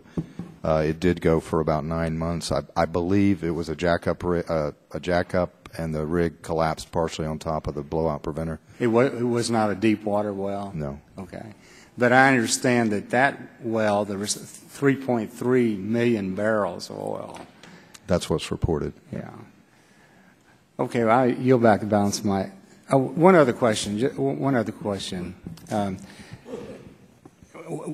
I think I know the answer to this because I think you've indicated that you had a policy that any individual or contractor would have the authority to stop the action on the well. Is that correct? That is correct. Okay. Would the gentleman yield? Yes. Mr. McKay, you said that anyone on the rig had that authority. Is there anything that you disagree with in the conclusion in the letter that was sent to that the oversight subcommittee did that they sent to Mr. Hayward just yesterday, talking about the lack of a lockdown sleeve, the failure to circulate drilling mud, no cement bond log, and too few centralizers? Do you quibble with any of the findings in this letter? Yeah, I've not been able to go through that letter yet, but what I would say is we identified for the O&I subcommittee some of these issues and in our investigation, and what we've said is those all have to be evaluated. And I believe the investigations will get to put this chronology together such that we can understand. Well, let me say, if the findings in this letter are accurate, how many folks on the rig had the authority to actually stop the work on it? Well, everyone? I was speculating on Transocean, okay, but we had 7 people on the rig. 2 or 3 were trainees, so we had 4 or 5 people on the rig. So you only had 4 or 5 folks on the rig that had the stop work authority? Those were the sum total of BP employees on that rig. But all of them had the authority to say Every BP stop. employee has that authority. That's right. And did any of them say stop? I don't know. I don't know. Because I'm led to believe that there was at least one BP supervisor who is taking the fifth. I don't know if that's accurate or not.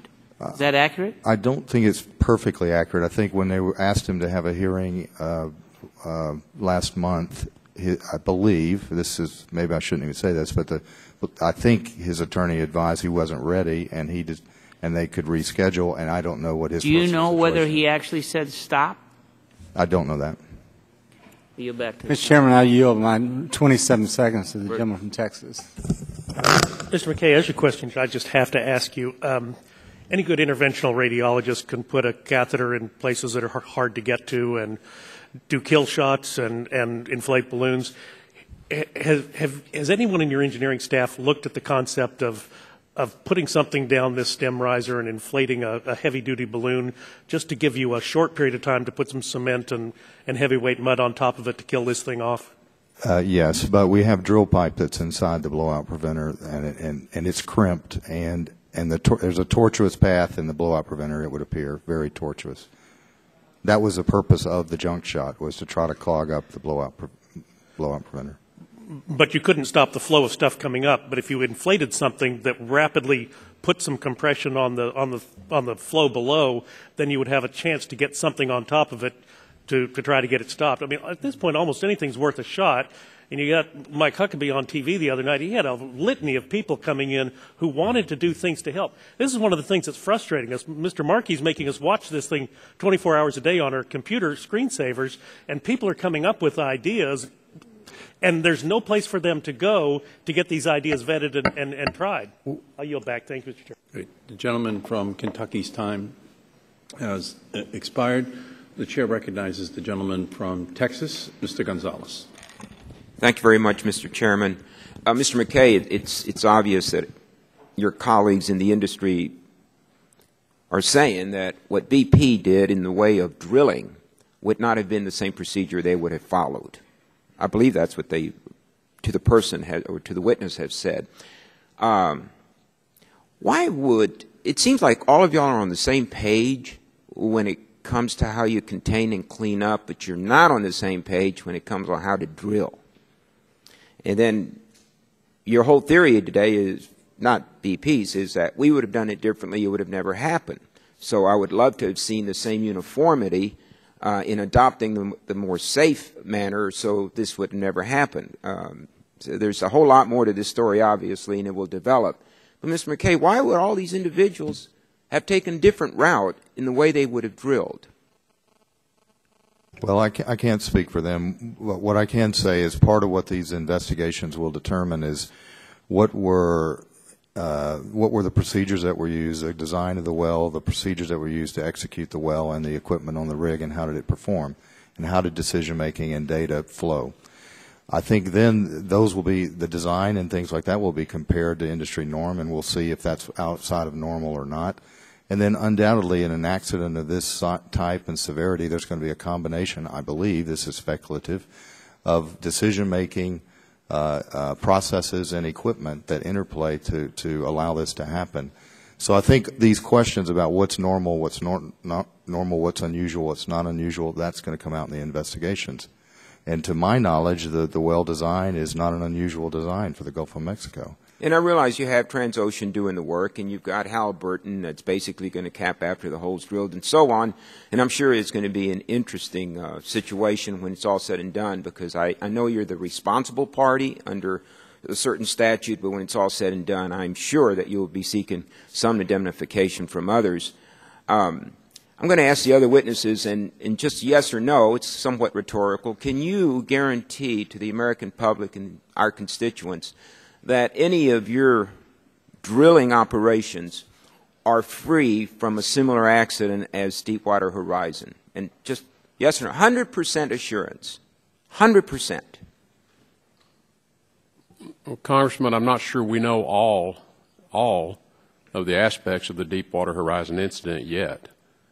No, I understand but that. Said, what we can assure you is that the designs and the procedures and the processes we have in place, when carried out, would prevent this from happening. Mr. Tillerson, and here's where I want to lead the witnesses.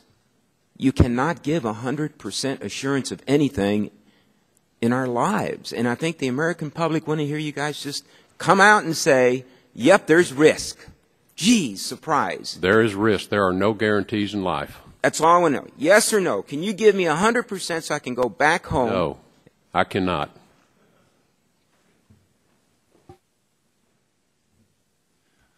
I believe the Chevron operations are safe. We're drilling deep. 100% certain. No, this is a simple question. And if you guys were in the courtroom, you know what? There'd be a judge saying yes or no. And it's a simple question. I believe our operations are safe. We're drilling deep water. 100%. I can go back and say that your operation, no matter where it is in the Gulf or elsewhere, is 100% safe, that this could never replicate itself. I believe our operations are safe. 100%. See, that's what makes it so hard to the American public, gentlemen.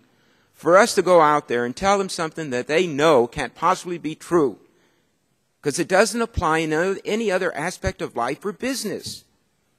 I'm a proponent of offshore drilling. I've had this debate with Ms. Capp since the day I got here. Y'all are not making me look good. Can I just go 100%? Come on, you guys. I mean, seriously. How can you say yes? But if you want to say yes, say yes. We can all go back. Right, Mr. Chairman? And tell them we had witnesses from leaders in the industry that can actually tell us at 100% sure this would never happen again. Congressman, I indicated that we have effective procedures. I didn't. No, sir. It's fine. You're saying that. To me, that's 100%. I'm gratified. No, nothing is 100% fail-safe. Thank you. Not 100% safe. It's what we focus on every day, though. The reason I am for exploration domestically is because we depend on more than 60% of our oil from foreign sources, which is a national security threat. But we can do it safely. I started off in the opening statement that we can explore and produce and do it in a safe way, that they're not mutually exclusive. In this country, we have more than a third of all cars and light trucks in the world. By 2020, we probably still will be selling 62 to 70% of our cars will be fueled somehow or operated in part by a fossil-fueled engine. That's why it's so important. But we have an obligation to this country to say that we're going to do it in a safe manner. That's all we're trying to do here. You're the guys that are the experts. You have the resources, the assets, and the knowledge. You're going to have us decide for you if, in fact, you don't really get engaged, and so we can go back to the American public and tell them with a straight face that we're doing everything that is humanly possible to make it safe, and if there is an accident, that we can clean it up. Thank you very much, Mr. Chairman. Great. Gentleman's time has expired. The Chair recognizes the gentleman from Louisiana, Mr. Scalise.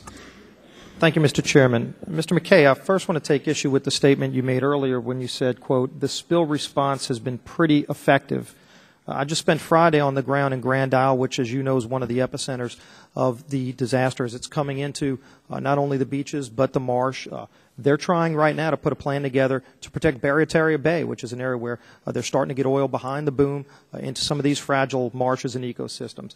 We don't want to sit back and wait until the oil comes in to clean it up, and when in some cases you may not be able to clean it up for years. We want to be proactive, and we've been submitting plans. In fact, 75% of the plans submitted by our governor to have these sand barriers in place still have not been approved.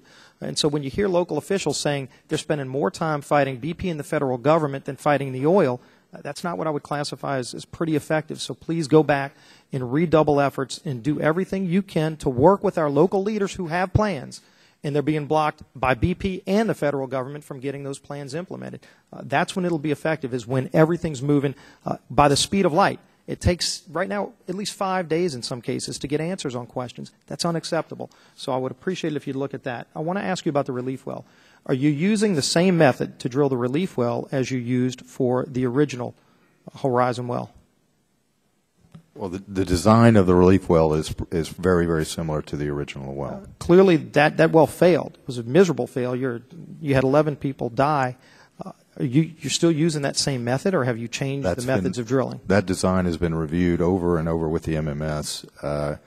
The failure of the original well, I think, is going to be a complicated set of decisions, equipment, and processes. The relief well, I believe, is safe. Well, let me ask you then, on the last time you testified, I had asked you about disagreements on the rig. In fact, I had given you a report that you said you hadn't read at the time. Now you've had some time to read it, where there was a disagreement reported in the media between the head of operations on the rig for BP versus the head of operations for Transocean. Did that disagreement occur? Were there disagreements? I believe in the Marine Board hearing a couple weeks ago, that individual from Transocean said that did not occur, that actual individual. Okay, and so we'll see more, because more reports continue to come out that contradict that, but we'll see. I want to go down the line with the rest of the panelists, starting with Mr. Tillerson. How deep in the OCS do you currently drill? What's your deepest well? I assume you're talking about water depth? Yes. We've drilled up to 8,700 feet deep. 87. Of course, the horizon was 5,000. So you're 8,700. Any incidents there? Any blowouts? Any? No. All right, Mr. Watson. I'll have to check on the exact depth. It's deeper than 5,000? Yes. Mr. Mulva? Deeper than 5,000. Mr. Odom? Deepest approach is 10,000. 10,000. No incidents, no blowouts. And so as we look at all of these other reports that are coming out, you look at the reaction. It still boggles the mind that with the exception, I think, of one of you, the President hasn't talked to those of you who are drilling in deeper water and doing it in a safe and effective way with safety as a top priority. Who actually reviews and approves those regional response plans that we heard about earlier? Mr. Tillerson. Well, those would be developed in, you're talking about internally. When you all submit those, who do you submit them to for approval? Well, they go to the MMS. So MMS signs off on them. MMS has to sign off. Mr. Mulva, Mr. Odom, Same. Mr. McKay. Yes, MMS. Now, if MMS, who's the federal regulator, signs off on these plans that, by the chairman's own admission, are flawed, why isn't MMS at this table? We have yet to have a hearing with the federal regulator who had an equal role in this disaster. 4 of you had absolutely nothing to do with this disaster, and you're here given your time to testify, yet the federal regulator, who's directly responsible for approving these plans, who actually sits there and approves the plan, who approved the inspection of the blowout preventer, still has not testified before this committee. I think there's no excuse for that. If we're really serious about getting to the bottom of this, instead of playing politics, we'd have the federal regulator here where we can talk to them about real things that they did to approve these plans that failed us. And that still hasn't happened. Finally, I want to get to the Secretary of Interior's report that came out that actually led to this ban on drilling.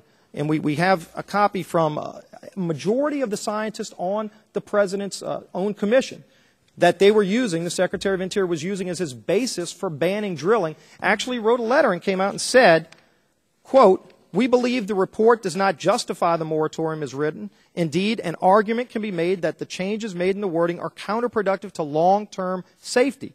The Secretary should be free to recommend whatever he thinks is correct, but he should not be free to use our names to justify his political decisions." A majority of the members of that commission that the Secretary of Interior and the President are hiding behind for the 6-month ban.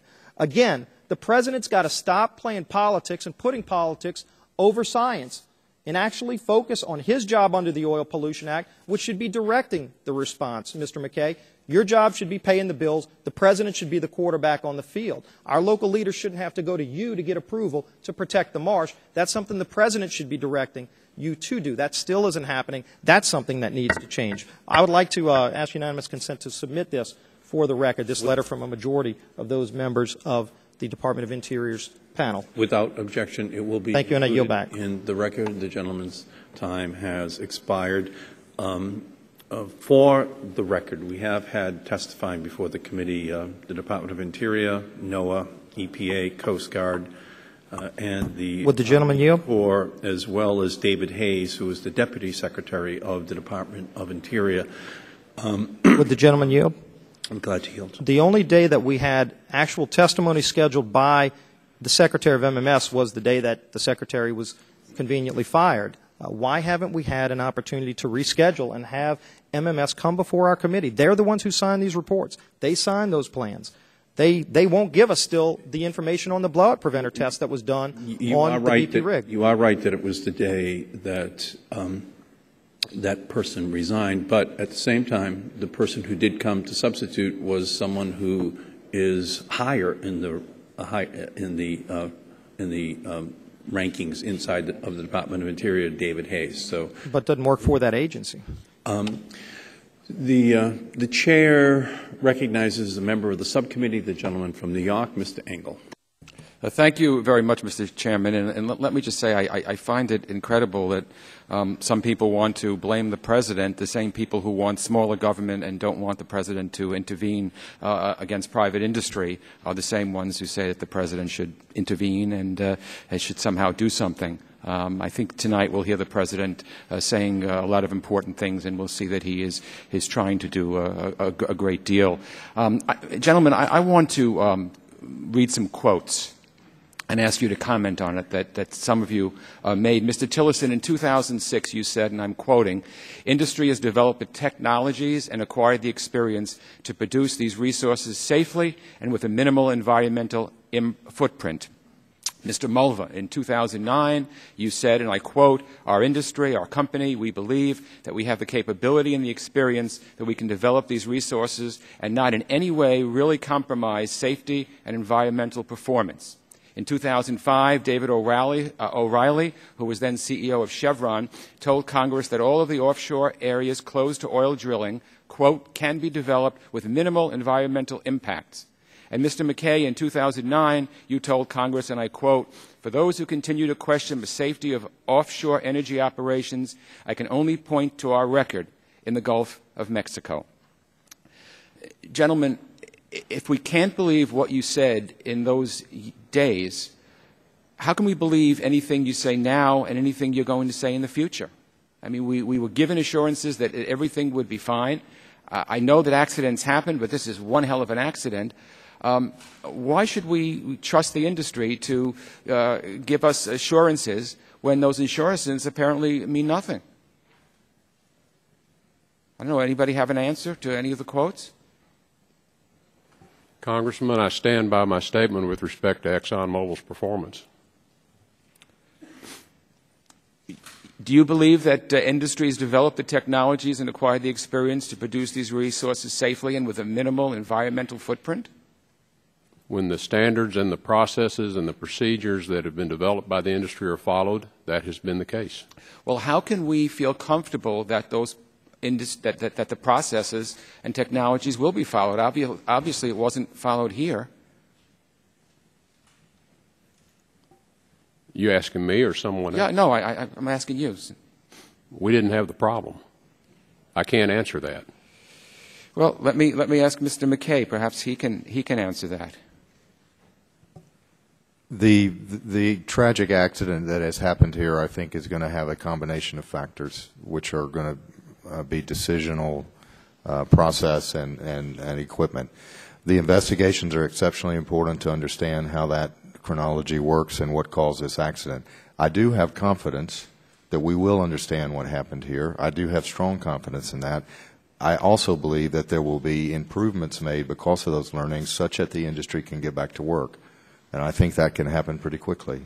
Mr. McKay, let me ask you this. What really infuriates the American people, what infuriates me, is after the accident, every single day it seemed that BP was trying another technique, another method of trying to plug the hole. And each time it failed. It's mind-boggling for me or for anyone else to understand why there were not safeguards in place, technologies in place, modes of operation in place, so that if a disaster happened, you would know immediately what to do. Unfortunately, this particular incident occurred where the lower marine riser package did not disconnect from the blowout preventer, so we have a package on top of that preventer. We had 4,300 feet of riser off the top of that, kinked, and the access to that to be able to do anything from the top on that blowout preventer has been prevented. But that never occurred to anyone beforehand that that might happen? Not in that way. I don't think anyone could predict that. That package is supposed to release from that blowout preventer, and it has not. Well, doesn't this mean that oil drilling is inherently risky? There's risk, as was mentioned a few moments ago. There's risk in everything, but I do think the systems and the technology that is available to the industry and will be improved through the learnings here, the resources, the important resources here can be developed. Why are these disasters seeming to only happen in the U.S.? We had the Exxon Valdez 20 years ago, and now we have this. There's drilling all around the world, in the North Sea, all over. We don't hear about tragedies like this. Are the oil companies in the United States cutting corners? No, I would say, unfortunately, there are tragedies around the world. Probably the worst rig disaster in history was in the North Sea. So, unfortunately, these things happen around the world, and we have to improve from each and every one of them. And I think that's what the industry tries to do. Well, so doesn't it prove my point that oil drilling is inherently risky? There could always be a disaster? No, I don't think always. I think that the track record overall in the industry is very strong, but we have issues like we've had this tragic accident that we've got to learn from. Well, I don't hear anybody saying drill baby drill anymore, and for good reason. I just think it's just absolutely ridiculous that this could happen and that there's no response that's satisfactory. Thank you, Mr. Chairman. The gentleman's time has expired. We now turn and recognize a member of the full committee, the gentleman from New York, Mr. Weiner. Thank you, Mr. Chairman. Mr. McKay, I wonder if we're all on this panel not saying essentially the same thing, and that is that BP shouldn't be in charge of anything in this operation anymore. That Mr. Scalise and many on our side have said in different ways there's very little credibility that BP has in telling us what's going on. The numbers have been wildly underestimated, as Mr. Markey's questions earlier pointed out. It is pretty clear that you're conflicted when it comes to settling claims with people who have been victimized by your negligence. You don't want to pay. You want to pay less, so they want to get more.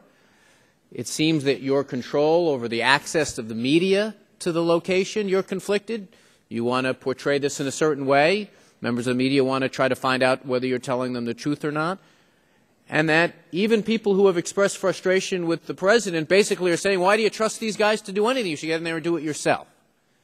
And I think that it comes down to this basic notion that was reinforced today when the four gentlemen to your right basically said that a well-managed company that was doing things responsibly wouldn't have had this problem because they would have taken the information that Mr. Waxman and Mr. Stupak released yesterday. They looked at it and said clearly that corners were cut and that there's no credibility in even the basic elements of how this thing was done. And I wonder what you would say to the American people who open up the newspaper and say, well, BP says, ...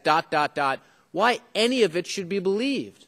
Like, what have you done to establish any level of credibility here? Even your supporters, even the people who will go to their political ends saying drill baby drill, even they're saying, hey, the President is responsible because he trusted those knuckleheads at BP.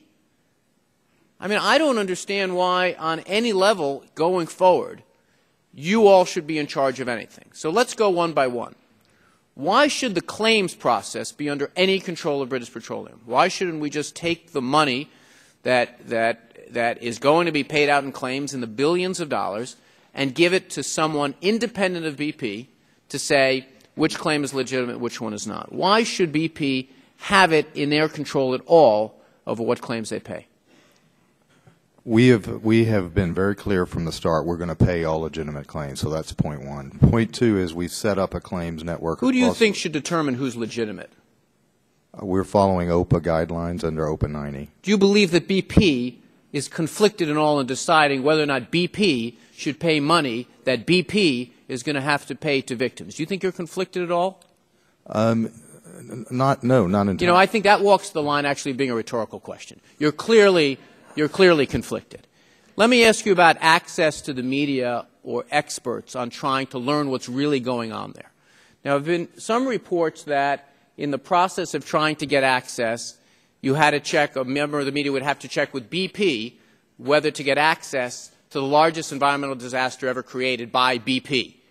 Now, do you think that you're conflicted at all in having any decision-making role at all about whether BP should be able to give access to an environmental disaster created by BP?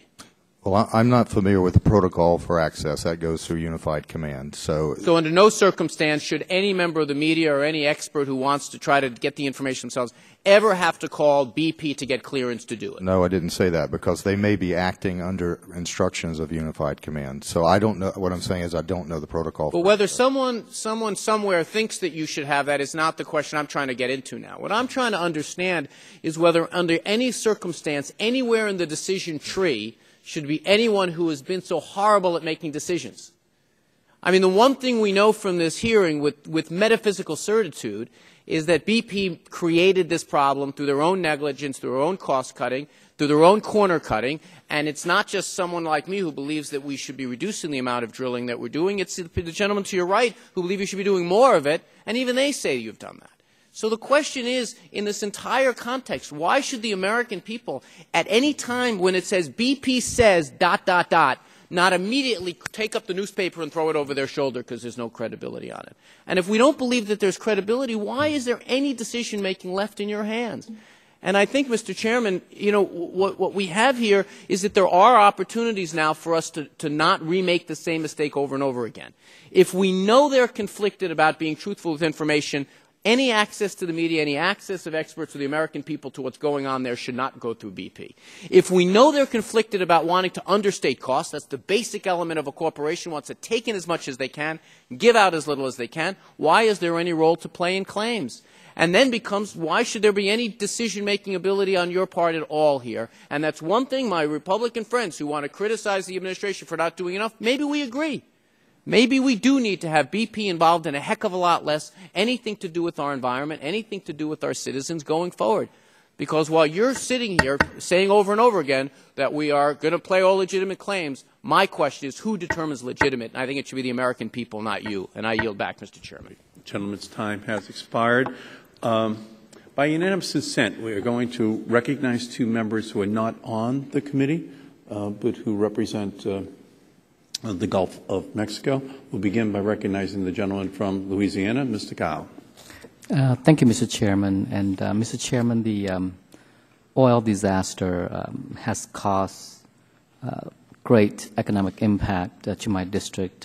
Hundreds of businesses have closed and thousands out of work. Mr. Stern asked Mr. McKay to resign. Well, in the Asian culture, we do things differently. During the samurai days, we just give you a knife and ask you to commit harakiri. My constituents are still debating on what they want me to ask you to do. But with that being said, the cleaning up process has been a disgrace. The claims process has been dismal. And 1 week into the oil spill, I approached BP about establishing a trust account, and I received no response. Now that the President is asking you to establish an escrow account, what would be your response? I don't think any decisions have been made on a trust account. We've been clear, as I said, that we're going to pay all legitimate claims, and the whole company is standing behind that. So a decision on whether to do a trust fund or account, I don't believe has been made yet.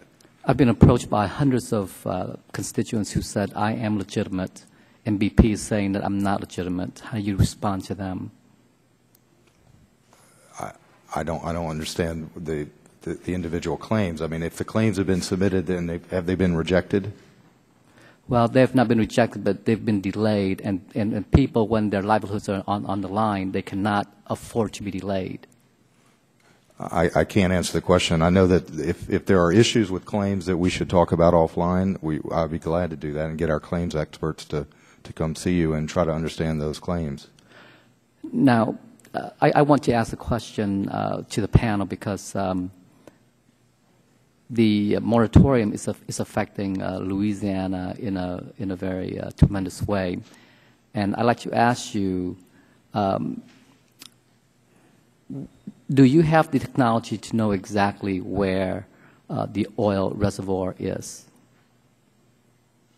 Do you have the technology to know that?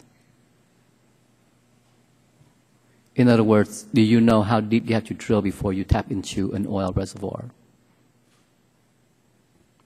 Well, yeah. Let me just say, to a reasonably high degree of accuracy, yes. So through what would be reasonable? 90%, 95%? You know, I'd actually have to get an expert to tell you in the Gulf of Mexico how many feet above or below would be the air range, but it's pretty close. But generally, what risk exists if you were to drill a well partially? Would there be any risk involving that in not tapping into the reservoir? Would there be tremendous risk, minimal risk? Is there a risk of having a blowout like we did with the Deepwater Horizon? Congressman, in response to an earlier question, I commented that most of the well control, a lot of the well control issues and blowouts have occurred prior to ever reaching the objective. Shallow gas hazards, overpressured saltwater zones can lead to well control problems. The difference is you would not be having a lot of oil spilling out of the well, but you would still have a blowout condition. You might have natural gas coming out instead. So there's risk. It's a risk management process to drill the well to the objective. Now, if I were, in order to, I guess, to address two concerns. One, the administrations need to have additional time to implement safety procedures and protocol. But on the other hand, I'm facing the prospect of losing thousands of jobs in Louisiana because of the moratorium. Would allowing companies to drill partially and not allowing them to tap into the oil reservoir, would that create tremendous risk? The reason why I'm looking into this possible solution is to, on the one hand, allow the administration the time to do all the safety checks, but at the same time trying to keep the rigs from not going anyplace else, because there is, at this present moment, a high demand for these rigs. Is that correct?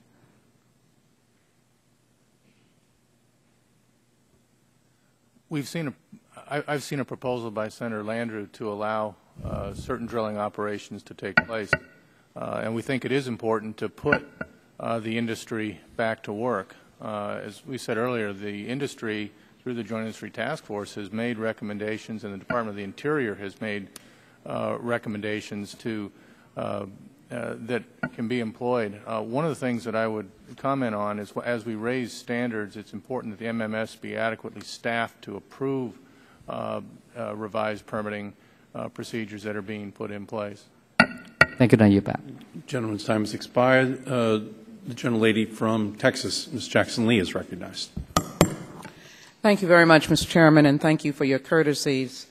So many of us, as the Chairman has indicated, come from the region where so many constituents are impacted every single day by the conditions that we now face. Reminded that in the Gulf area, we consider ourselves family.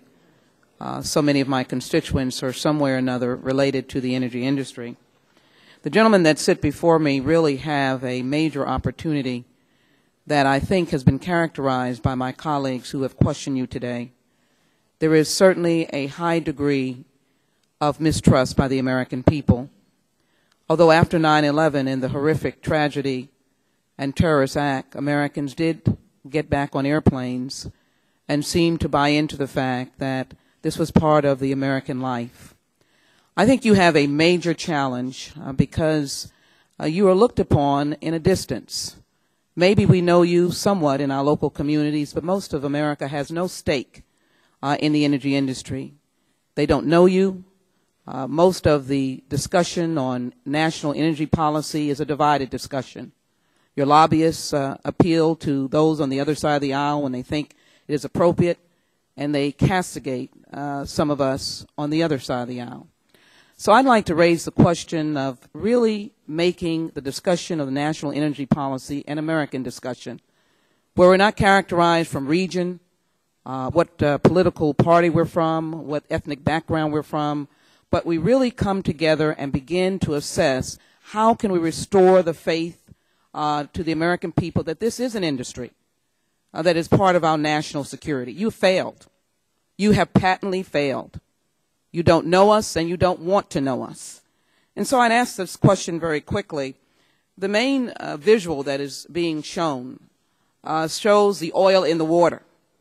And my question would be to each individual here, what would be your willingness of an investment in an R&D fund that would address immediately the question and long-term of this question of oil in the water? The oil in the water now, beyond the explosion and the tragic loss of life, and let me stop for a moment, again, having met some of the victims' families, to offer again my deepest sympathy, as I did during the Texas City incident when some of my constituents were working there. But what is the investment that you'd be willing to make on R&D on this question of oil in the water? Can I quickly ask Mr. Tillerson, and because my time is short, to go down the line and in an answer? Well, Congresswoman, we already spend money. There are academic studies underway. There are government-funded studies underway. And I think something that the Presidential Commission should consider is an accumulation of what all currently is underway in the area of oil spill research and containment and cleanup, and see if that's really being spent on the right things. And the Commission, I think, could play a useful role in accumulating that and determining whether that research needs to be better focused based on what we learned from this incident. Thank you. Because my time is short, why don't I just say, would you be willing to have a fund set aside for R&D? Just yes or no? We are willing to participate, yes. Thank you. Ms. Mulva. Absolutely willing to participate. Mr. Yes. We've announced that we're doing a fund, $500 million All right. on exactly. Yes or no as to the willingness of the industry to come together and to design expanded and more detailed and more technically sophisticated recovery plans. Mr. Tillerson, yes or no? I think based on what we learned from this, we will all want to do that. Mr. Just go down the line. Thank you. Yes. Yes. Yes. There is a cap on liability, and of course there are a number of legislative initiatives that are moving forward to remove the cap. I want to know whether the industry would support the removal of that cap long-standing. Mr. McKay? We've said, I haven't looked at all the policy around the different bills and ideas, but we've said for this incident, for us, that cap is irrelevant. May I have all the? I do think it's time to relook at the whole program. Don't have a proposal on the cap. Yes, I think we should look at considering raising it, but we need to do it in a way with informed judgment. We need to look at raising it in a way that will make it compatible with the appropriate amount of development that the Congress and the administration desire. Yeah, I think based on the incident, the whole question of the Oil Spill Liability Trust Fund needs to be revisited, and I think we want to understand, so what is the purpose of that trust fund, and therein would give us some guidance on how to set that cap. Thank you. Mr. McCain, just very quickly, there is emails in our materials that call the well a crazy well. Someone else making comments about they were nervous. There is a problem with the claims process, and I think you have to own up that it does not work. I'm asking you, Mr. McKay will be, Mr. Hayward will be before the committee. Quickly, will you please answer the establishment of a separate claims process, escrowed, to be able to make determinations? I don't think you can make determinations on what is legitimate. Oystermen and others and restaurants are all in shambles. Would you accede to that? Would your company consider that? A separate claims process from BP? What we've said is we're going to get an independent mediator to help us, and we are looking at other suggestions to improve it. I can't say yes or no. Thank you, Mr. Chairman. I don't think that will work. I think we are dying in the Gulf. Beyond getting back to this issue of the moratorium, you have companies and restaurants that are shut down and people losing their jobs. You've got to improve the claim system, and you need to move now. Thank you. Great. General Lady's time has expired.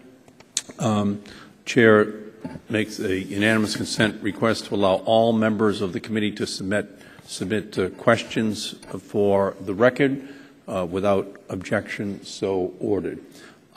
This has been an historic hearing, but we are in an historic time. This is the single worst environmental disaster in our country's history.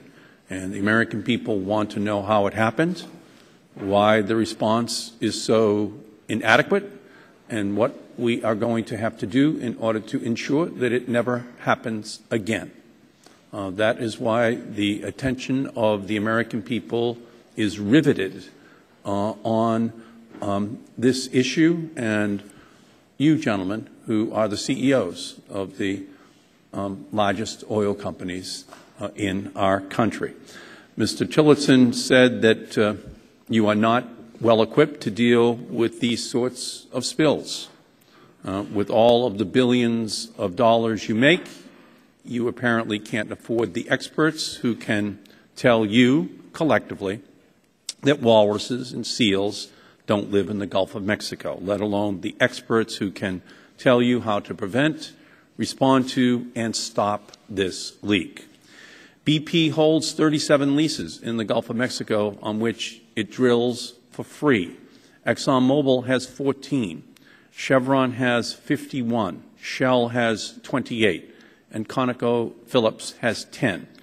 Between you all, that makes 140 leases on which you pay zero, not a penny in royalties to the American people or to the people of the Gulf for the right to drill for oil and reap billions upon billions of dollars in profits.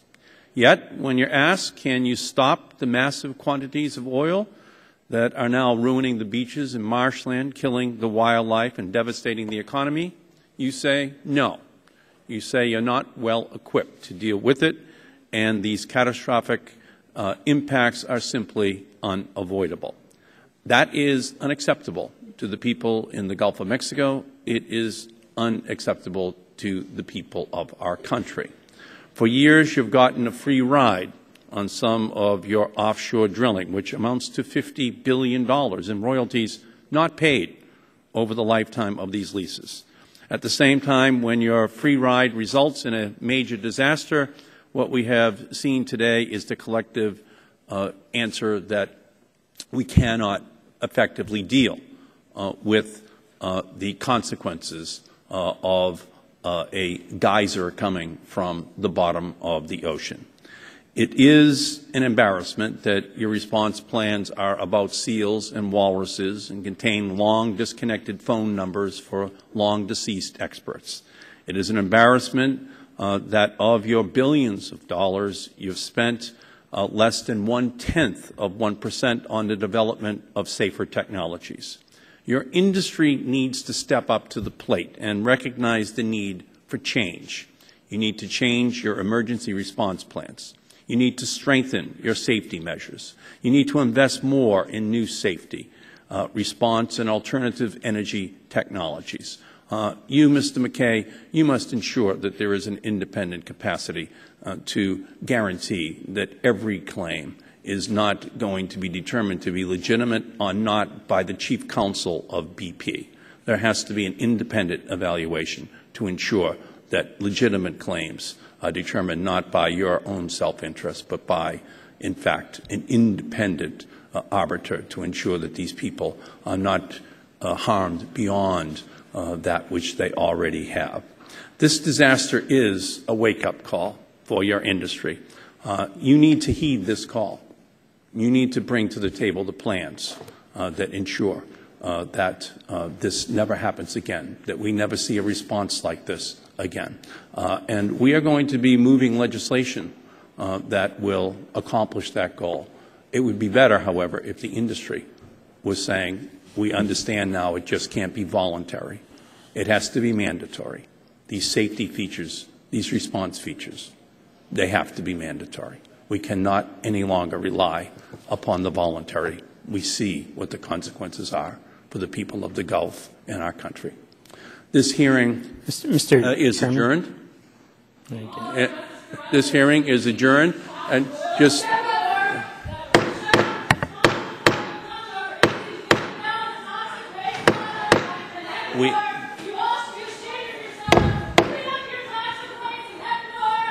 this hearing is adjourned, and we would ask the police to please ensure that the disruption is taken outside of this room. Thank you.